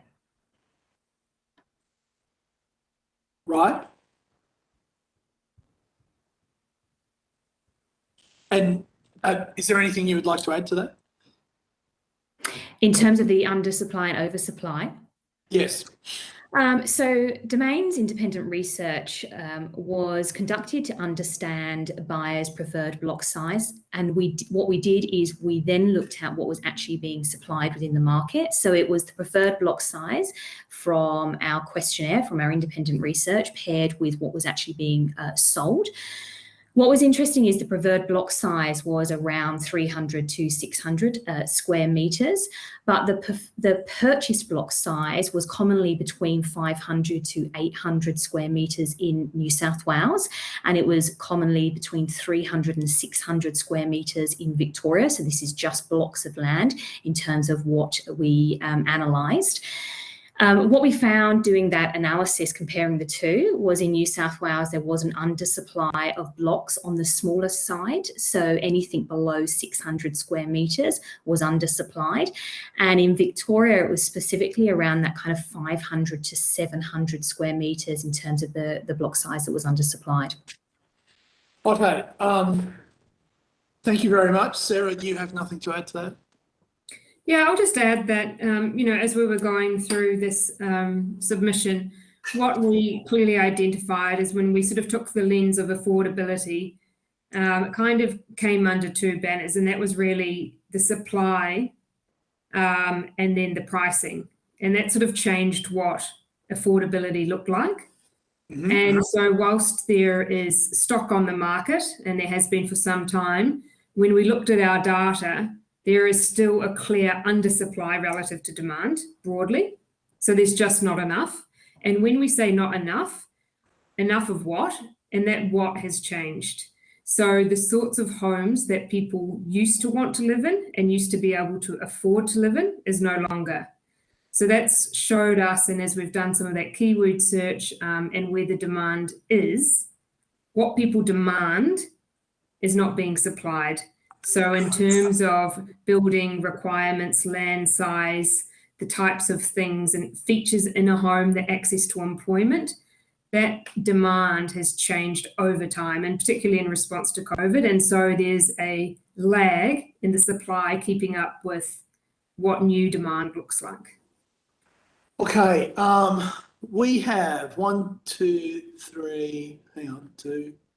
members and 30 minutes. So I'm going to say that's roughly 7 minutes each, and I'll take up the extra 2 minutes just to make it fair for everyone. Can I start off by asking this question?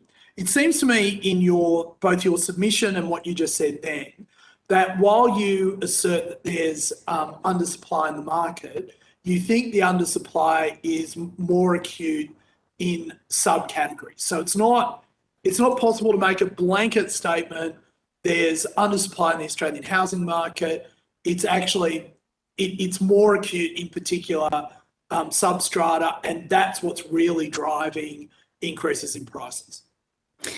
I think one of the other things is to throw in the dynamic of what has been COVID, because what we've witnessed through the behaviour of the property market is the pandemic has been this impetus for change. It has driven greater demand for homes in outer suburb locations, and it has driven demand to certain property types. So when you have a look at how prices are performing, we have seen overall, we've got record house prices across every single capital city apart from Perth and Darwin. We've got the national combined capital city house price at nearly $1 million. We have got record price growth over the past year. We've seen houses grow roughly 3 times faster than units over the past year. So we have seen this preference shift, particularly driven towards houses, but we cannot just isolate it just to houses, because when you have a look, so we aggregate our data also by bedroom. the more bedrooms a property has, irrespective of property type, the greater the price growth has been. So that really speaks to what has been in demand over the past year. So 3-bedroom units have seen much greater price growth than a 1-bedder unit, and the same with houses as well. And I think as well, it's what people are actually looking for, where they're looking for. So as I mentioned, it is in those outer suburbs, but it's the keyword searches for us that has been a big shift. So during the pandemic, for example, we saw all of a sudden the use of the word home office, which had never really been used before. Obviously, home office means study. Both of these words are used together. They mean the same thing. But it was interesting to see how people's behaviour changed during that period of time. Melbourne was a really good case study. Obviously, it had the longest lockdown in the world. The increase in that keyword search bounced during lockdown periods. It's held as well. And I think what we're starting to see are people are using their homes, so our consumption of homes could change as we have used our homes differently over the past 12 months. And we're seeing that come out in what people are actually looking for in a property on domain. There were 3 key things that we saw come out of these behavioural searches. Firstly, it was the regional living, and we know that through that ABS population data, we have seen that acceleration into the regional areas, particularly from Sydney and Melbourne. But we have to know that obviously that was happening in Sydney prior to the pandemic because of affordability issues. What the pandemic did is it accelerated that trend. Another keyword has been, that dedicated workspace, as I just mentioned, but also kind of lifestyle additions, because we have seen such an importance placed upon our homes over the past year. But affordability. The change in affordability and what people are actually searching for has been an interesting thing to analyse. So I think affordability is playing a greater role in home searches, but it's keywords such as duplex, dual and unit that have seen the biggest uplift in use. So that really shows what people are actually looking for. And I think, this quarter acre block, which Australia, is the Australian dream, I think has shifted, it has changed. But I think the want to have your own block is still very much burning true in Australians. And I think that's what's playing out in the kind of the duplex and the dual, because it's seen the biggest uplift. So this is actually a really interesting point, because I think it's either in your submission or someone else's. Coffs Harbour's run out of zoned land to build on. And I guess what that says to me is that at least in New South Wales, but the evidence we're getting from right around the country, is that we have a very slow, very cumbersome, very expensive planning system that cannot respond to people's needs. So a previous witness we had basically said, the key to all of this is that we can plan what sort of homes people want, so what they need, and their view is people need smaller homes and they need to be built closer to where they're going to work. But in real life, we have people saying, we don't want to do what the planners tell us to do. We're going to go and live in Coffs Harbour.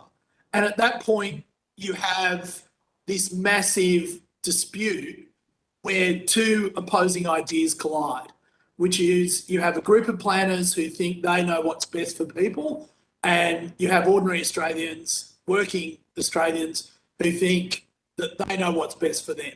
I mean, that's clearly what's getting played out here, right? I think definitely what we have seen is this need for space, and buyers, the statement is buyers are willing to pay a premium for space, and we have seen that play out over the past year. I think, though, that what we need to consider is what does the future look like in a working from home environment, because I think we are going to be very hard pressed to convince a millennial that they are going back into an office 5 days a week, because we have proved that the working from home model is possible, and we are productive in working from home. And what that does is that will change how we use our homes and the consumption of housing, and it will place an importance on the need for a dedicated workspace within our homes. And it also reimagines what our CBDs are going to be. I'm not saying that we're going to see ASX listed companies run from homes. That's not at all. I mean, there is a need for a CBD, but I think the outlook and the working outlook is going to change. I think the city and our offices are going to become a place where we go and collaborate. It's where we do, it's where you go to do the deals. It's where you go to have training. And what we'll have is people that are able to work from home will be working from home for that researching, for that analysis work, for the concentration work. And I think the way that we use our homes is going to be transitioned due to COVID, because we've proven that is possible over the last almost 2 years. So for the record and full disclosure, where are you working from at the moment? Home. Sarah, go on, fess up. Yeah, I'm at home. I could be in the office, but I'm not. I'm at home. Okay, let the record reflect that there may be conflicts of interest in that statement. Yeah. I think the other thing I'll just add is, there's two populations here. There's the populations that can work from home moving forward, but we're also always going to want to encourage and need a very strong, particularly public sector workforce that have to be in a certain location, whether it's hospitals, schools, those sorts of things. So there is going to be geographical clusters where access to a physical employment place is going to be really important. Fair enough. Oh, sorry. And research, so I was just going to say, research has shown roughly 1/5 of 2/5 of high wage workers can work from home. Thank you. So the other question I was going to ask you was, in terms of this sort of idea of centrally planned versus demand-driven models, do you think that that's why we've ended up with a lack of medium density housing? Because in our departments of planning, there was an assumption that people didn't want to live in medium density housing, and therefore we've undersupplied that. And if we'd been driven more by what people were willing to pay for and build, we wouldn't have ended up in this position. I think the classical missing middle of affordability is your classic kind of terraced and townhouses. And I think, so just for the record as well, when we do our analysis, a townhouse and a terraced home is included as a house in all of our analysis within the submission. And so when we say the shift towards houses, terrace and townhomes are included in that rather than a multi-unit development. So I think there is a need still for that missing middle of affordability, and that is your terraced and townhomes. Okay, thank you. I'm now going to pass to Julie. Thanks, Julie. Hi, thanks, Jason. And just for the record, Julie, you've got 8 minutes, followed by James, followed by Matt. Thank you. And I'm working from home too, so I've got my working from home hair and lack of eyebrows. So you get used to it. COVID. Thank you for your submission and your evidence. It's a really interesting thing. The working from home thing, though, it was predictable. COVID accelerated it. But we should have seen it coming, as technology grew. In fact, we'll have people working in Australia for companies overseas and vice versa as well, in a very short period of time. So where is the analysis that looks at, what is coming next, particularly given the delay in actually building? It takes quite a few years to sort of satisfy demand. Where is the analysis about what's coming next? So we try to learn from our audience and what they're looking at and where they're actually looking. And I think, while, we knew that this working from home, this digitalisation era was very much with us, I don't think anybody realised how quickly it would occur in such a short space of time. But we try to learn from what our audience are doing on domain and where they're looking for and what they're looking at. And I think, the shift towards that outer locations, those outer suburbs, was definitely there and into regional Australia as soon as kind of COVID started. And also the changes in keywords is something that we track over time. And I think, with the keywords, probably the change is more, a gradual, slow process of change. I think it's interesting when you see new terminology coming into what people are looking for, such as that home office, which is a slight different definition to a study. It's a purpose for a use. Yeah, no, thank you. On your analysis of price, I'm always curious about the people that aren't in the market because they actually can't get in the market. In fact, I suspect there's an enormous market for something else out there that, do you track what people's first sort of financial range and how much it changes depending on whether they find what they're looking for? Yeah, so some of the analysis that we do around first home buyers is looking at the journey time it takes to save for a deposit. Obviously, in that model, there are some assumptions that are being made. But when we look at this and calculate how long it takes to save that all-important 20% deposit, we focus on a younger demographic. So we take the average age across each of the cities, and we also assume they are a couple as well. So there's two people working, trying to save for that all-important 20% deposit. And what our model has found is, and it is what we would expect, is the journey time to save has increased significantly, particularly in Sydney. So the average time to save for a couple for an entry-level home, so that it's on the lower side, is just over 7 years for a house, and 5 years and 5 months for a unit. So it is a significant time to save. Thank you. Goodness me. In regional areas, my limited experience of regional areas recently, as the people have moved out, that rent is becoming very difficult. But you don't find many unit blocks or medium density developments in small towns at all. Have you started to find people looking for that? So one of the things that we have seen in our regional markets is the vacancy rates, and so the rental pressure on the rental market has been extreme. I think that there is an element of temporary demand, though, in some of our regional areas, because obviously rentals are much more temporary nature rather than actually moving and purchasing. In some of these regional areas, we have seen vacancy rates edge closer and closer to zero.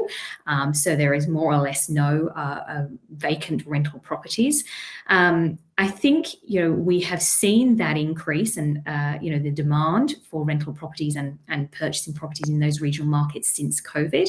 And what we are expecting to occur is some of that is likely to reverse when we see our new normal in our business lives and the cities repopulate. We've already started to see that a little bit in some of our CBD rental markets. So, for example, in Sydney and Melbourne, we've actually started to see increase in rents, and those vacancy rates are now declining in those city areas, which obviously have been the hardest hit areas as a result of international borders being closed. Yeah, one of the interesting things about your data is it's kind of like the zero data. It's actually well ahead of what governments know. It's like the old story that when people stop using couriers, then the economy is actually starting to suffer. And in some ways, you're like the canary in the coal mine. Do governments and industry make enough use of your data?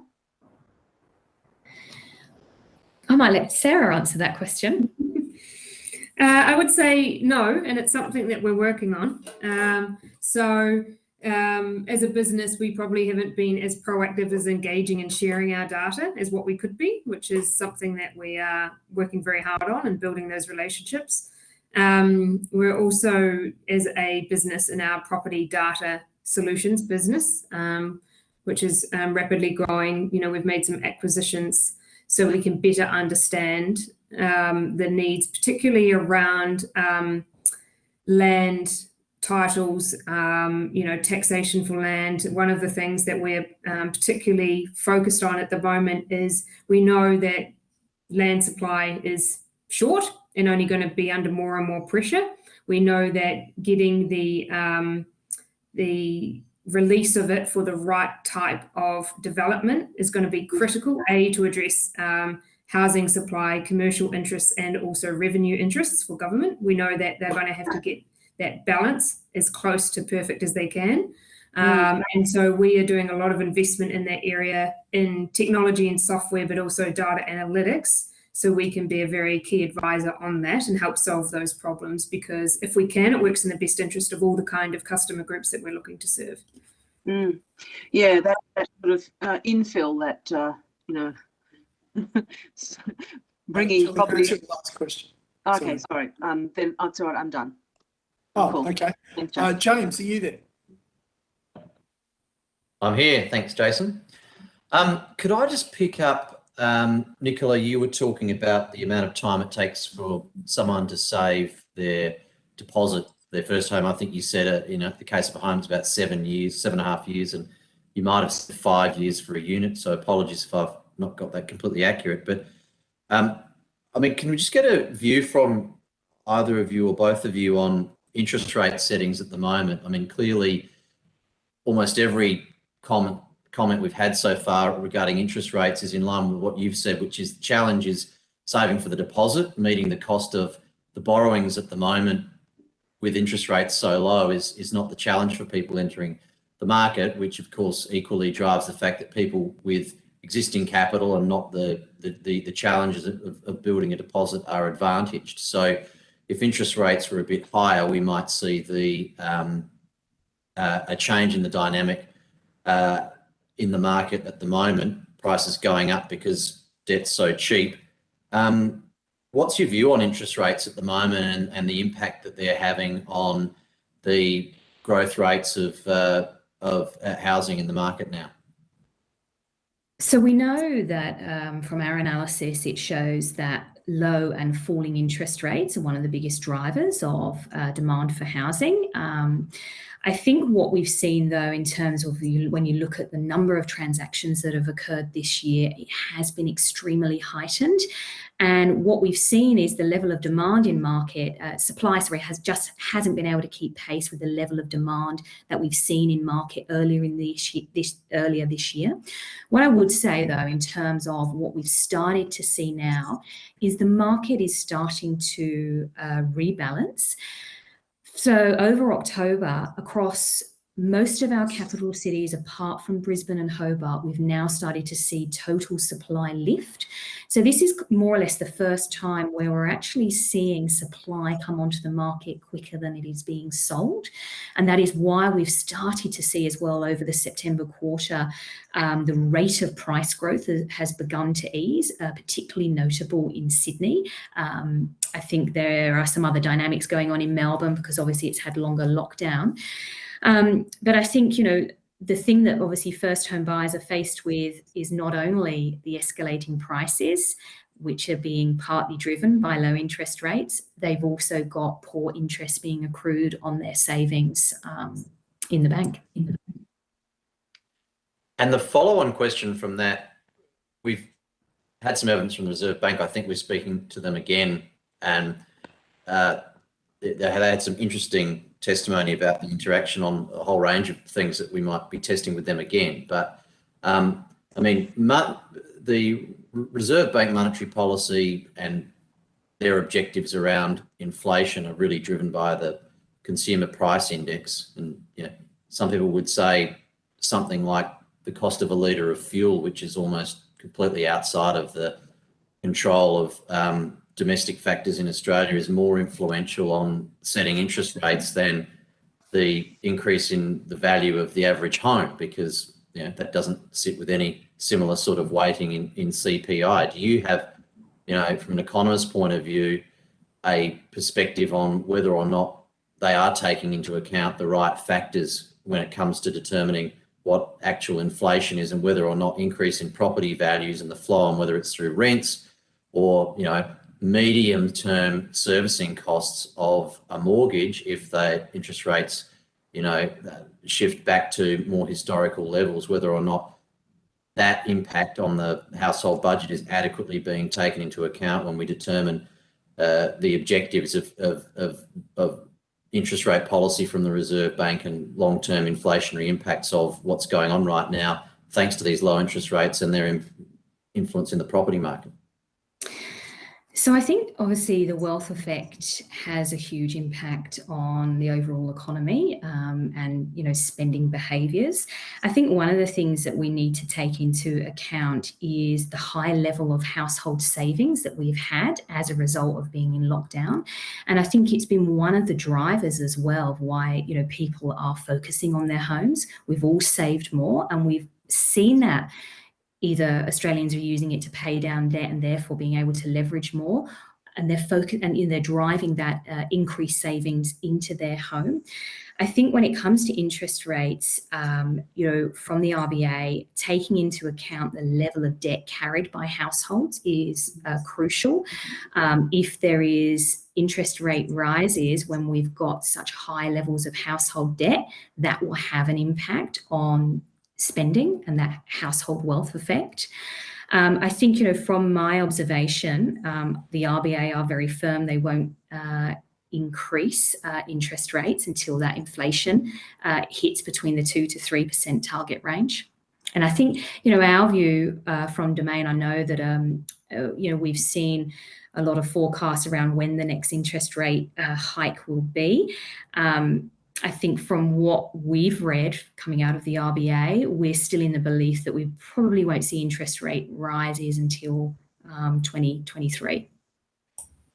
The only thing I'll just add is that, sorry, I was just going to add that I think that, are we looking at the right things? I think we do need to take a modern perspective on this. I think no one can ignore that how we are investing in or how we are treating property. It's a unique situation in Australia where it's people's homes, but it's also, such a significant investment class. And when we're in a situation with low interest rates and rising house prices, it's encouraging people to put more money into somewhere where they're going to get a return. And so we are seeing that flow-on effect to affordability, people then not being able to do other things with their life because they're trying to live the Australian dream of buying a house, which is really a lifelong mortgage. So I do think we need to think about these things in a bit more of a modern perspective, because how we have set things up historically is not the way we live and use our funds these days. Sorry, James, I'm going to have to pass the call to Matt. Thank you. Thanks for your put any submission. questions on notice, please feel free to do so. What was that? Okay. Sorry, that was to James, if he wanted to put any questions on. Okay, yeah. Thanks for your submission. Anecdotally, I hear from real estate agents that after a first home buyer's scheme is commenced, in other words, after the money starts to flow, you hear that prices start to rise, demand starts to increase. Is that borne out by your data? Yes, it is. So largely when we see any type of new incentive, particularly if it has an expiry date of when that incentive stops, you obviously see an increase in activity, and obviously first home buyers are all fighting for a similar price point, and that is on the lower end. And so anything that we find that is a financial incentive, a lump sum, it often just gets added to the purchasing price. Aren't we then wasting public money in some respects, in that we're pouring fuel on the fire using public funds? That if the aim of these schemes is to try and improve affordability, if prices are going up after they're instituted, we're not really achieving that, are we? I think it needs to be a long-term approach. It particularly becomes evident when it's something, say it's a scheme that's in the market for 12 months and a short period of time, where you see that escalation of activity at a certain price point. For example, if you look at the New South Wales stamp duty threshold for first home buyers, which I believe is about 650,000, it's really hard. A first home buyer in Greater Sydney will be hard pressed to find anything below that price point. And we've seen that deteriorate significantly over the last 12 months. Great. And your submission also makes the point about the supply gap on page 16. We're now in this, albeit a very short period, of oversupply. Why aren't we seeing prices come down? It's not as easy as that, is it? I think that we have seen decisions brought forward, decisions changed. We've used our homes differently, and that's brought a lot more Australians to the market than anybody would have expected this year. When you have a look at the level of transactions, and we have put a few graphics into the submission around the number of transactions that have occurred, our belief is that we need to continue to see supply. We need to utilise and harness this period of time where we have weak population growth. We need to continue to supply to the market to allow that to catch up. And one of the problems appears to be that we have different systems in different states, particularly around planning, land use, zoning, development of areas with infrastructure and the like. Do you think that there needs to be a national approach to this, that we need a national housing strategy that's led by the Commonwealth and tries to coordinate in a much more informed manner, using some of the data that is produced by organisations like yours, so that we're trying to get a bit more uniformity in the system and the way we plan for housing in Australia? I think what I'll say there is we recognise in our work we have with developers and with agents and with different parts of the marketplace is that the various processes, systems, legalities cause a huge amount of cost and friction in the process, which slows things down, adds a lot of cost and bureaucracy to a process, which could be streamlined and made more efficient. There's definitely nuances in each market that need to be factored in and accommodated for, and we see that just in terms of lifestyle trends. What people want in Queensland is different to central Sydney, so that can't be ignored. But we would definitely say that there are areas that efficiencies could be made. Thank you. And the point you were making earlier about the mismatch in what's being supplied and what home seekers want, and you made the point particularly about that, I think it's the medium density area, the townhouse, duplex. If there's such demand for that and such a market for it, why aren't developers moving into that space? You would have thought that if there was, that there'd be rich profits to be made. My reaction to that would be it probably isn't as lucrative as other things that they could be doing. So they can make more money out of particularly higher density developments, can't they? Yeah, that would be my assumption. Yeah, I'd say there's a lot of cost efficiencies. Yeah. Yeah. So do you think that, particularly given that the controversy around high-rise development and around greenfield development on the outer edges of Sydney and other capital cities, that might be an area where there could be an opportunity to grow supply in the infill, if you like, by government providing incentives for developers to build in that particular market? I think so. When you have a look at, from a buyer's perspective of why they're being attracted to that kind of medium density, our data shows there's a 25% difference between a house, so a classic detached house, and that medium density home. And obviously the main reason is the more efficient use of land, such as, common walls, smaller setbacks and common driveways, but also they're much smaller as well. 79% of medium density homes in our data had 2 or 3 bedrooms, compared to 79% of detached houses which had that step high at 3 to 4 bedrooms. So it really does address that kind of affordability, and also then does match with where we're actually seeing people look for homes. Great, thanks. Thanks, Jason. I've just got one question, and it goes from what Matt's saying, and I'm not quite sure where you guys landed, which was there is this mismatch between what we're approving and what people want to buy. And that's driven by a whole bunch of factors. But surely if these decisions were getting made from Canberra, that situation would get even worse, wouldn't it?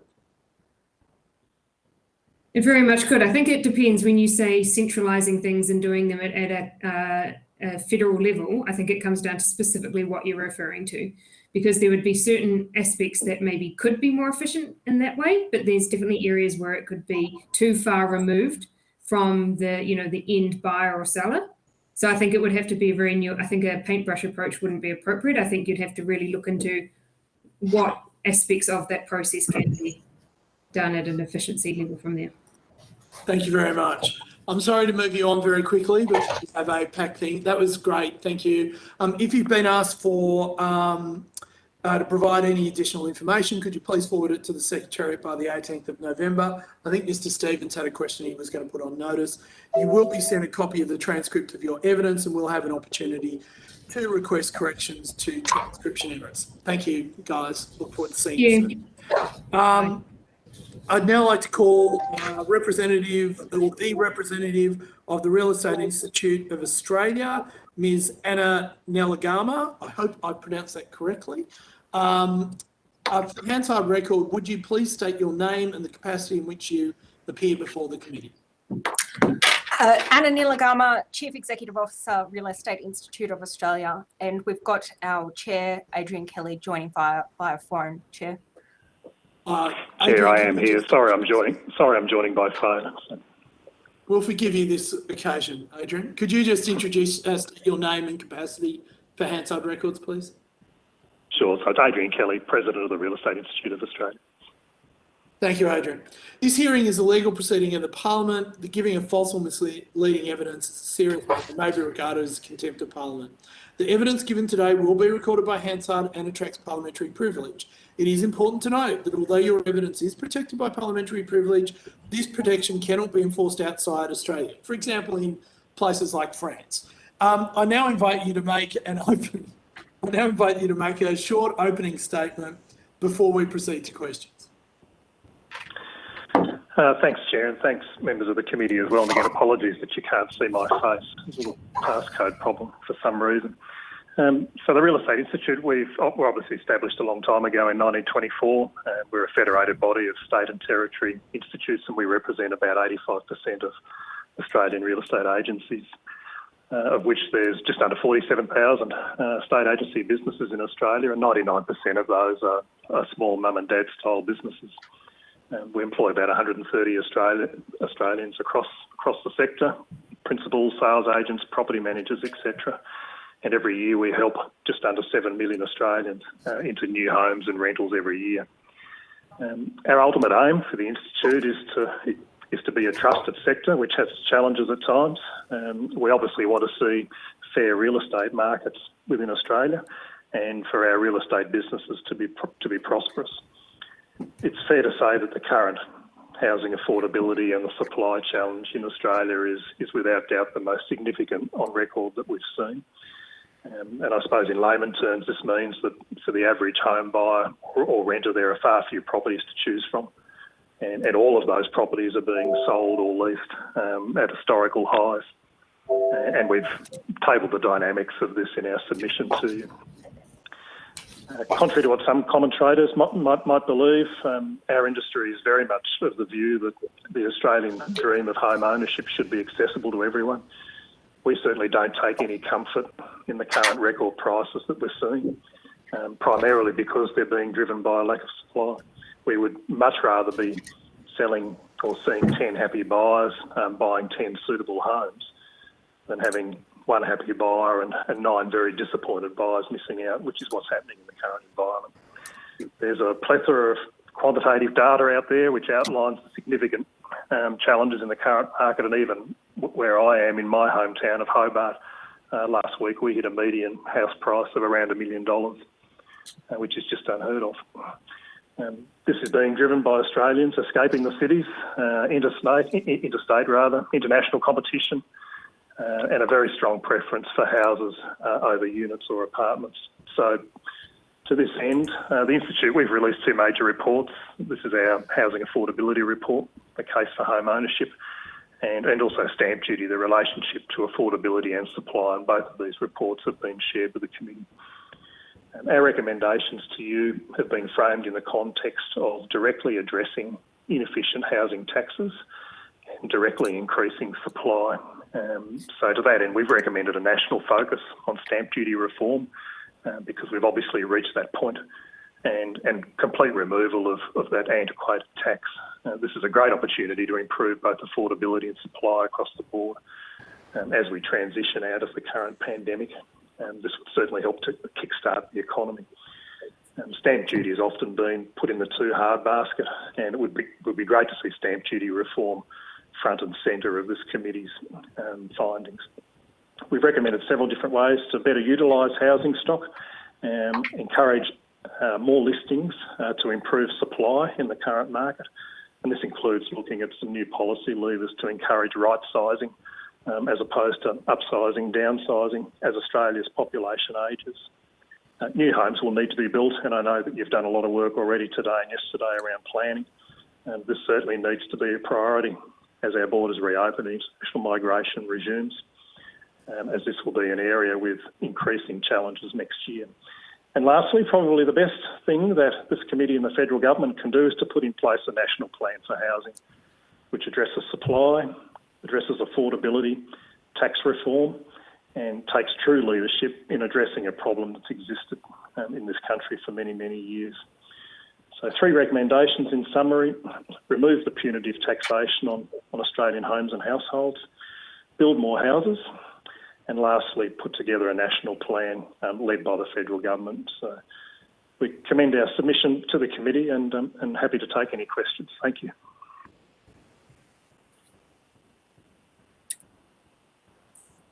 Adrian, thank you very much. So I've got 38 past. We have these witnesses until 5 past. That gives us 25 minutes with 4 people. So I'm going to say 6 minutes each. Adrian, let me begin by asking you, how, when you say there is a supply shortfall in Australia, how big do you think that is? How long would it take to fix? And what impact do you think it's having on affordability? Chair, when we talk about supply, it's a twofold issue. So there's obviously supply of new homes, and it's pretty clear that we haven't been building enough homes over the last couple of decades. And I know that I've been listening to some of the planning experts that you've been talking to this morning, that that's not going to be a quick fix. As estate agents, when we also talk about supply, we talk about new listings coming to market. And this year things are very different as they were last year. We just don't have the supply of established housing stock coming to market that we would normally see at this time of year. That's largely because of lockdowns in Melbourne and Sydney, where even if we did have new property to bring to market, we weren't allowed to do it. But the other thing which we're finding at the moment is there's a very large cohort of should I say, older Australians living in large family homes who are just so completely uncertain at the moment with what's happening with this pandemic. And bringing their family home to market is a big enough problem for them as it is to get their head around that. But it's even a bigger decision now because they know full well that even if they did go to market and sell that home, they'd probably find it very, very difficult to buy something at the other end. So we've got this vicious cycle happening at the moment. So I suppose to answer your question, Chair, the problem is large. It's starting to correct itself. We're starting to see more listings come on the market in Melbourne and Sydney, but that's coming off a very low base. And that's only because lockdowns are lifting. It's certainly not at the top end of the market with the older Australians, if that makes sense. And the thing is, without older Australians selling, we don't get the domino effect. For every older Australian which sells a family home, it probably results in another 3, 4 or 5 sales in terms of supply. And exactly the same thing happens at the bottom end of the market. When a first home buyer enters the market, it pushes another 3 or 4 or 5 families up through the cycle. And because both of those categories of sellers and buyers are sitting tight at the moment because they don't want to sell or because they can't get into the market because it's too expensive, this is the problem that we've got. And exactly how that's going to correct itself and when it's going to do that remains to be seen. Okay, so I mean, listening to all of that, it sounds to me like we need to create at a federal level enforceable housing targets by state. Well, over and above that, Chair, the plan needs to come first, in our view, and that's the recommendation that we've put to him. What that plan entails remains to be seen, but targets and comparing states between states and even linking those targets to funding would probably be good places to start. Okay. And so essentially you would say setting out a framework with a target gives us, or a target gives us the framework, which then enables local government and state government to go away and come up with a plan that meets those targets and the demand of people who want to own their own home. This really needs to be led by the federal government because it's an Australia-wide problem. The states have had since 1900 to get this sorted out, and it hasn't happened. It should be a very public plan with public targets, and it should be scorecarded so that we can all see as Australians how the states are going in that regard. In terms of planning, we could talk about that for hours, but we don't need to because we know what the issues are, and they've been well canvassed by others in this inquiry. Trouble is, we've got, what was the last count, 532, I think, municipal or local government areas around the country, and then how many planning scheme overlays on top of that, I don't know. But we've got to start somewhere because for the average Australian, for them to take at least 6 to 9 months just to get approval to start to put a shovel in the ground to build an ordinary home for their family is just crazy. Okay. My final question is that in your submission, you continue to support the retention of negative gearing. Why? Well, it'll be interesting to watch what happens in New Zealand with the removal of negative gearing and whether that's a good time in their marketplace to be removing those sorts of taxation arrangements. Negative gearing has served us pretty well in Australia because it's the private sector which provides, with the exception of social housing, which is 3% of housing in Australia, the other 97% is provided by the private sector. When I say negative gearing has served us well, most people who own an investment property, they only own one. They're certainly not property moguls. And past experience tells us that when negative gearing is removed, that someone has to pay, and that generally results in rising rents. And higher rents at the moment is just not a place that we want to be, and nor do we want to see any more investors selling their rental properties because most of our rental property markets across the country at the moment are way less than 5%. Thank you, Adrian. I'll hand over to Julie for 6 minutes. Thank you. Thank you. Thanks, Jason. I want to talk about the national plan because housing might be the biggest financial investment that we make, but there's a lot of other investments in our children and secure lives for our families that matter as well. So in terms of a national plan, are you thinking just plan for housing or a plan for where the housing is in terms of the workforce? If there's 10,000 workers at the 60,000 range, where is the housing? Are you talking about planning about the things that housing support or just the housing? Probably the former. And Julie, I'm not sure how I should address you. This is the first inquiry that I've addressed. But it's not your. Thank you. Thank you. The problem with a plan, as we all well know, is that you can get to the point where there's too many cooks. And but at the moment we have absolutely no plan at all. And that's why we've ended up in the space that we're in, and the pandemic has obviously tipped us over the edge. Because who would have thought we'd have this housing problem in the middle of the pandemic when last year all the forecasters were saying it was going to end up the other way. So again, to answer your question directly, it needs to be a simple plan and probably not getting too bogged down in planning. around what, where, because you could spend years trying to decide on what the appropriate plan should be. What we want, poor choice of words, what we would like to see is for the federal government to take some leadership and to establish the plan. And the national cabinet structure to us, which was used during the pandemics, by and large seemed to work pretty well. So perhaps that sort of structure, let's get the state housing ministers all in the one room and let's get this sorted once and for all. And when I say a plan, we're definitely talking about putting taxation around housing on the table. All this talk about negative gearing, let's put it on the table. Capital gains tax concessions, stamp duty in particular, because there is an uprising of young people out there. They've had enough. And we have reached that tipping point for stamp duty, but we'll get to that. Let's get it all on the table, agree on something, because the last thing we want, particularly with regards to tax, is different states going off doing different things at different times. Different rates of land tax. I mean, what that does is distort value of properties in different states, and I'm not sure that's going to work too well longer term. You said before that when a first home buyer comes into the market or an older person sells their home, that there's 4 or 5 others that come into the market because of that. Can you explain why that is? It's a natural cycle of buying and selling of real estate. And this is very much layman terms, Julie, because I'm not an economist. I'm just a real estate agent.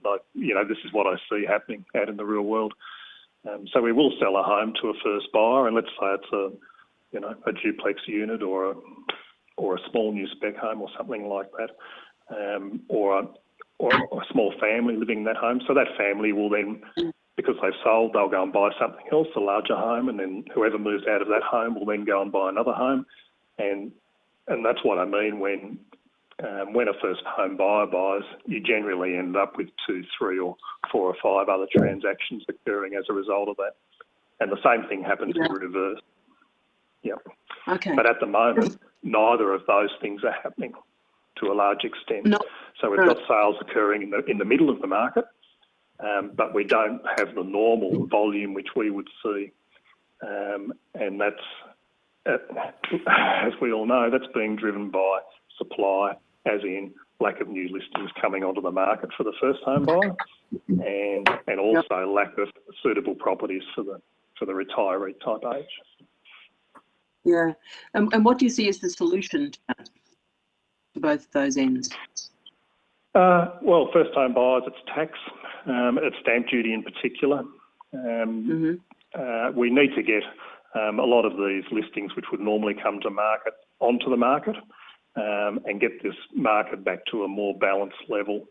I said in my opening address, we don't take any joy in, every property we bring to market, we could sell it between 5 to 10 times over. And I'm not exaggerating. And that's pretty much every part of Australia. It certainly is here where I am in Tasmania, and even out in the small country towns where locals are now being priced out, both out of homes to buy, but also out of properties to rent. So it's all about supply for us. Okay. Thank you, Jason. Thanks, Julie. James, are you there? Yes, thank you. I just wonder if I can pick up on stamp duty with a couple of questions. Our previous evidence, which I'm sure you would concur with, is that the average time it takes to save for a deposit of a first home buyer is potentially in some cases up to 7 years. And anecdotally, I mean, stamp duty with bracket creep, etc., over the decades is becoming a major component of the challenge of saving for a deposit. You save, in some cases, your first 100 grand might just go into stamp duty and some of the other costs. So would you concur that stamp duty is making it that much more difficult for people to save that initial deposit to get into the market in the first place?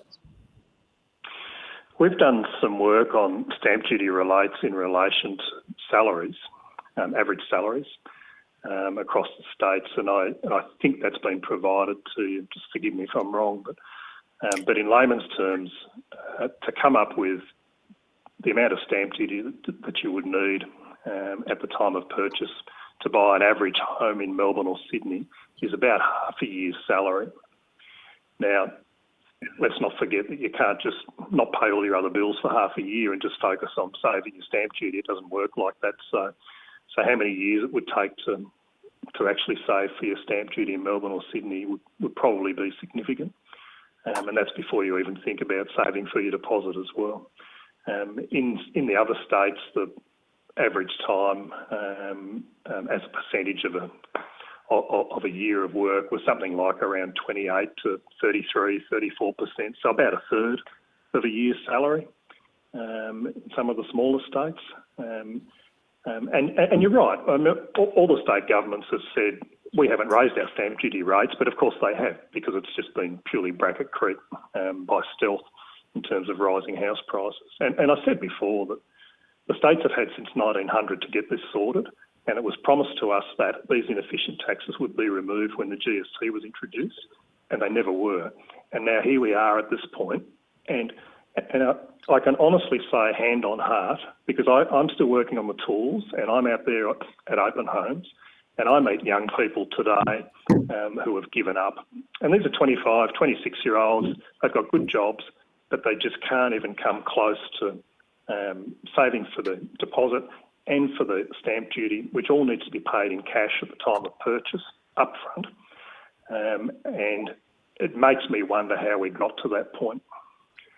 But here we are. So, Mr. Stevens, just to put it in context, in the March quarter of this year, the median house price was around $740,000, and stamp duty on average across Australia was $31,000. So it was 4.2% of the purchase price, which is a substantial amount of the deposit when you're closing in on that deposit gap. And could I just ask a follow-up to that? Do you have any views on the New South Wales government have been undertaking concept of stamp duty reform, which would be an optional scheme where you can elect, I suppose, rather than paying stamp duty on a transaction, you compound it into a sort of future ongoing land tax payment. Is there a view, I mean, I know you no doubt just for getting rid of stamp duty, but if an option that was revenue neutral was switching to that sort of a scheme, do you think that would be beneficial from, the point of view of making it easier for younger people to, given the deposits, the challenge they've got, interest rates are very low.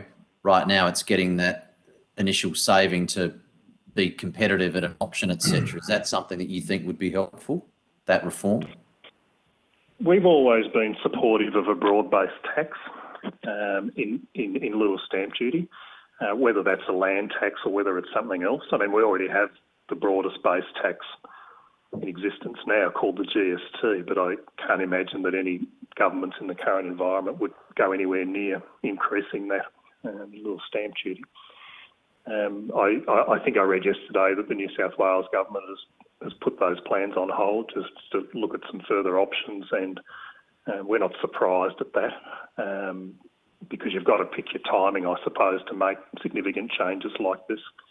And you only get one shot at it. But to answer your question, replacing one tax with another might work okay, so long as the broad-based tax is actually a broad-based tax, so it's not cherry-picked across just commercial or just residential investment properties. Whether the family home needs to be included in that broad-based tax is something that should be carefully looked at.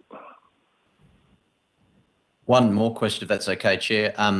Just maybe with some perspective from the coalface, and also we just had evidence from Domain who say this is a big factor in the searches they're seeing through their platform around people having a much higher interest in the home office and the ability of these decisions they're making in purchasing a property to be able to work from home. One of the kind of lateral issues that hasn't been canvassed so much, if that trend is in fact the case, is the impact that that's going to have on tax revenues, given, people can claim substantial deductions of the cost of, working from home and, potentially allocate proportions of the cost of their home, utilities, etc., potentially rents and so on and so forth if people are working from home more and more. So firstly, do you concur that that is the case. There is a lot more interest now with COVID experience, etc., at having the ability in purchasing decisions to work from home, and therefore might be quite a significant thing for policymakers to need to come to terms with and take into account that we could have the double hit of having a significant loss in income tax through people being able to post larger deductions because of their home expenses in working from home, and equally the loss of other tax revenues that we currently receive via a reduction in people working from commercial property that, of course, is a major tax contributor as well. Do you have any comments on those trends and if they're accurate? Well, the tax question's probably for the tax office, obviously, rather than us. But the shift away from apartment living to the regions and wanting to live a more healthy, happy, sustainable lifestyle and having a few chooks in the backyard and a decent sized space to work from home, that's been happening for a number of years now. It was certainly happening before COVID, and COVID has just exacerbated that. So this sort of move, particularly given that we didn't break the NBN with people working from home during the pandemic, it's honestly no surprise to us. Thank you, James. Matt, for 7 minutes, but 8 minutes, by the looks of it. Thanks, Adrian and Anna. The issue of supply, there's an identified oversupply of apartments in the Sydney, Brisbane and Melbourne markets at the moment, but prices aren't coming down. There's a bit more to it than that, isn't there? Why aren't prices coming down in those markets? G'day, Matt. Yeah, look, that's real estate markets work in strange ways, don't they? I'm not sure that we can answer that for you, to be honest. So I honestly don't know. I know that certainly rental values have been falling, and I'm not so sure about the Brisbane market, but certainly Melbourne and Sydney, there's thousands of empty apartments sitting there. Rents have come down a long way. But that will correct itself because, once the borders are reopening, we get the overseas students back in those apartments, and those that were being used for tourism start being used again, and we'll probably get some back to a bit more normality. But the other thing that happened during the pandemic was that obviously tenants could hand their apartments back and break their lease without penalty. A lot of those kids moved back home with the parents. A lot of kids moved in with friends and handed these apartments back, and we had a lot of students that headed back home outside of Australia. And I suspect that most of those owners who own those apartments, they're just sitting tight because we could all see last year that this pandemic would have an end to it at some point, which was very, very different back when we were in the GFC, where we didn't know where it was going to end at all. So I think that's what's happening, Matt. And yesterday we heard from 3 young people that were trying to get into the housing market, and we heard their frustration. But all of them said that they were sick and tired of going along to auctions and being outbid by investors. When you look at the way the housing market works in Australia, there's a tax concession for investing in housing through negative gearing and the capital gains discount on the sale of a property. So, I mean, in many respects, it's unsurprising that Australians put their money into property, given that that's what the government encourages by offering the tax concession. If that is meaning that young people can't get into the housing market, what can we do to fix that? That's exactly the dilemma, isn't it? That's exactly where we are right now. And, investors left the market in droves last year. They certainly weren't spending their money, and they were keeping it in the bank. And we had a lot of uncertainty around non-eviction periods for tenants and that sort of thing. And first home buyers had a wonderful time last year. Those that still had employment with record low interest rates, they got stuck into it, and good luck to them. But now we're seeing the opposite. And the trouble is, we really need this problem to be balanced. We need investors to buy so that we can house our tenants. But we obviously want our kids, and estate agents also have sons and daughters, and we want our kids to be able to buy their first home as well. And at the moment, that's problematic. How do we fix it? Well, we've tried to give you some really, some really easy solutions in terms of a national plan, solving the stamp duty problem for first home buyers. I mean, removing negative gearing for a property investor is not going to stop that investor from buying. All it's going to do is raise rents. And that's the last thing we want to see in the current environment, where we're basically dealing with 0% vacancy rates across the country. Matt, just on the back of that, I mean, there are options that you can look at from a taxation point of view to further support first home buyers. A lot of OECD countries allow first home buyers to deduct their interest rates. That's a sensible idea. We've progressed with the federal government for many years. You know, you have the first home super saver, which allows people to put money into their super, and that gives you about $10,000 in tax benefits over the period you're saving for a deposit. So certainly you could look at more tax levers to support market entry, and that's something we've always been supportive of to level the playing field for aspiring home buyers. And my final question is around social housing. You mentioned it in your submission.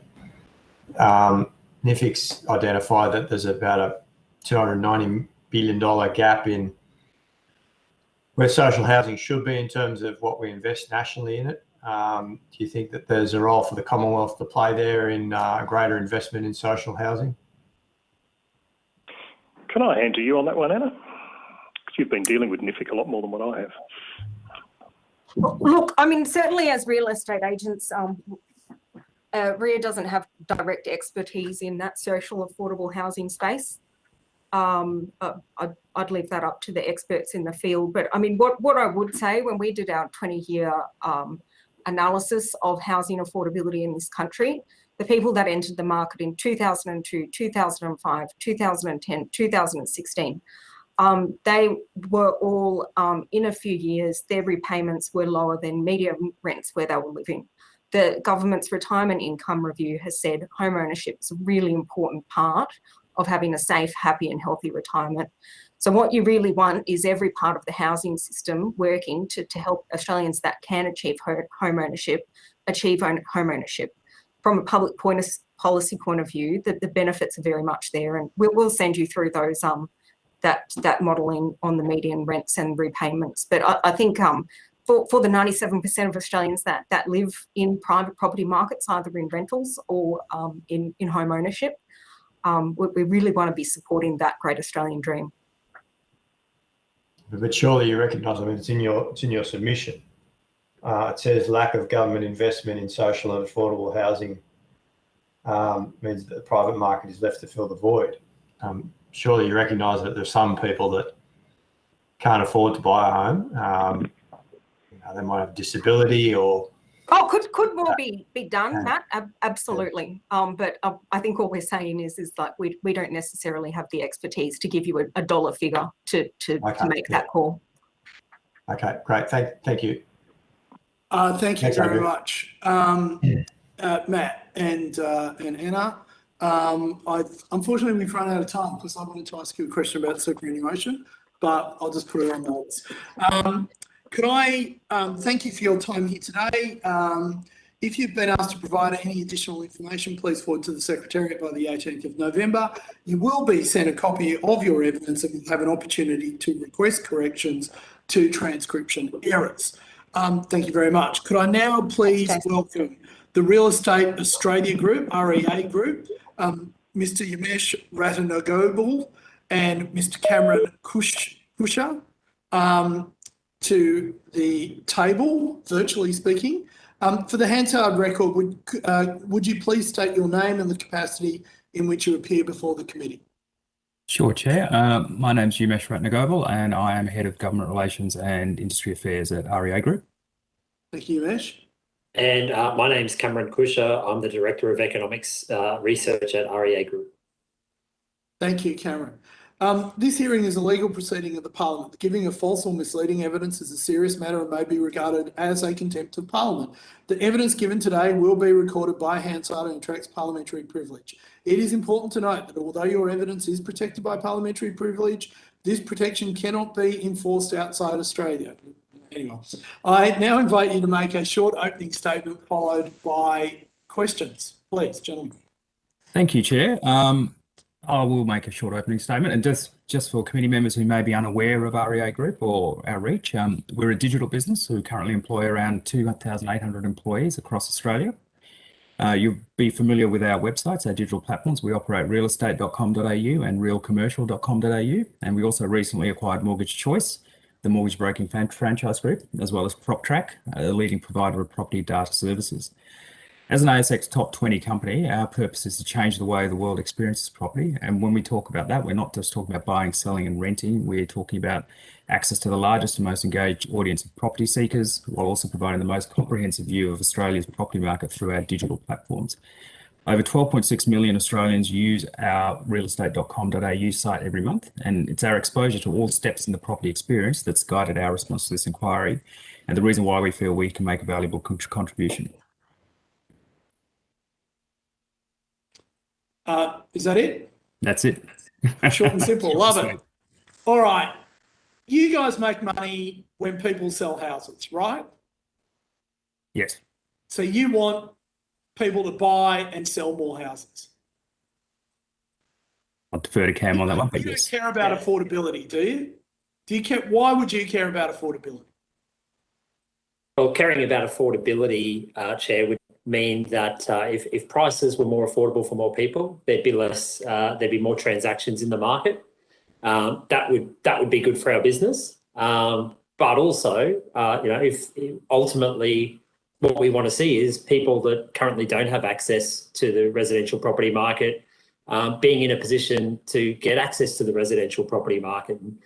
Whilst affordability is quite good now with where interest rates are for people that already have a home, it's increasingly very difficult for people to save a big enough deposit to get into the housing market. Interest rates are sitting at 0.1%, the cash rate. That means if you're saving for a deposit, you're getting no return on your money in the bank. And we've seen over the last year that property prices have risen by more than 20%. Wages certainly aren't growing at 20%. So it's kind of creating this situation where you have the people that are already in the market that are already that are reaping all the benefits of that growth. Yeah, but all you private sector guys say the same thing. You just want people to own homes. Why don't we have more social housing? Why are you opposed to social housing? We're not opposed to social housing at all. I think social housing's got to be part of the mix. Not everyone is going to be in a position where they can afford to own a home, even if prices were significantly lower than they are today. So I think so something that we need to see a lot more investment in. And the other big factor I think to consider is that a lot of the development that takes place is done by the private sector. So they've got to make a return. They're only likely to bring properties to the market when it's profitable to do so. So I think there is a position there also for government to be part of the solution here and delivering product to the market when the private sector, for one reason or another, isn't prepared to do so. Okay, so we have a situation where, according to profit-seeking private enterprises, we've got a lack of supply, so that's made prices unaffordable. You sure it's not because we don't have too many immigrants coming into the country? I'm pretty sure it's not because we've got too many immigrants coming into the country. Okay. Why do you say that? Because we have none? We haven't. Oh, we haven't had it. Oh, okay. So we get rid of that. Okay. So is it because we've got too many investors in the market? It's all those greedy baby boomers wanting to own more and more property, right? I watch Four Corners. I know who's responsible for this. I read Ross Gittins. Yeah. The investor side of things is an interesting one, right? Because investors have been coming back into the market for the best part of 24 months. It's just that owner-occupier, upgraders and first-home buyers have been coming back at a stronger rate than investors over that period of time. And now we're starting to see some of the first-home buyer borrowing cool off. investors are continuing to step back into the market. But I think there's a couple of things. There's not really, government's not really providing properties for rental for people that need rentals anymore. So it's up to those private investors Can you repeat that? Government's not providing properties for rental. Is that what you just said?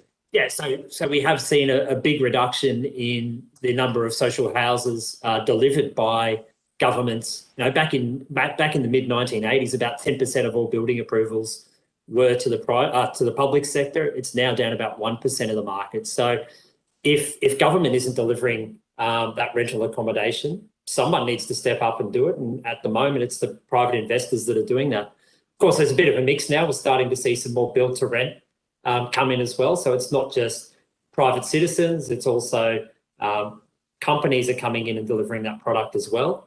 This is something I can't get my head around.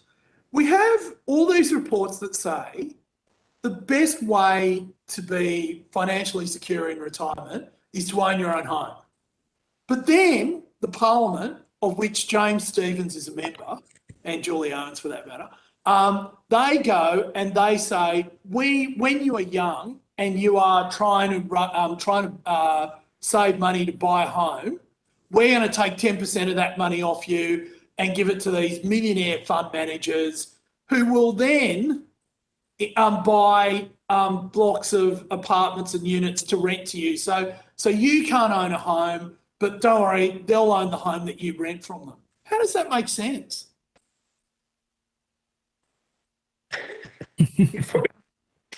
You meshed. Have you got anything to say there?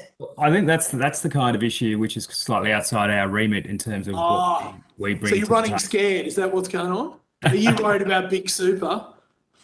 Well, my super is actually in an industry fund and doing quite well, so I'm quite happy with Big Super at the moment. But Which super fund? Oz Super. Oh, right. So they're invested in residential property, right? I would imagine so. I haven't looked at the distribution mix recently. But you don't care who buys the property as long as it's, someone.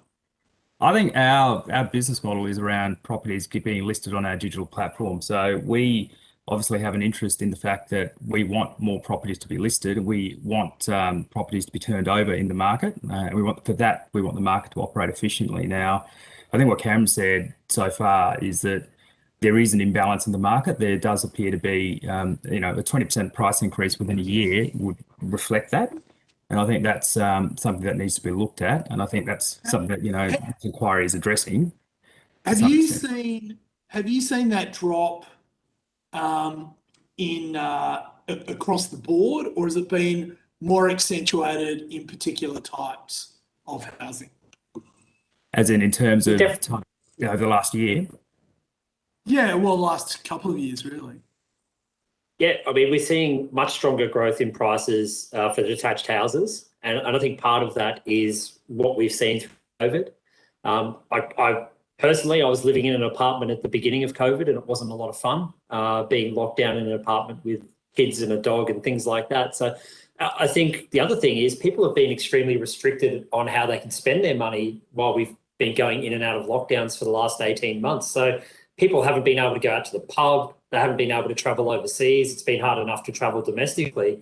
So they've been putting more of their money towards residential property, particularly because interest rates are the lowest they've ever been, and that's driven up the price. But in terms of what's gone up at a greater rate, it has been houses as opposed to units. It has been houses in regional markets as opposed to houses in capital cities. And it has been the larger properties that have seen the greater growth as well. So properties with 4 or more bedrooms have seen much stronger growth than properties with 2 bedrooms or 1 bedroom. So 2 things out of that. The first is, does that demonstrate that our model of central planning, we have all these planners, who know what you need better than you do, does that show that actually they may not be omnipotent? That's a difficult question to answer. I mean, I think the market itself is quite efficient. I mean, if we look at what's happened over the last 18 months, before the pandemic hit, there were so many apartment buildings going up in inner cities, and a lot of it was targeted at the investor side of the market. a lot of it was, buildings with 400 apartments. If we look at a lot of the new development that's happened over the last 18 months and started to come out of the ground, developers have adapted. The inner city apartments are moving more towards being focused on the owner-occupier rather than the investor. In terms of new development on the outskirts of cities, we've seen a big push, and part of this has been driven by the fact that we've had the home builder grant as well, but we have seen a big push to 4 and 5 bedroom properties on the outskirts of the city, where you can get a little bit more space. So I think the market is efficient in that context, but I think the challenge is actually getting stock to the market when we need it to the market. That's the biggest challenge at the moment, because you do go through the process of getting your development approval, and that can take a long time.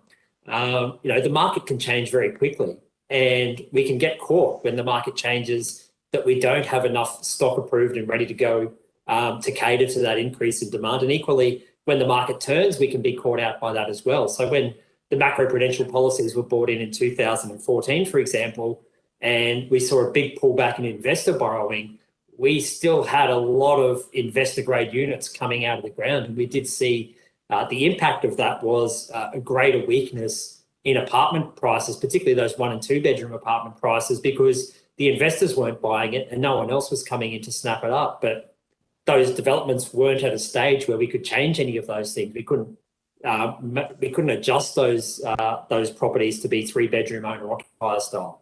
And that's ultimately the challenge, I think. I think, Chair, as well, Cam brought this up earlier in his answer, but when we talk about planning and the pipeline and the delays in bringing stock to market caused by the planning pipeline, I think that's something that does fall within the remit of this inquiry to look at, because I do feel that that the ability of the market to quickly respond to the shortage of supply is held up by the fact that stock has to get approved by council. There can be the complaints by local residents. High density housing then becomes more difficult to get through. We have a situation, when referring to my hometown in Hobart, where I know a number of developments have been knocked back, which have been fit the planning scheme, but were knocked back by council or by resident complaints, which means that it gets held up another 6 months. And that's something that can be looked at, that pipeline, and how the federal government could encourage councils to approve housing, certainly approve high density housing, which can then come to market and then help alleviate concerns around there. There's examples in a number of other jurisdictions where I think Auckland is a great example of upzoning, where the limits on zoning were removed for a certain density. So, for example, I think it's, and Cam, correct me if I'm wrong here, but I think it's anything up to a 3-story building can be built without approval, as long as it obviously fits building codes, etc., and ignoring the residential complaints as well. And that has a significant effect on stock. It allows the market to be nimble and respond to a shortage in the market, and allow stock to come quickly to that market. So what's the impact of that change, or that it's too soon to know? Because I think they only did that recently, didn't they? About 3 years. Last month. Sorry, when? Huh? I think Auckland was 3 years. But Auckland was 3 years ago, but nationally they've now taken it. So Auckland's got significant supply issues. You think Sydney and places have got supply issues. Auckland's infinitely worse than a lot of parts of Australia. But clearly, I think if you look at what happens with building approvals, in the last 30 years, there's basically been no movement in the number or share of unit approvals for sort of townhouses, terrace homes, so things that are sort of 3-story, and even apartment buildings under 4 stories. They've actually dropped the number of those over the last 30 years. So it's either all detached houses, or now it's all sort of high rise, and we don't have that. We've got that missing middle, and a lot of that stock can actually, if you can get the projects up and approved, that could be delivered a lot quicker than a 20-story tower that will take 36 to 48 months to build. 6 packs, 12 packs. So would you say the middle is like a 3-story building, like as in Auckland? Yes. So what impact after 3 years has these changes in Auckland had? The study I looked at in terms of pricing, it had a slightly negative impact on pricing, but not significant. But I think the key thing was it improved property values in the area surrounding as well. So while what it did do though was bring stock to the market quickly. So the problem with the Auckland example is the demand is so high that even a relatively small amount of stock coming to market isn't going to make a huge impact on prices. But what you could be saying is the increase was going to be this, but instead it was that. Yes. Okay. Can I put a question on notice that we get, you tell us what that study was, or you reference that study so we can have a closer look at it. Thank you. Julie, I don't know if you're there, but I have many more questions to ask. Over to you, Julie. Okay. Your turn. Here, I'm just literally pulling over. Hang on. Oh, no problem. So Julie, you've got 10 minutes, then I'll go to you, James, at about roughly past. Okay, thank you. And thank you very much for your submission. I think I'm quite fascinated by the number of people out there that would be in the housing market but can't be because the market isn't actually designed for them at the moment. So there's almost three groups. There are people who will never be able to buy, who need rental, secure rental. So there's a whole process there that we need to deal with. Then there's people that can afford to buy or think they will be able to. Then there's a whole stack in the middle on the median wage, and there is no market for them. And there's millions of them, so I don't understand why there isn't a market for them.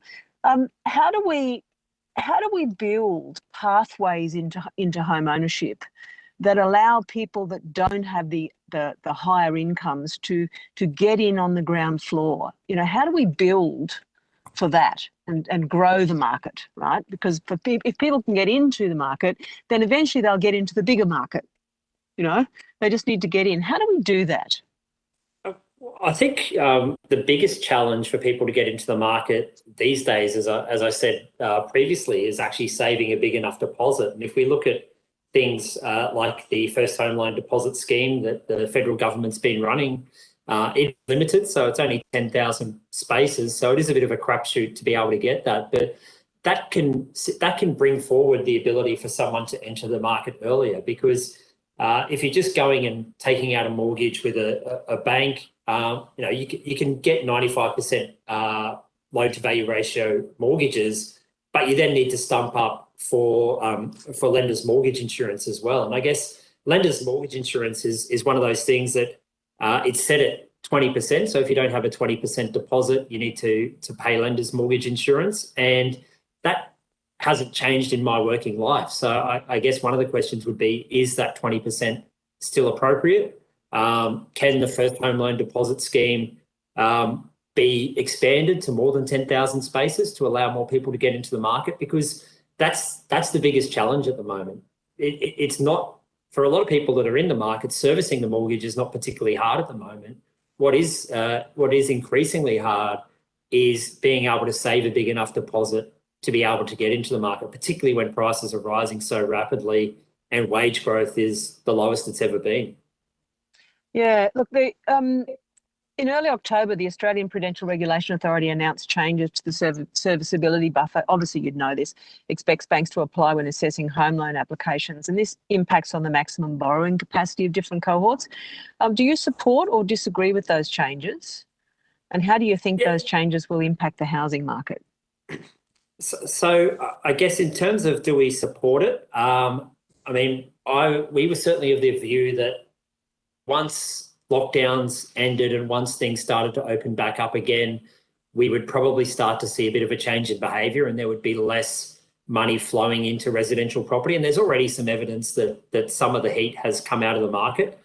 In terms of APRA's changes, they were assessing, people were being assessed on their ability to repay a mortgage at an interest rate 2.5% above what they're offered. It's now moved up to 3%. So that will knock out some of the marginal borrowers in the market. I think what's hard to understand exactly is that APRA and the Reserve Bank have repeatedly said they don't target growth in property prices. What they do target. what they do target is lending quality, and they've repeatedly said that they don't expect, or they're not seeing any deterioration in lending quality. So if they haven't seen that deterioration, it's hard to understand exactly why they have felt it necessary to bring in these policies. But truth be told, they could have gone a lot harder than they did, and what they've done is a pretty softly approach to start with. And we know that things like debt to income ratios is something that they're keeping a close eye on. So maybe if we continue to see prices there grow like they are, we'll see some other policies brought in down the track. Yeah, there's a lot of submitters have argued that programs like the government's first home loan deposit scheme actually inadvertently increase housing prices. Are you all hearing that as well? Yeah. Yeah. Okay. Yeah, I remember when I was about to buy a house, when the first home buyers, there was a program a number of years ago, and the price literally jumped to 120,000 overnight, literally. So there seems to be a lot of evidence that it increases the price. So what is your view on that? It does. It does both of those things, right? So if we look at the last 12 months, for example, there's been more than 200,000 first home buyers nationally, and that's the highest since late 2009. So clearly those policies help to get people into the property market. But equally, as you said, they also drive up prices. Now, I don't know that those policies alone drive up prices. I mean, the last 18 months, we've seen interest rates slash to the lowest level they've been on record. And if we think back to 2008 during the global financial crisis, also had really aggressive cuts to interest rates as well. So that would have contributed to the jump in prices. But clearly, giving people more money and more borrowing capacity is going to tend to lead to people paying more for properties. So it's kind of a catch-22. It does allow more people to get into the market, but it usually tends to happen at the same time that interest rates are coming down and prices go higher. Jason, I'm cutting in and out and only catching about half of it. Can you hear me? We can hear you. Okay, I'm going off. Yeah, Julie, we can hear you fine. Sorry. Yeah, I can't hear you hardly at all. Okay, not to worry. I'll keep going. I understand what you're saying, that that the first home buyers, it assists people to get into the market, and servicing the mortgage is not a problem. That's probably true for the people that are currently in the market. But in a community like mine, where we have a very flat bell curve, there's still thousands and thousands of people that simply can't go anywhere near the housing market in the area they want to live. They just can't, because the prices are way out of their league, and the mortgage time is too long, and they want to have a child, and et cetera, et cetera, et cetera. So again, I'll ask again whether you can see any ways to increase the range of properties that allow people who can't afford what we're currently selling to actually buy something else that gets them into the market. I think that's where, potentially government does have a role here. If we look at Western Australia, for example, they've got a shared equity model with someone like Keystart, and maybe that's the policy that could be implemented elsewhere in the country. And I think, you're the member for Parramatta, and prices in Sydney are increasingly very high. And that is a challenge and not just in Sydney, but also other parts of New South Wales. But I also think this is where we need to find ways to bring more supply to the market. And as Umesh was talking about before, maybe looking at something like what we're seeing in New Zealand being implemented, where, for a single family dwelling, single lot, we then do allow on every single lot a greater level of density, so we can bring more properties to the market. Because ultimately, there's two ways to make housing more affordable, and that's either bring prices down. And a lot of Australians have got a lot of their household wealth tied up in residential property. So that's not going to be a particularly policy to bring property prices down, or to build enough so that we don't continue to see property prices increasing at a rapid pace. And I think that's probably the more palatable solution where we are today than bringing down the price of everyone's property significantly. Is that your submission notes that upzoning is one way to bring down costs? Is that what you're talking about here? Exactly right. Yeah. Julie, Yeah, there is. that might need to be your last question. Julie, this will need to be your last question. Oh, that's it? If you have another question, please ask. Okay. James, are you there? I'm here, thanks, Chair. We've been talking about the difficulty of first home buyers in particular saving for their deposit, and you've talked about some of the costs and the fact, obviously mortgage insurance is required if you don't meet the 20% equity threshold. Stamp duty, we've had a lot of evidence about the impact of stamp duty, and particularly, in the last couple of decades with bracket creep, and the evidence we had from the Real Estate Institute was that they had the average property price at the moment for the average income earner was going to require about half their annual salary in stamp duty to enter the market. Do you want to give any comments on stamp duty and how that impacts people's ability to buy their first home? Yeah, look, we're very supportive of changes to the stamp duty. On South Wales, I think, is a good way to go about it in terms of looking at reform options. Stamp duty is a huge impost for people, but also it's we have to be cognizant of the fact that it's also a huge revenue source for state governments. And for there to be any change, it would have to be a concerted effort by federal and state governments to work out a package that could replace it. But we do think it's a pretty inefficient tax. It's a transaction tax, and so it contributes to some of these issues as well. And it discourages people from moving to appropriately sized homes, really. I mean, you just have to look at some of the incentives that are in place at the moment. I think Tasmania has a 50% stamp duty concession for pensioners who are looking to downsize effectively. So, there is a recognition that that's an issue out there. I guess the issue at hand is how do we then address it, and what's the next step?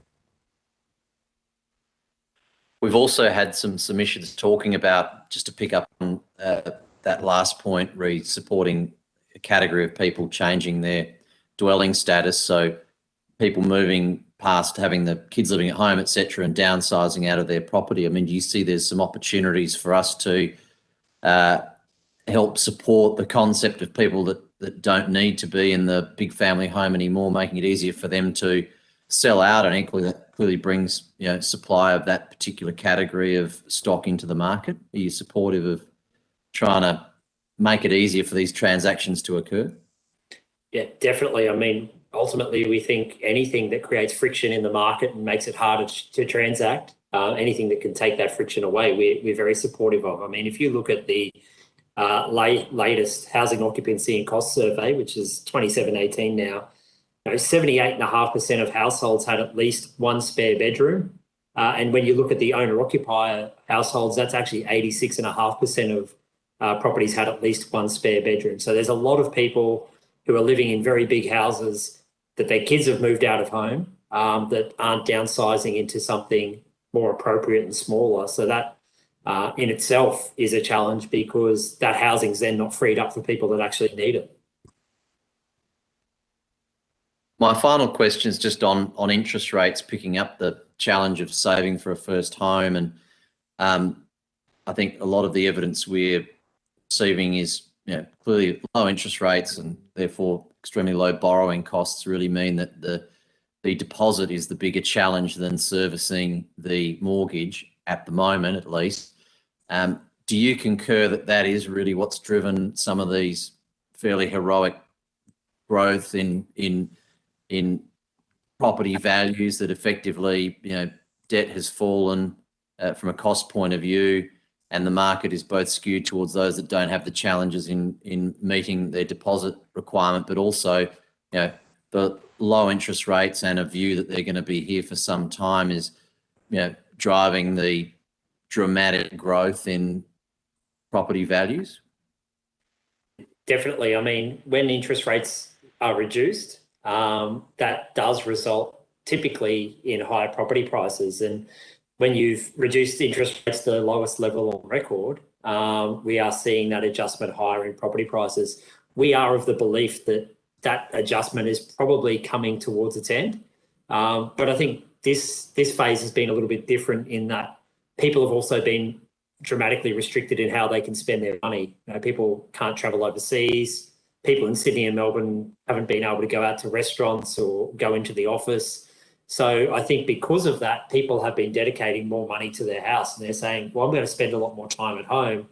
Let's upgrade into a nicer house. Let's get a house with a pool. If we've already got a very nice house, let's go and buy a second house at the coast where we can go and travel on a Friday night and stay up there every weekend. So I think there has been some behavioural changes on the back of COVID as well.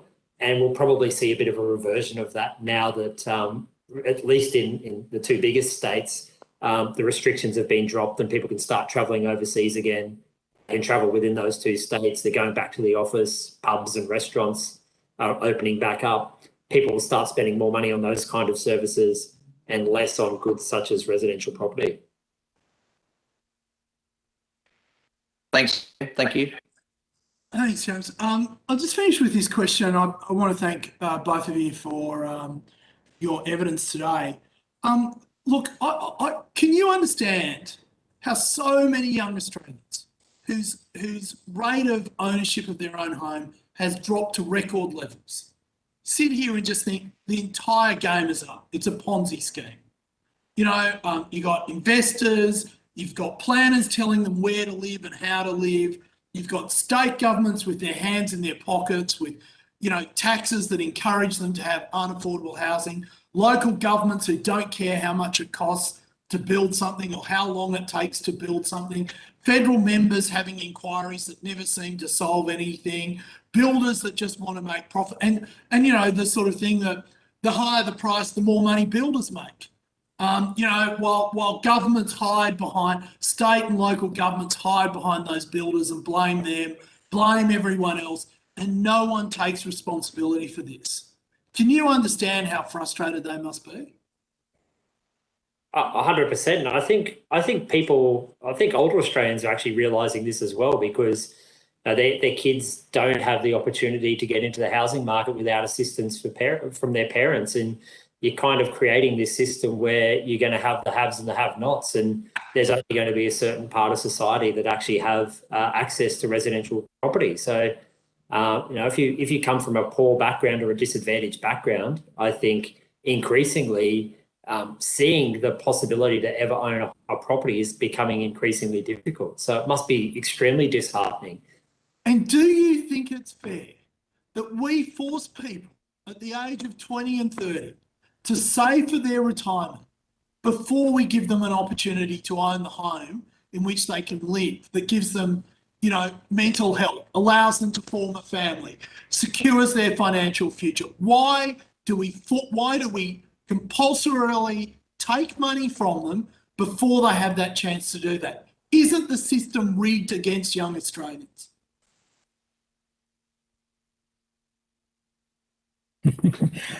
I think that's an interesting question, and it goes to the prioritisation, which is not really within our remit. But I think I see where you're coming from in terms of retirement versus the ability to own a home. I know correlation is not causation, but as we've increased the amount of money that people are forced to put into superannuation, the proportion of people who own their own homes has decreased to the point now that it's lower than it's ever been since 1947.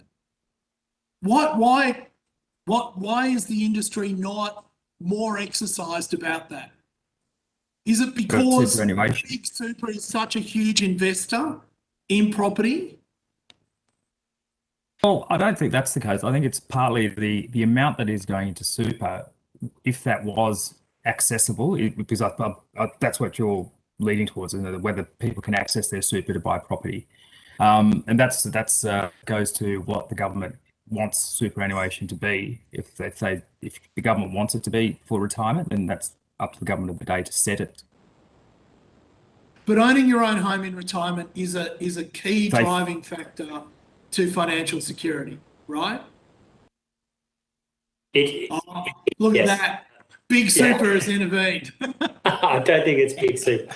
I mean, owning your own home in retirement is key, but And I guess in some ways, that means that superannuation and owning a home are aligned. But I think, as Umesh said, it's really up to the government of the day if they want to allow people to access their super to own a property or not. And I guess also to do the sum as to whether if people do access their super to own a home, are they still going to have enough super by the time they hit 70 and retire? Well, we've gone over time, but isn't that a false dichotomy? Because all the research shows that if you can have an extra 100,000 in your super versus owning your own home is much better for your financial security in retirement. The difference, though, is that the millionaire fund managers, they can't clip the ticket for 10, 20, 30 years. And I'm just wondering why the property sector isn't in there saying we're standing up for young Australians. That's a rhetorical question. I might put it on notice and see what you have to say. Guys, thank you so much. Sorry, I should say people. People, thank you so much for your evidence today. We really appreciate it. If you have been asked to provide any additional information, please forward it to the Secretariat by the 18th of November. You will be sent a copy of the transcript of your evidence and will have an opportunity to request corrections to transcription errors. Thank you for your time today. Hope to see you soon. Thank you, Chair. Thank you, committee members. I would now like to call Mr. Mike Scott, Chairman of Homeworld, before the committee. Mr. Scott, are you there? There you are. How are you, sir? I'm great. Thank you, Chair. For Hansard record, would you please state your name and capacity in which you appear before the committee? My name's Michael James Scott, and I appear before the committee as the Chairman of Homeworld. Thank you. This hearing is a legal proceeding of the Parliament. The giving of false or misleading evidence is a serious matter and may be regarded as a contempt of Parliament. The evidence given today will be recorded by Hansard and attracts parliamentary privilege. It is important to note that although your evidence is protected by parliamentary privilege, this protection cannot be enforced outside Australia, in places like France, for example. I'm picking a country randomly. I now invite you to make a short opening statement before we proceed to questions. Thank you, Chair, and thank you for the opportunity to meet with you today and discuss some of these relevant topics. As I said, I'm the Chairman of Homeworld and past national and state president and life member of UAA. I'm also the Chairman of the Ginninderry joint venture in Canberra, which straddles the ACT and New South Wales border. Homeworld has 49 chairmen of the builders who build about 15,000 homes a year. And at Ginninderry, it's a master plan community where we'll have over 30,000 residents, including 11,000 dwellings in a town centre. Today, my focus will be very much on the greenfields release areas in Sydney, which has experienced the highest price growth on record recently. Over the past 12 months, we've seen a 275 square metre lot in Marsden Park go from 395,000 to 630,000, a price increase of 60%. Home and land packages on 275 square metre lots are now well over $1 million. In that time, several factors have aligned to create the perfect storm for market price growth, including record low interest rates, financial stimulus, including first home buyer grants and quantitative easing, pushing asset prices, uncertainty about investment in other property classes, record household savings by first home buyers living with their parents. It's been a new thing for 20 years not to be able to go out, let me tell you, by first-hand experience. Baby boomers encouraging their kids, the boomerangs, to buy and find a new private family home. Would-be first home buyers who can't afford to buy where they want to live, choosing to become investors in a rental property in another location just to get on the property ladder. A lack of zoned and serviced land available and a highly constrained housing supply chain. A planning system across 3 levels of government that is in a constant state of change and uncertainty, with most people working in that system working from home over the past 18 months. A lifestyle move to the suburbs and regions with a work from home shift during the pandemic now set to change the way we live. With new dwellings annually only representing 1.5% to 2% increase in the national housing stock of 10 million, additional supply alone could not have satisfied the unprecedented levels of demand experienced over the past 12 months. But having an industry that can increase supply quickly in an upturn would certainly help moderate prices. If you look around the country into different markets, where prices have moderated, and you see that supply has been quickly added. But in Sydney's greenfields areas where that's not the case, prices are still rising and sales are still selling out every week.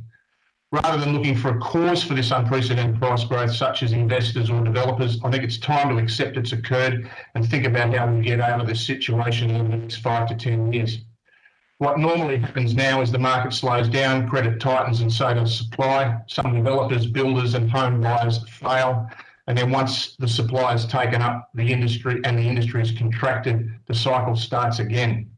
There's 5 key actions I would strongly encourage you to consider to reduce the highs and lows of the property cycle and ensure we're providing the right supply in the right locations to minimise the social and financial fallout in the coming downturn. I think right-sizing our housing stock, which I just caught the tail end of the last presentation, which is changing demand in Sydney in the middle and the outer suburbs, as outlined in our submission called the Suburbs of the 21st Century. This needs to address the one-off demographic shift of ageing baby boomers and their booming children's falling home ownership rates. This is not demand driven by migration. It's being created by natural downsizing of the baby boomers and the household formations of their kids in our large outer city LGAs. A national housing supply coordination body, which has representatives from industries, the 3 levels of government, other key stakeholders, and is independent from the research. NIFIC, HURI, universities, industry and think tanks can provide the required research, but we need real leadership at a national level. Without a diagnostic tool, there's no way to plan for the future. The bottom-up collection of information from local and state level to a national level is essential. With electronic lodgement and tracking of approvals now possible and in place in most jurisdictions, it's never been easier. A moratorium on planning and policy change at all levels to catch up on the past 2 years and understand what life after the pandemic means in terms of how our cities will change and our cities need to function, I believe is also essential. We're currently looking at what could be up to $50,000 in additional costs for new homes being imposed by the 3 levels of government that we've been told have been widely consulted during the pandemic, and everyone's really been focused on other things such as daily health orders and running their businesses. The regulatory impact statement on some of these changes say the cost benefit can't be achieved, but we'll do it anyway. The 4th item is the objectives of affordability and supply need to be written into the objectives of all planning documents and the charter or terms of reference for all authorities at all levels to make sure they consider these 2 key issues. The forward funding of local and regional infrastructure with low cost debt and then collecting developer levies after the infrastructure is in place rather than waiting for the funds to come in after registration from the developers and then putting the infrastructure in place with a 3 to 5 year lag. They're the 5 key things. I think people feel the social contract between the generations is broken. Thank you very much for the opportunity to talk to you today. I'm happy to take any questions or clarify anything I've said. Thank you, Chair. Thank you, Mike. And can I also thank you for being flexible with your time and coming forward the way you did. I think we have you until, just trying to work out this. I think we've got, as long as you want me, Chair. Thank you. But if I did that to you, I might not stay very long. I think we've got you until for about 4:25. So what we'll try, no, that can't be right. We must have you till 4:20. So what I'll try and do is I've got 5 people on the line. We'll go for 6 minutes each, if that's okay. Thank you. Now, Mike, can I count? No, 4, sorry. Anyway, we'll work it out. Mike, how many states and territories does your business operate in? Homeworld operates just in New South Wales. Okay. Do you go to like national conventions and or things of that As a nature? past national president of UDIA and with a consulting business that operates across all states of Australia and New Zealand, I've got a reasonable bit of experience nationally. Okay. So which planning system do you think overall is the worst and which one do you think is the best? I think New South Wales has probably got the most challenges. It's got incredible way. I mean, on a recent project, they had to get $10,000 worth of legal advice just to work out what planning instruments actually applied to the project. So it's incredibly complex. There's an incredible number of lanes. It's probably the one it's got the most challenges. Sorry? I was going to ask, and which one do you find the best? West Australia seems to be able to respond the quickest with supply, and I think South Australia is pretty good. They don't necessarily have the complexities of our city, but they're certainly models worth looking at. I think one of the fundamental things that occurs, and this is not a straight up criticism of local councils, but with a separation of power between who's writing the plans and who's doing the consenting is a fundamental thing to ensure both parties do that job properly. If you've got the same group writing the rules and local planning rules that are implementing and doing the consenting, I believe it creates an environment which makes the water a bit muddy and there's no real incentive to do the job correctly. So what do you mean by that? You mean that, yeah, what do you mean? If you're going to be issuing the consents, then I think it's probably better if the planning rules are a bit vague and you can just make all the decisions at the time the consents come in. Whereas if you've actually, if you're only getting one bite of the cherry when you're writing the plan, you're going to write the plan correctly. And if you're only getting one bite of the cherry when you're actually doing the consent and considering the application, you're going to do that job properly. So basically what you're suggesting is those two roles need to be separated or more clearly defined. Okay. Yes. I found a similar thing in the ACT, by the way, where there's the territory government as well as the local government. Right, okay. And it doesn't work there either? There's just confusion between the two roles.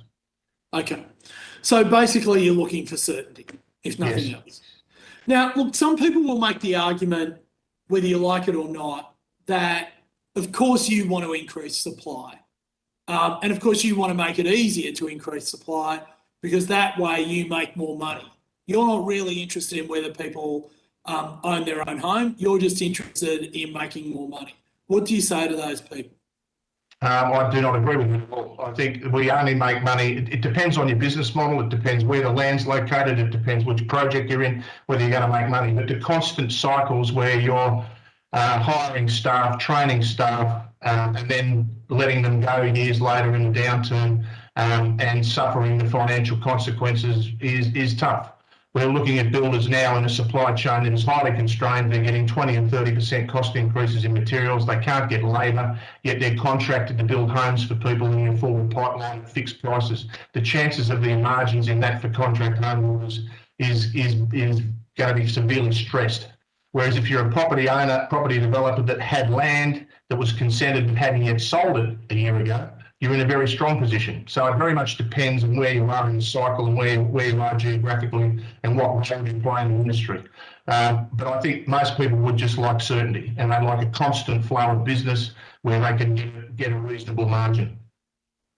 Okay, but fair enough. But in that case, so yeah, if you're selling more if you're building more properties, more people are getting to own it. But you don't care if they're investors or owners, right? Depends again on what business you're in. Generally, probably as an industry, no. Right.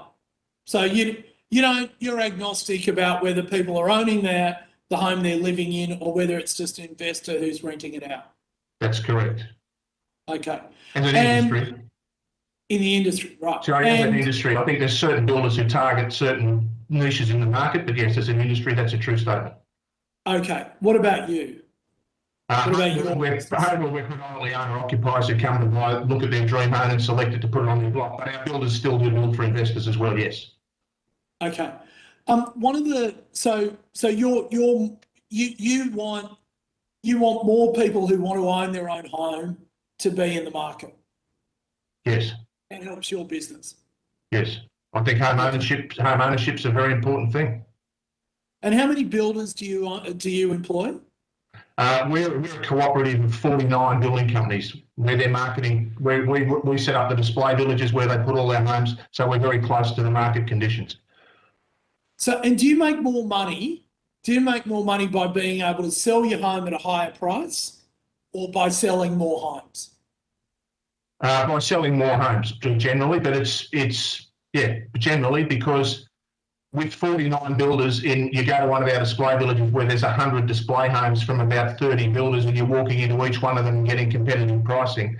The margin's more in the land than in the building, but certainly they want to make a margin. The other thing too is margins on homes are now regulated by the home warranty insurance agency. They want to make sure builders have got a reasonable margin in their property, in their contracts, because obviously if they don't, and there's margin erosion like we're seeing with the stress in the supply pipeline at the moment, that could lead to building failures.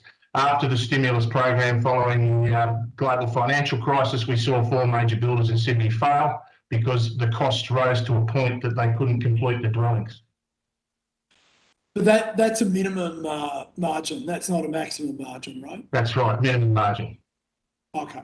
So they don't care if you're making supernatural profits or whatever. No, it's very, very hard to make a supernatural profit when the buyers in the home will be going 3 or 4 builders and getting 3 or 4 tenders. But yes, that's right. Yeah, okay, all right. So in essence, in summary, if you want to make more money, you need to do that by selling more homes, not at higher prices, but at greater quantity. And in fact, higher prices stop you from selling more homes. Is that fair? Yes. And your particular business is interested in having more owner occupiers because that just happens to be the segment of the market that you target. Yes. So and your biggest issue, I mean, correct me if I'm wrong here, this is a general question. Yeah. Your biggest issue is planning regulations because you have a situation where the more complex the planning regime, the longer it takes you to build something, the more expensive it is to build. Yeah, and the issue for the builders is that they work their businesses on a certain number of contracts or houses they're going to build each year. That's how they right-size their overhead. So, for example, at the moment, you go to our display villages, they've got 4 or 5 display homes in each of our display villages. Their business might be sized on doing, 200, 500 houses a year. At the moment, they can't find blocks of land or direct buyers anywhere to get a block of land to put a house on. Right, okay. So just to be clear, when prices are falling, that actually benefits you because you're making more money. Yeah, because more people are buying. If prices are falling. More people are buying. So price of the house is lower, but number of houses is bigger, and that equals more revenue. Pretty simple. Is that right? Yeah. Okay, good. But so the next problem you have in New South Wales, which is where you guys operate, is the planning system is so complex, is so variable, has so little certainty that you can't even find land on which to build. Yes, it's the planning system and the pieces that fit into that, including servicing, getting consents. It's not just the New South Wales Department of Planning and the local council. It's a whole bunch of stuff. Right, but they're in there too. They're actually front and centre. The council, Department of Planning, but there are other people who make it. Okay, and this is why during COVID we have seen rents and prices in regional cities go through the roof because as demand increased, when builders went to build more because they want to make money, i.e. supply homes to people, they couldn't get anything approved in all these regional areas. So Coffs Harbour has run out of land. There's plenty of land there, just none of it's zoned for building.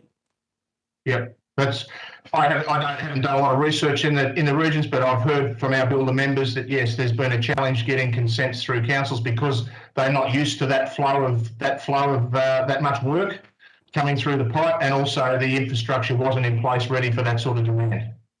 So if you put money into a market, one of two things happens. Either supply increases or prices go up. And what's happened in the Australian marketplace for decade upon decade upon decade is supply didn't move, prices just went up. Yeah, that's to different levels in different jurisdictions, but yes, you're 100% correct. All right.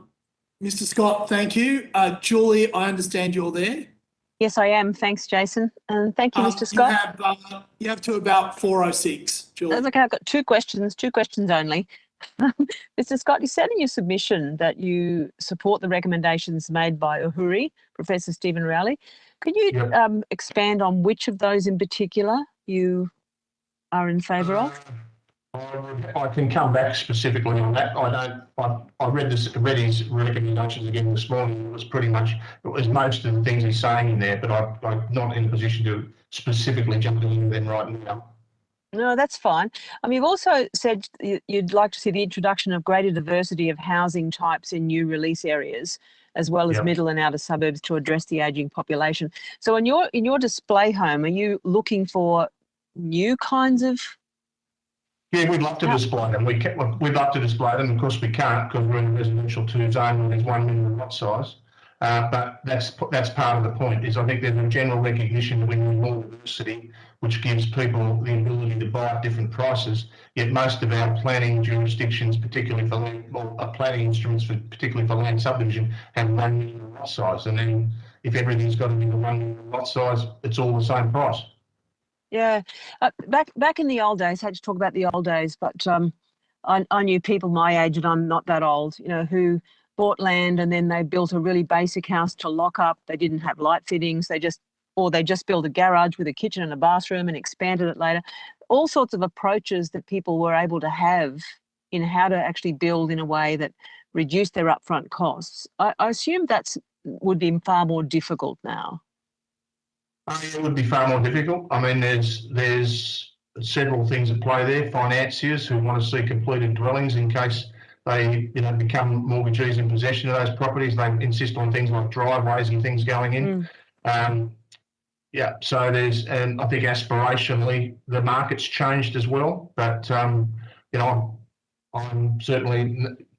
60 years of age, so I know stories and situations where people started with a modest home and extended it later. Of course, the stock now of large 4-bedroom homes is quite prolific, and I heard at the tail end of the last submission the number of empty bedrooms, and we've got this problem where we've got large single detached homes in our outer LGAs where there's pretty strong economic families at the moment with aged boomer parents probably at the end of their career, and they've got kids living at home in their 20s and 30s who can't afford a home and are often in casualised work. They'd like to participate in home ownership. So those households are going to really fragment into a number of lower income households. But the housing stock's just not suited to that. Yeah, and if we did have a far greater range of options for people, which might not necessarily even be the kind of options that you would be selling, would that strengthen the market or weaken it? In terms of strengthen it, I think it would probably bring price moderation because people would be able to participate in the market on a range of different product types, housing sizes. Thank you. Thanks, Jason. It would turn on supply. The thing about supply at the moment, we tend to do apartments in corridors and centres, which is fine in the inner part of the city and where you've got public transport, or we do greenfields releases on the fringe. But it's the outer LGAs, the bigger LGAs, in Sydney, the Hills, Blacktown, Liverpool, Camden, Campbelltown, etc., where they don't have good public transport or centres to build density around. But they are going to experience a 200% increase in the population over 65, and they've got those big 4-bedroom homes as the predominant housing stock. Yes, and even in Parramatta, it's whenever the development goes in, people spend half an hour trying to get out of their street. When you get it wrong. There's a concern that those dwellings will bring additional traffic, but I can tell you if the 25 and 35s are still living at home now, they've already got the cars and they're already living there. And now they're working from home, so that changes the game again as well. I've got 4 kids between 23 and 30. I can tell you firsthand. But I think right-sizing the housing stock in our outer large LGAs is one of the things we're looking at. There's certainly concerns that we're going to ruin the neighbourhood character, and that happens if you allow it everywhere. But I think if you were to bring in some planning rules where 1 in 10 dwellings or something like that, we could certainly do it in a way that we preserve the neighbourhood character and alleviate the fears of the local residents, but still add considerable amount of diverse housing stock. Yeah, and if that approach to diversity was national rather than state or local council based, then we would see greater scaling. Is that right? That's correct. Yeah, so is that one of the reasons why you want the national housing supply coordination so that we can see investment across the nation?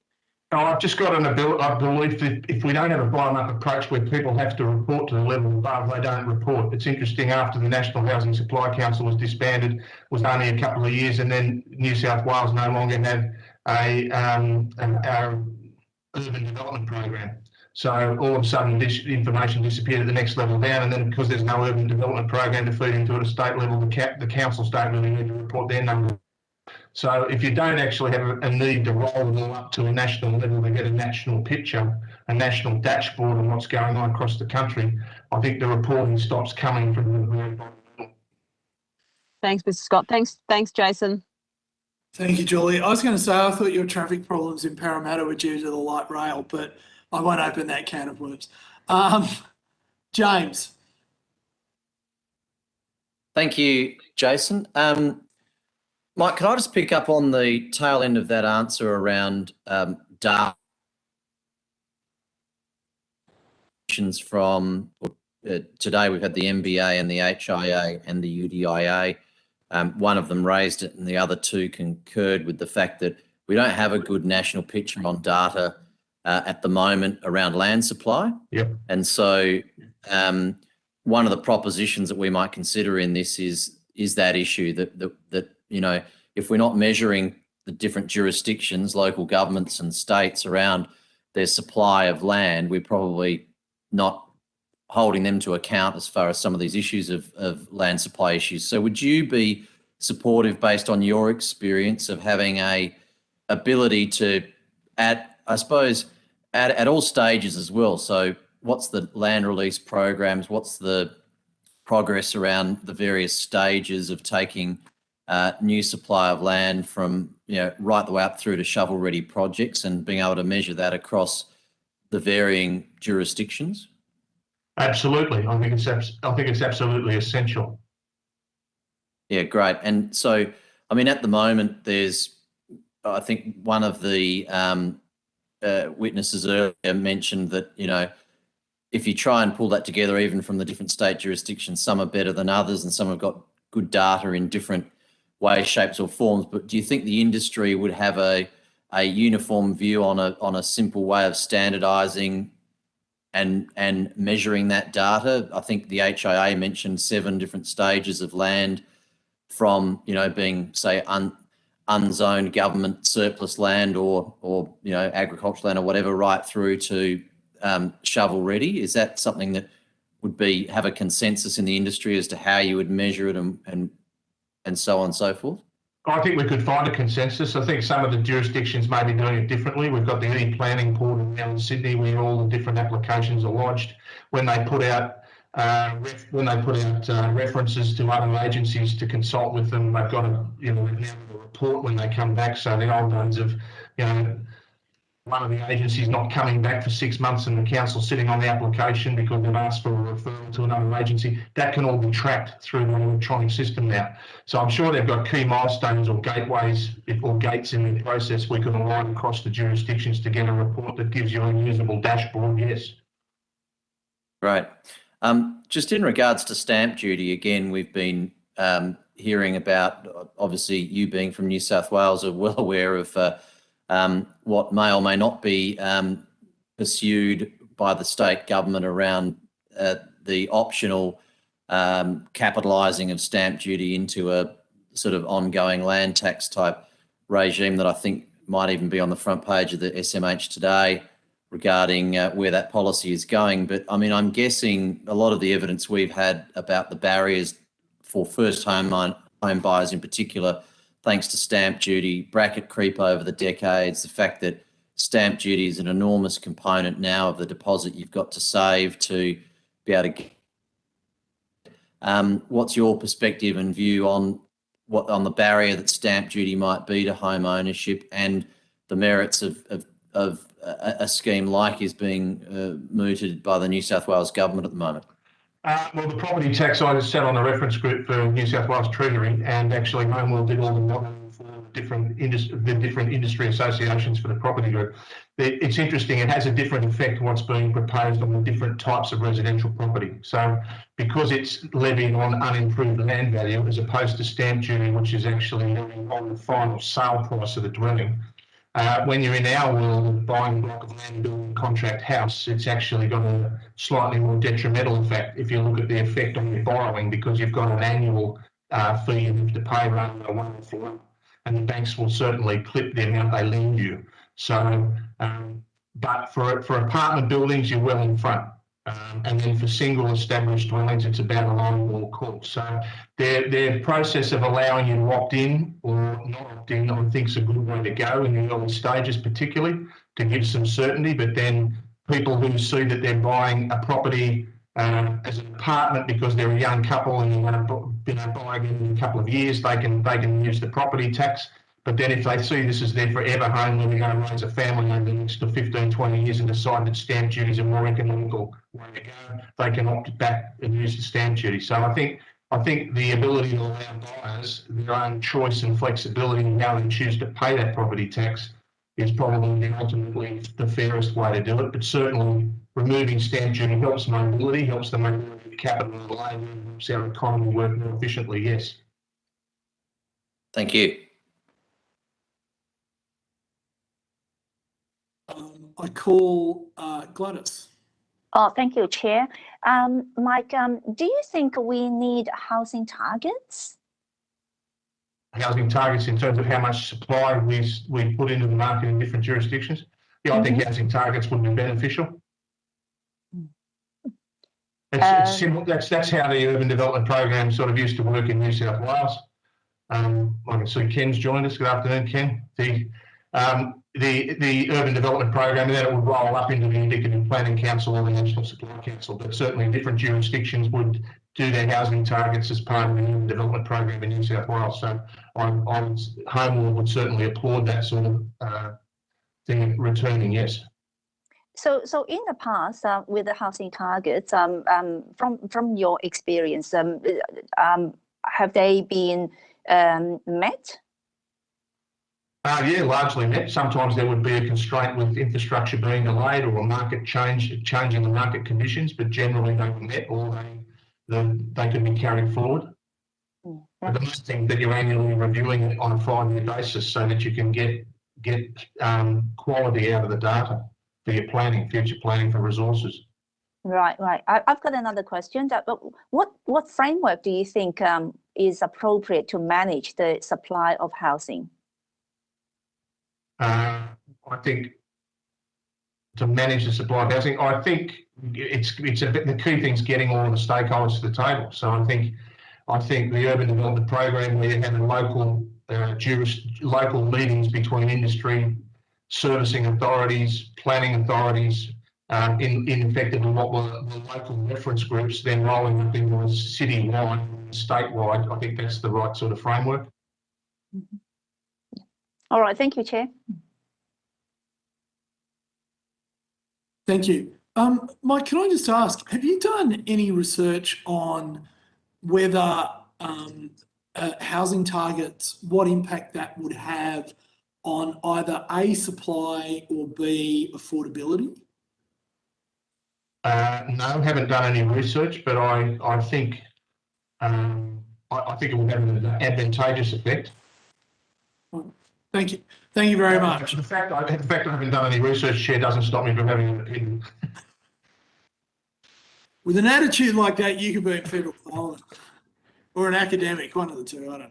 Anyway, thank you for your participation today. If you've been asked to provide any additional information, please forward it to the Secretariat by the 18th of November 2021. You will be sent a copy of the transcript of your evidence and will have an opportunity to request corrections to transcription errors. Thank you. We very much appreciate your time, Mike.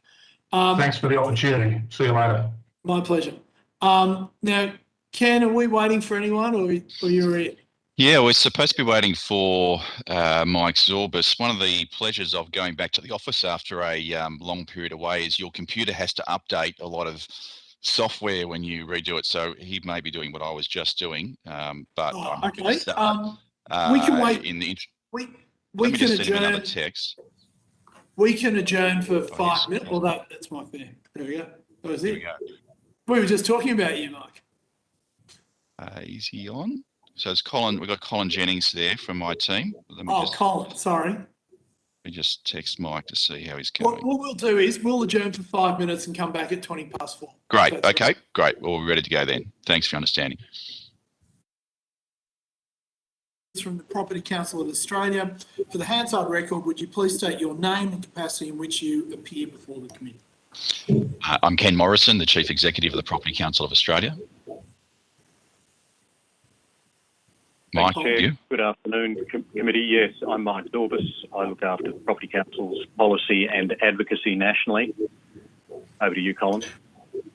Colin Jennings, National Policy Manager, Cities Planning and Housing.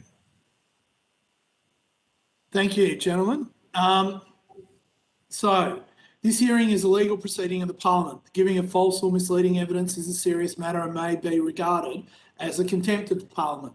The evidence given today will be recorded by Hansard and attracts parliamentary privilege.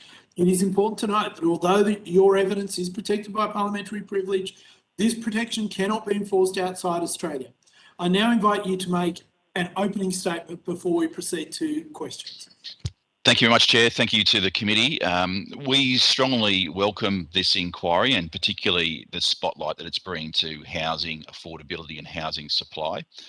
Our long-standing view is that the health of our cities and our communities is underpinned by affordability of housing and the provision of housing choice, and that's both to buy and to rent. And that's why we created the Residential Development Council, which is our leaders of the nation's largest residential developers of both detached and apartment housing.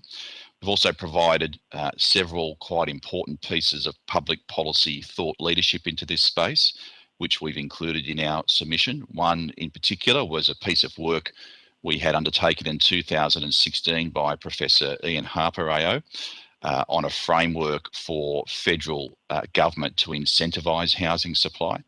The second quite important material one was a recent piece of work by Urbis, which shows that 2024 apartment construction in our major capitals will be just 21% of 2018 levels, and that'll be occurring just at the time that net overseas migration returns to its normal time frame, a normal to 30,000 per year.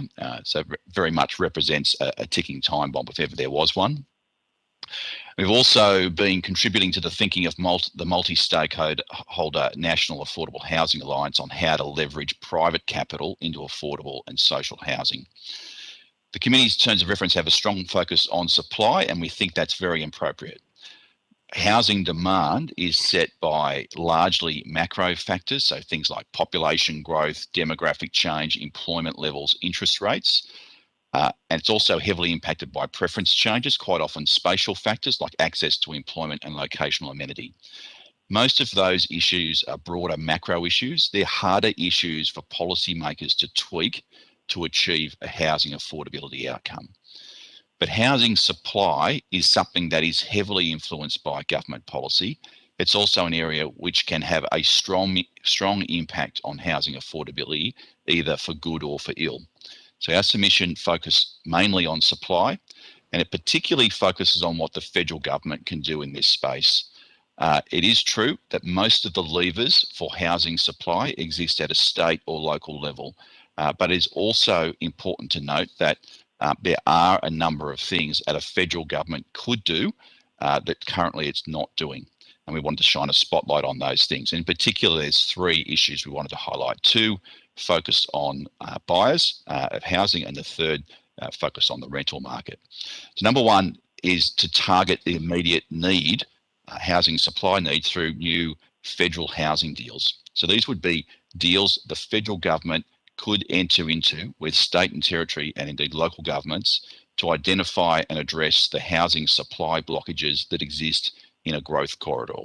And these might be infrastructure related, or they might be planning related. We see this as a leadership opportunity for the federal government in partnership with the states to get in front of an immediate problem. We see this as a way to kickstart housing supply we're going to need for the next few years. The second area we wanted to really highlight in our submission was to lock in lasting improvements through national competition style federal housing supply incentives within the National Housing and Homelessness Agreement, which needs to be renegotiated over the next couple of years. And that's a way to lock in the right housing supply frameworks for the future. And the third thing we wanted to highlight for the benefit of the committee is build to rent housing, creating a better living experience for people who rent with a great value proposition, mirroring that occurs in many places overseas. So, Chairman, that's all I wanted to say in terms of opening comments. Very happy to come and talk about any of those issues in more detail. So, Ken, how long do we have you today to... We're in your hands, so as long as you would like us, Chair. Well, I have nothing until 7:30, so you're okay until then. And quite seriously, I need to go to a bus depot. All right. Well, we'll take up the next 25 minutes of your life. I think we've got 4 people on, so we might make it 28 minutes just to make my maths easier. So 7 minutes each, people. Listen, this is all really convenient for you and Mike and Colin. I mean, you guys are just money-seeking people. You don't care where you get it from. And instead of actually having sensible policies that reduce investor demand, you're just trying to get more money for you and your members, right? Admit it, right? Well, we want a sustainable, healthy property industry, absolutely, and that the property industry employs 1.4 million Australians, so it's in everybody's interest that we've got that. But when we're talking about housing supply, as we're doing here, there are real public policy issues to solve, and we know that because we've seen them working against housing supply and housing affordability on and off over a lot of years. And fundamentally, this issue hasn't been getting better in the way that it should. And unless we're going to tackle some of these housing supply issues, and the federal government, I think this government's done a number of things in this space which are very much to its credit. The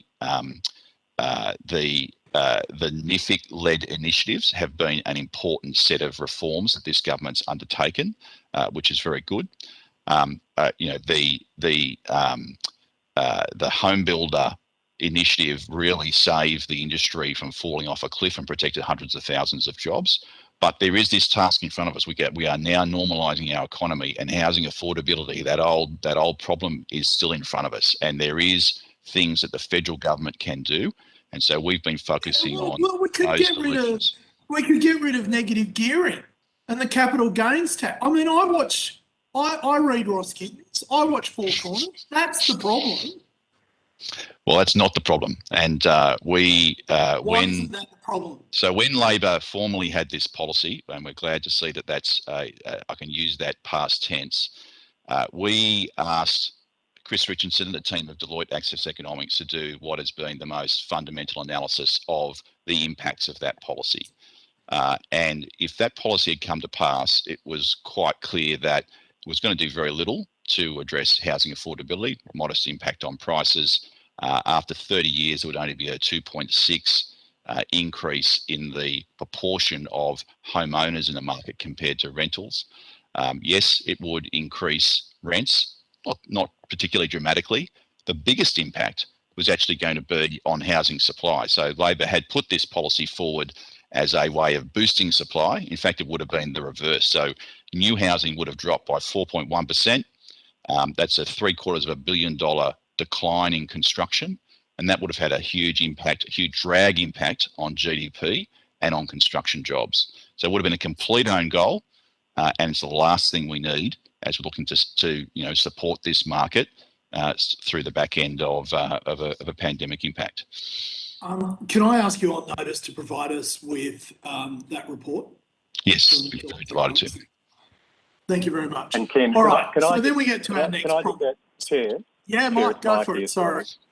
For the awkwardness of dialing in from the void. One of the other critical observations of this Deloitte report, which we will of course furnish to you, is that supply would drop worst in Sydney and Melbourne, and worst of all in apartment and townhouse developments in the inner and middle ring suburbs of our cities, which is exactly the last thing that we need right now, as you will have heard from every single speaker throughout the morning. Yeah, but that's because you're land banking. We know that you and your members are land banking, you're forcing the price of properties up until you can make more money. Prove it otherwise.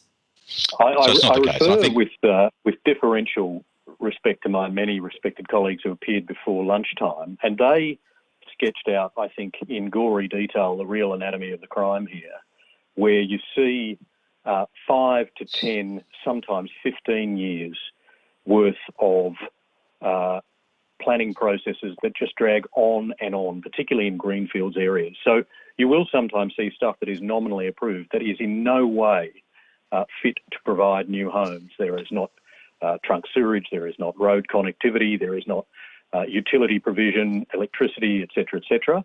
And so some states and territories will get away with suggesting that they have enough supply in the market, but in fact they don't. And many of our members sit there frustrated because they can't get this stuff to market quickly enough. And our members, of course, are at the cutting edge of all of these growth corridors around the country, be it Queensland, New South Wales, Western Australia, Victoria. They see the fastest growing corridors in the country undersupplied, and particularly New South Wales, where, as others have alluded, there's a 54,000 home deficit pointed out by New South Wales' own Productivity Commission. That's a pretty shocking scenario, given that net overseas migration is currently at 0 and will be at 230,000 per annum in 2 years' time. A very, very worrying scenario. There will be a real crunch there, and it'll be even worse in apartments, as Ken has alluded to. So, Mike, this needs Mike, Ken, and Colin. This needs to be my last question. The interesting thing to come out of evidence provided to us so far is the massive benefit that high property prices provide to state and local governments. Yeah. And whenever we talk to people who aren't coming to this table with, a barrow to push, pointing to the fact, planning courses.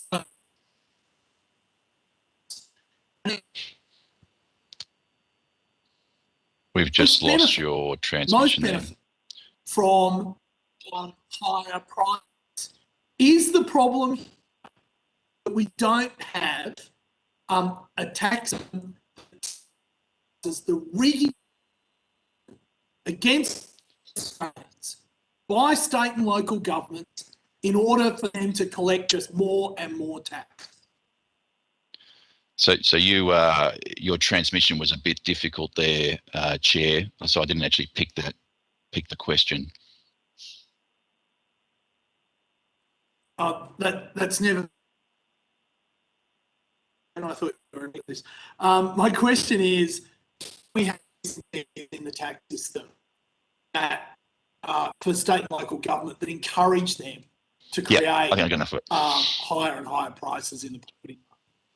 Yeah, well, certainly state governments have dined out on stamp duty for decades. The stamp duty inflation that's gone on, all those stamp duty rates were set back in the 1980s, where there was hardly $1 million house in Sydney or Melbourne, and now it's well under the average dwelling. So there's no doubt that we've seen house price inflation benefit stamp duty coffers to a massive impact. And we also know stamp duty is a terrible tax, but in making a transition away from stamp duty, you need to get it right.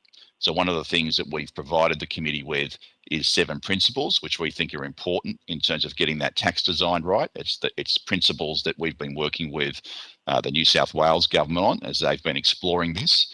It's born out of our experience in the ACT, where this transition has occurred. But really, the ACT environment for a lot of taxpayers there is a double tax system, not a tax reform system. In the ACT, commercial properties are paying over 5% in a land tax equivalent, and then they're paying stamp duty again. So they're paying virtually a stamp duty every year and then a stamp duty when they buy. And the ACT government's also getting more stamp duty today than they did at the start of their reform process. So we need to be clear-eyed about what governments are doing when they're trying to get rid of stamp duty, which is an absolutely worthy objective. But you know, the other thing to say, as the committee is thinking about what are the biggest impacts on housing affordability, stamp duty, getting rid of stamp duty and replacing it with something else would be helpful. But you've got to tackle supply. Unless you're tackling supply and getting those frameworks right, then you will be you can have all the tax reform you like, but you won't be getting those housing affordability outcomes. I think we've just lost our chair. I think Jason's. Oh, you're back, Jason. Yeah. Actually, Julia, I think it's your turn. Sorry. I'll take. Yep. Cool. Thank you. Hi. Thanks for your submission. I would like to know why my printer has decided to print it every 10 minutes. It's printed it 27 times. Not our fault, I'm afraid. I'm sure it is. I'm sure it is. You really want me to read it. Absolutely. Anyway, I have. Yeah, 27 so far this afternoon. Julie, my mother always said repetition adds emphasis. So there you have it. I don't know. I've actually just logged out and turned everything off to stop it. So thank you for that. Look, it's fascinating to me that in Australia we have a rental system where you have 6-month leases. Where a friend of mine came back from Paris recently, where you couldn't get a lease less than 5 years. I've heard stories from institutional investors about why that is, and you've said we need to level the build-to-rent housing playing field.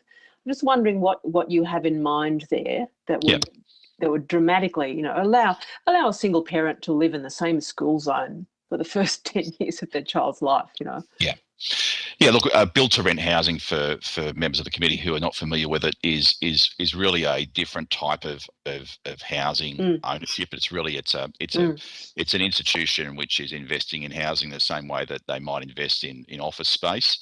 So the benefits for the person who rents is that you've got a long-term landlord professionally managing the property, a building which is designed with rental needs in mind, so it might have common property.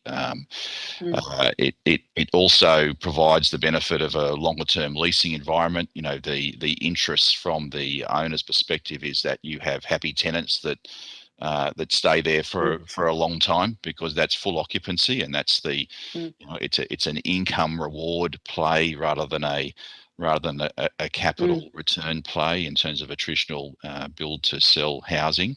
So there's a lot that makes a lot of sense, which is why we do see it very prevalent in North America, in the UK, in Europe, in Japan.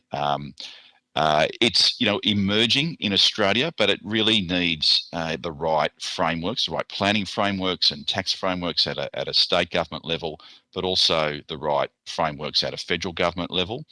And the main block at a federal government level is to equalise, provide a level playing field on withholding tax arrangements within a managed investment trust, so that offshore capital, which will always be a significant part of a capital stack that you have investing in these or commercial property, have an equivalent tax rating. At the moment, they have a tax rating which is twice that of an investor investing in a shopping centre or an office building or an industrial centre. So, it means that you're just not going to be able to attract the same level of investment with the same returns, but there are a number of things that state governments need to address here. So we think there are, this will never take over normal mum and dad investors in the US, which has been operating at an institutional market for 50 years. It's still very much a minority of the market, but it is another offering. It provides a great value proposition. It also is a counter-cyclical development play or construction play. So at a time, and we've seen in the US where normal construction is down, build-to-rent can keep chugging along. And with the right incentives in place, you can also incentivise a level of affordable housing in build-to-rent housing, which meets a need which is very prevalent in our community. So we think there's a lot to offer there, and we'd certainly recommend that the committee turn its focus quite heavily to build-to-rent housing. I've heard too that one of the issues for investors is differences across states and uncertainty that changes around elections, and so that you'd need a fairly long, stable framework to attract, all that. That's right. Yeah. And look, we have had interest from state governments, and some state governments that have set out some welcome frameworks here. But really, what we've got is a collection of pilot projects at the moment. We haven't got that stable policy base, as you say. We've got apartment guidelines that are written for a style of apartments which doesn't have a focus on common amenity. We've got land tax level rates which don't accommodate this. We've got planning systems that were never thought about build-to-rent housing when they were written. So there is a bit to do at state level, but also there is a piece of work to do at the federal level as well. There's also a lot of research, I guess, or looking around at the moment into other models, cooperative models, different models of housing, where people share, all sorts of different things, smaller housing, entry-level housing, you name it, housing that moves with you, all sorts of things. Is the Property Council in favour of that sort of innovation and change? Yeah, this is responding to the market. This is understanding what do people want. It's not the 1950s anymore. We don't all look the same. Not every household, not every family type's the same. So you have different needs. We're also thankfully living a lot longer as well. So there are housing needs which come with for an aging population. We're seeing a lot more diversity in the type of accommodation that's being provided there. So retirement living is whether that's provided by a not-for-profit sector or a for-profit sector, there's a tremendous innovation that's going on in the new retirement villages that are occurring. We're seeing, land lease used to be, sort of grow up from sort of caravan parks to being a genuine accommodation offering, particularly for older Australians. So there's a lot of innovation in this space, and I think that's important to be encouraged. A lot of this can just evolve and emerge with the market, but sometimes there can be planning rules or tax rules or other types of impacts which limit the effectiveness of some of these housing forms. One of the areas, again, we'd encourage the committee to consider is the interrelationship between the pension system and that downsizer opportunity, where despite the fact that if you use your abacus, you might be better off to make that change, the psychology of moving out of your family home into a downsized opportunity, whatever that might be, and having a capital gain which meant you lost your part pension. The psychology of that is quite a block. And governments have considered some of these things in the past, and would encourage that thinking around the interplay between the pension and that downsizer opportunity, because it's not forcing it on people, but if we can remove a block, then that means that people can make a decision that they might not have otherwise made, and that releases that larger home for a family who might wish to take up that opportunity. That was going to be my next question, but now thank you, you've answered it. Anyway, I've just got one more. Is Jason one more? Yep, I do. Yes, of course, Julie. Which level, or who is, or what's the organisation that would drive innovation, and share the outcomes and on things like co-op housing and even group homes for various people, or great models that came out of Germany in the 70s of single parents that had common balconies like Malaysian lawn houses, so they could actually share caring. All of the great models that we could have. Who would drive that? Where would it come from? Yeah, well, Mike might have a perspective on this. I mean, we have a lot of these discussions within the Property Council. One of the roles we perform is, provide events and forums for people to debate what's the emerging trends. So you do see those topics very much discussed. Ahuri being, the government's research body to focus research efforts. I mean, it tends to focus a lot of its research work on the affordable social housing spectrum. I know the government is looking to broaden that focus out without moving away from that strength and that need. And again, that would be a sensible area for research focus, I would have thought. Thank you. That's Jason. That's it. It's yours. James. Thank you. Thank you very much. I call the honourable member for Sturt, the distinguished gentleman of Sturt. Thank you, Chair. Can I just put a proposition to you for comment from the Property Council? There's sort of an assertion that developers can, at times indulge in ways to limit construction and maximise profits within the industry. From building developments in stages to reducing the number of properties available to letting planning approvals lapse and then reapply for higher density, that sort of thing. I mean, could you just comment on that assertion and whether or not it's economic incentives rather than planning regulations that limit the supply of housing?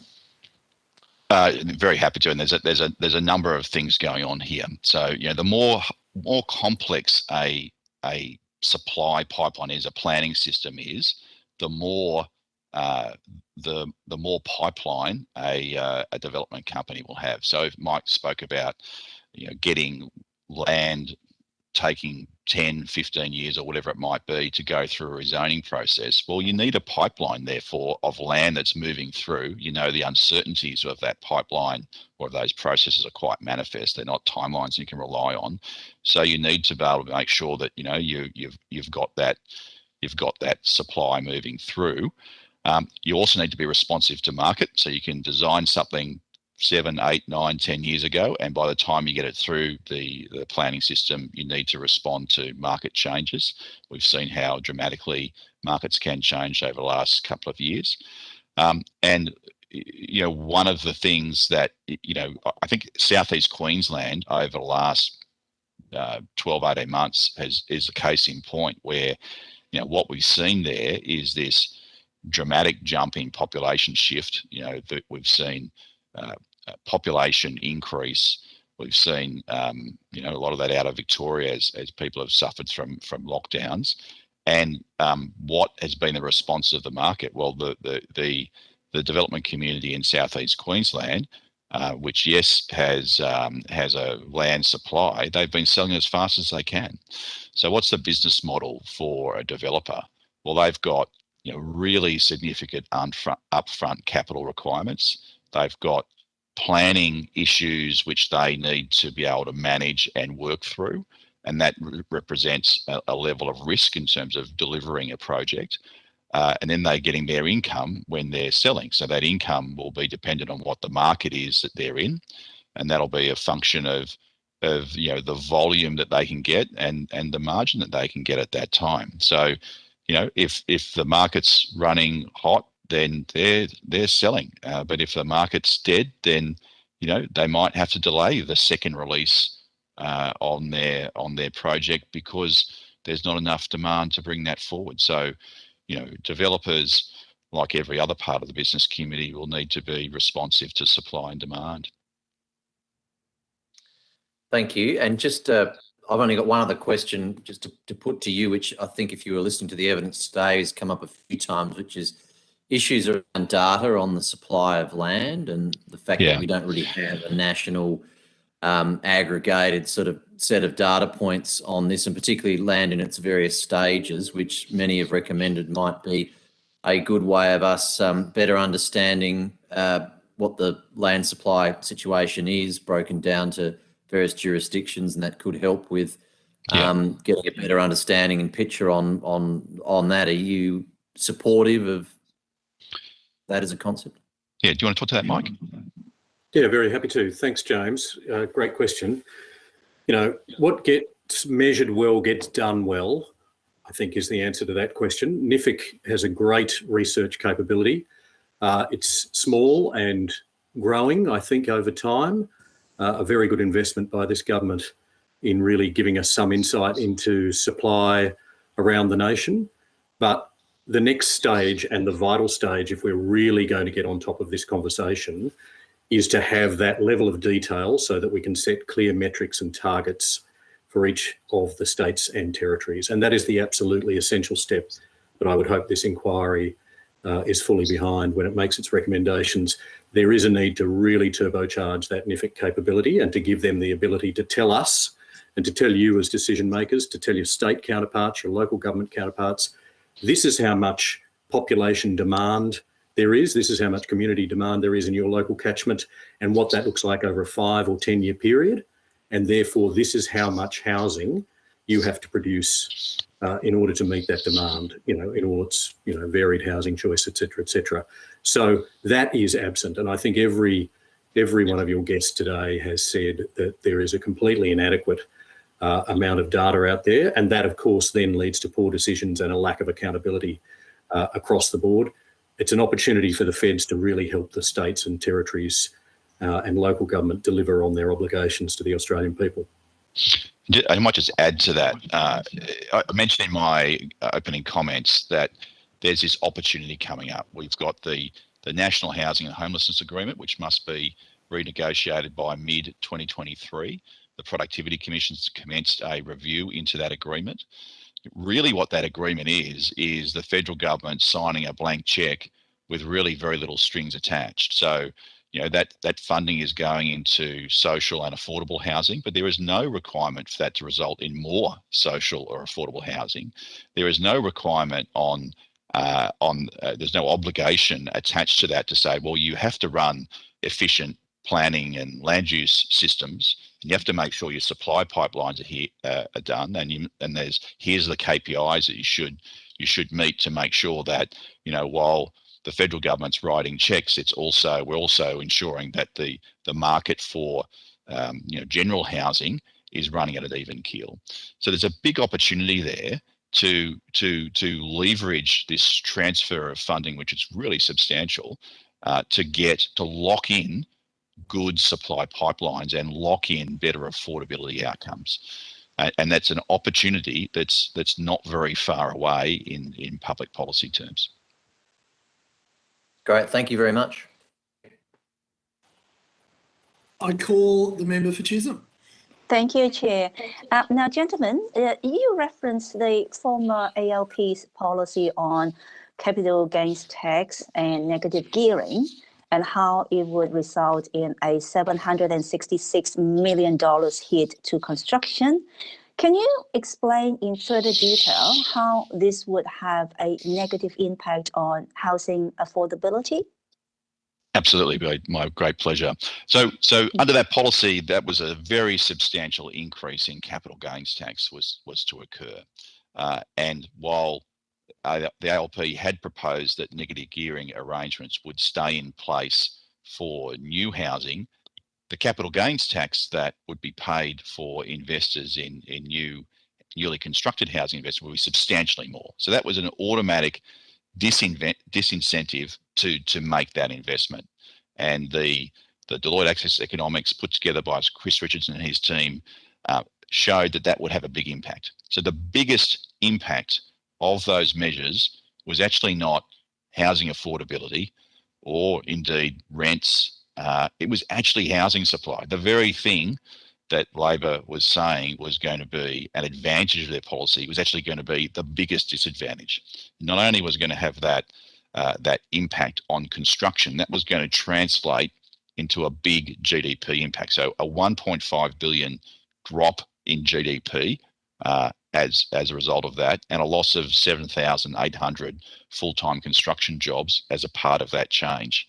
So thankfully, that's not going ahead. Thankfully, the opposition has seen the error of its ways and dropped that policy, because it's certainly not what we need to get housing supply.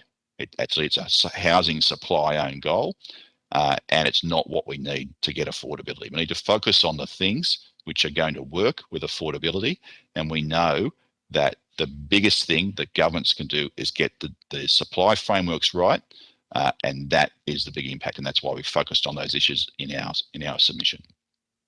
Perfect. Thank you. Thanks, Chair. Okay, gentlemen, I want to thank you for your time today because we have gone over time and you have indulged us. You've agreed to provide us with that Deloitte report. If you could do that by the 18th of November, and any other questions that were placed on notice, that would be much appreciated.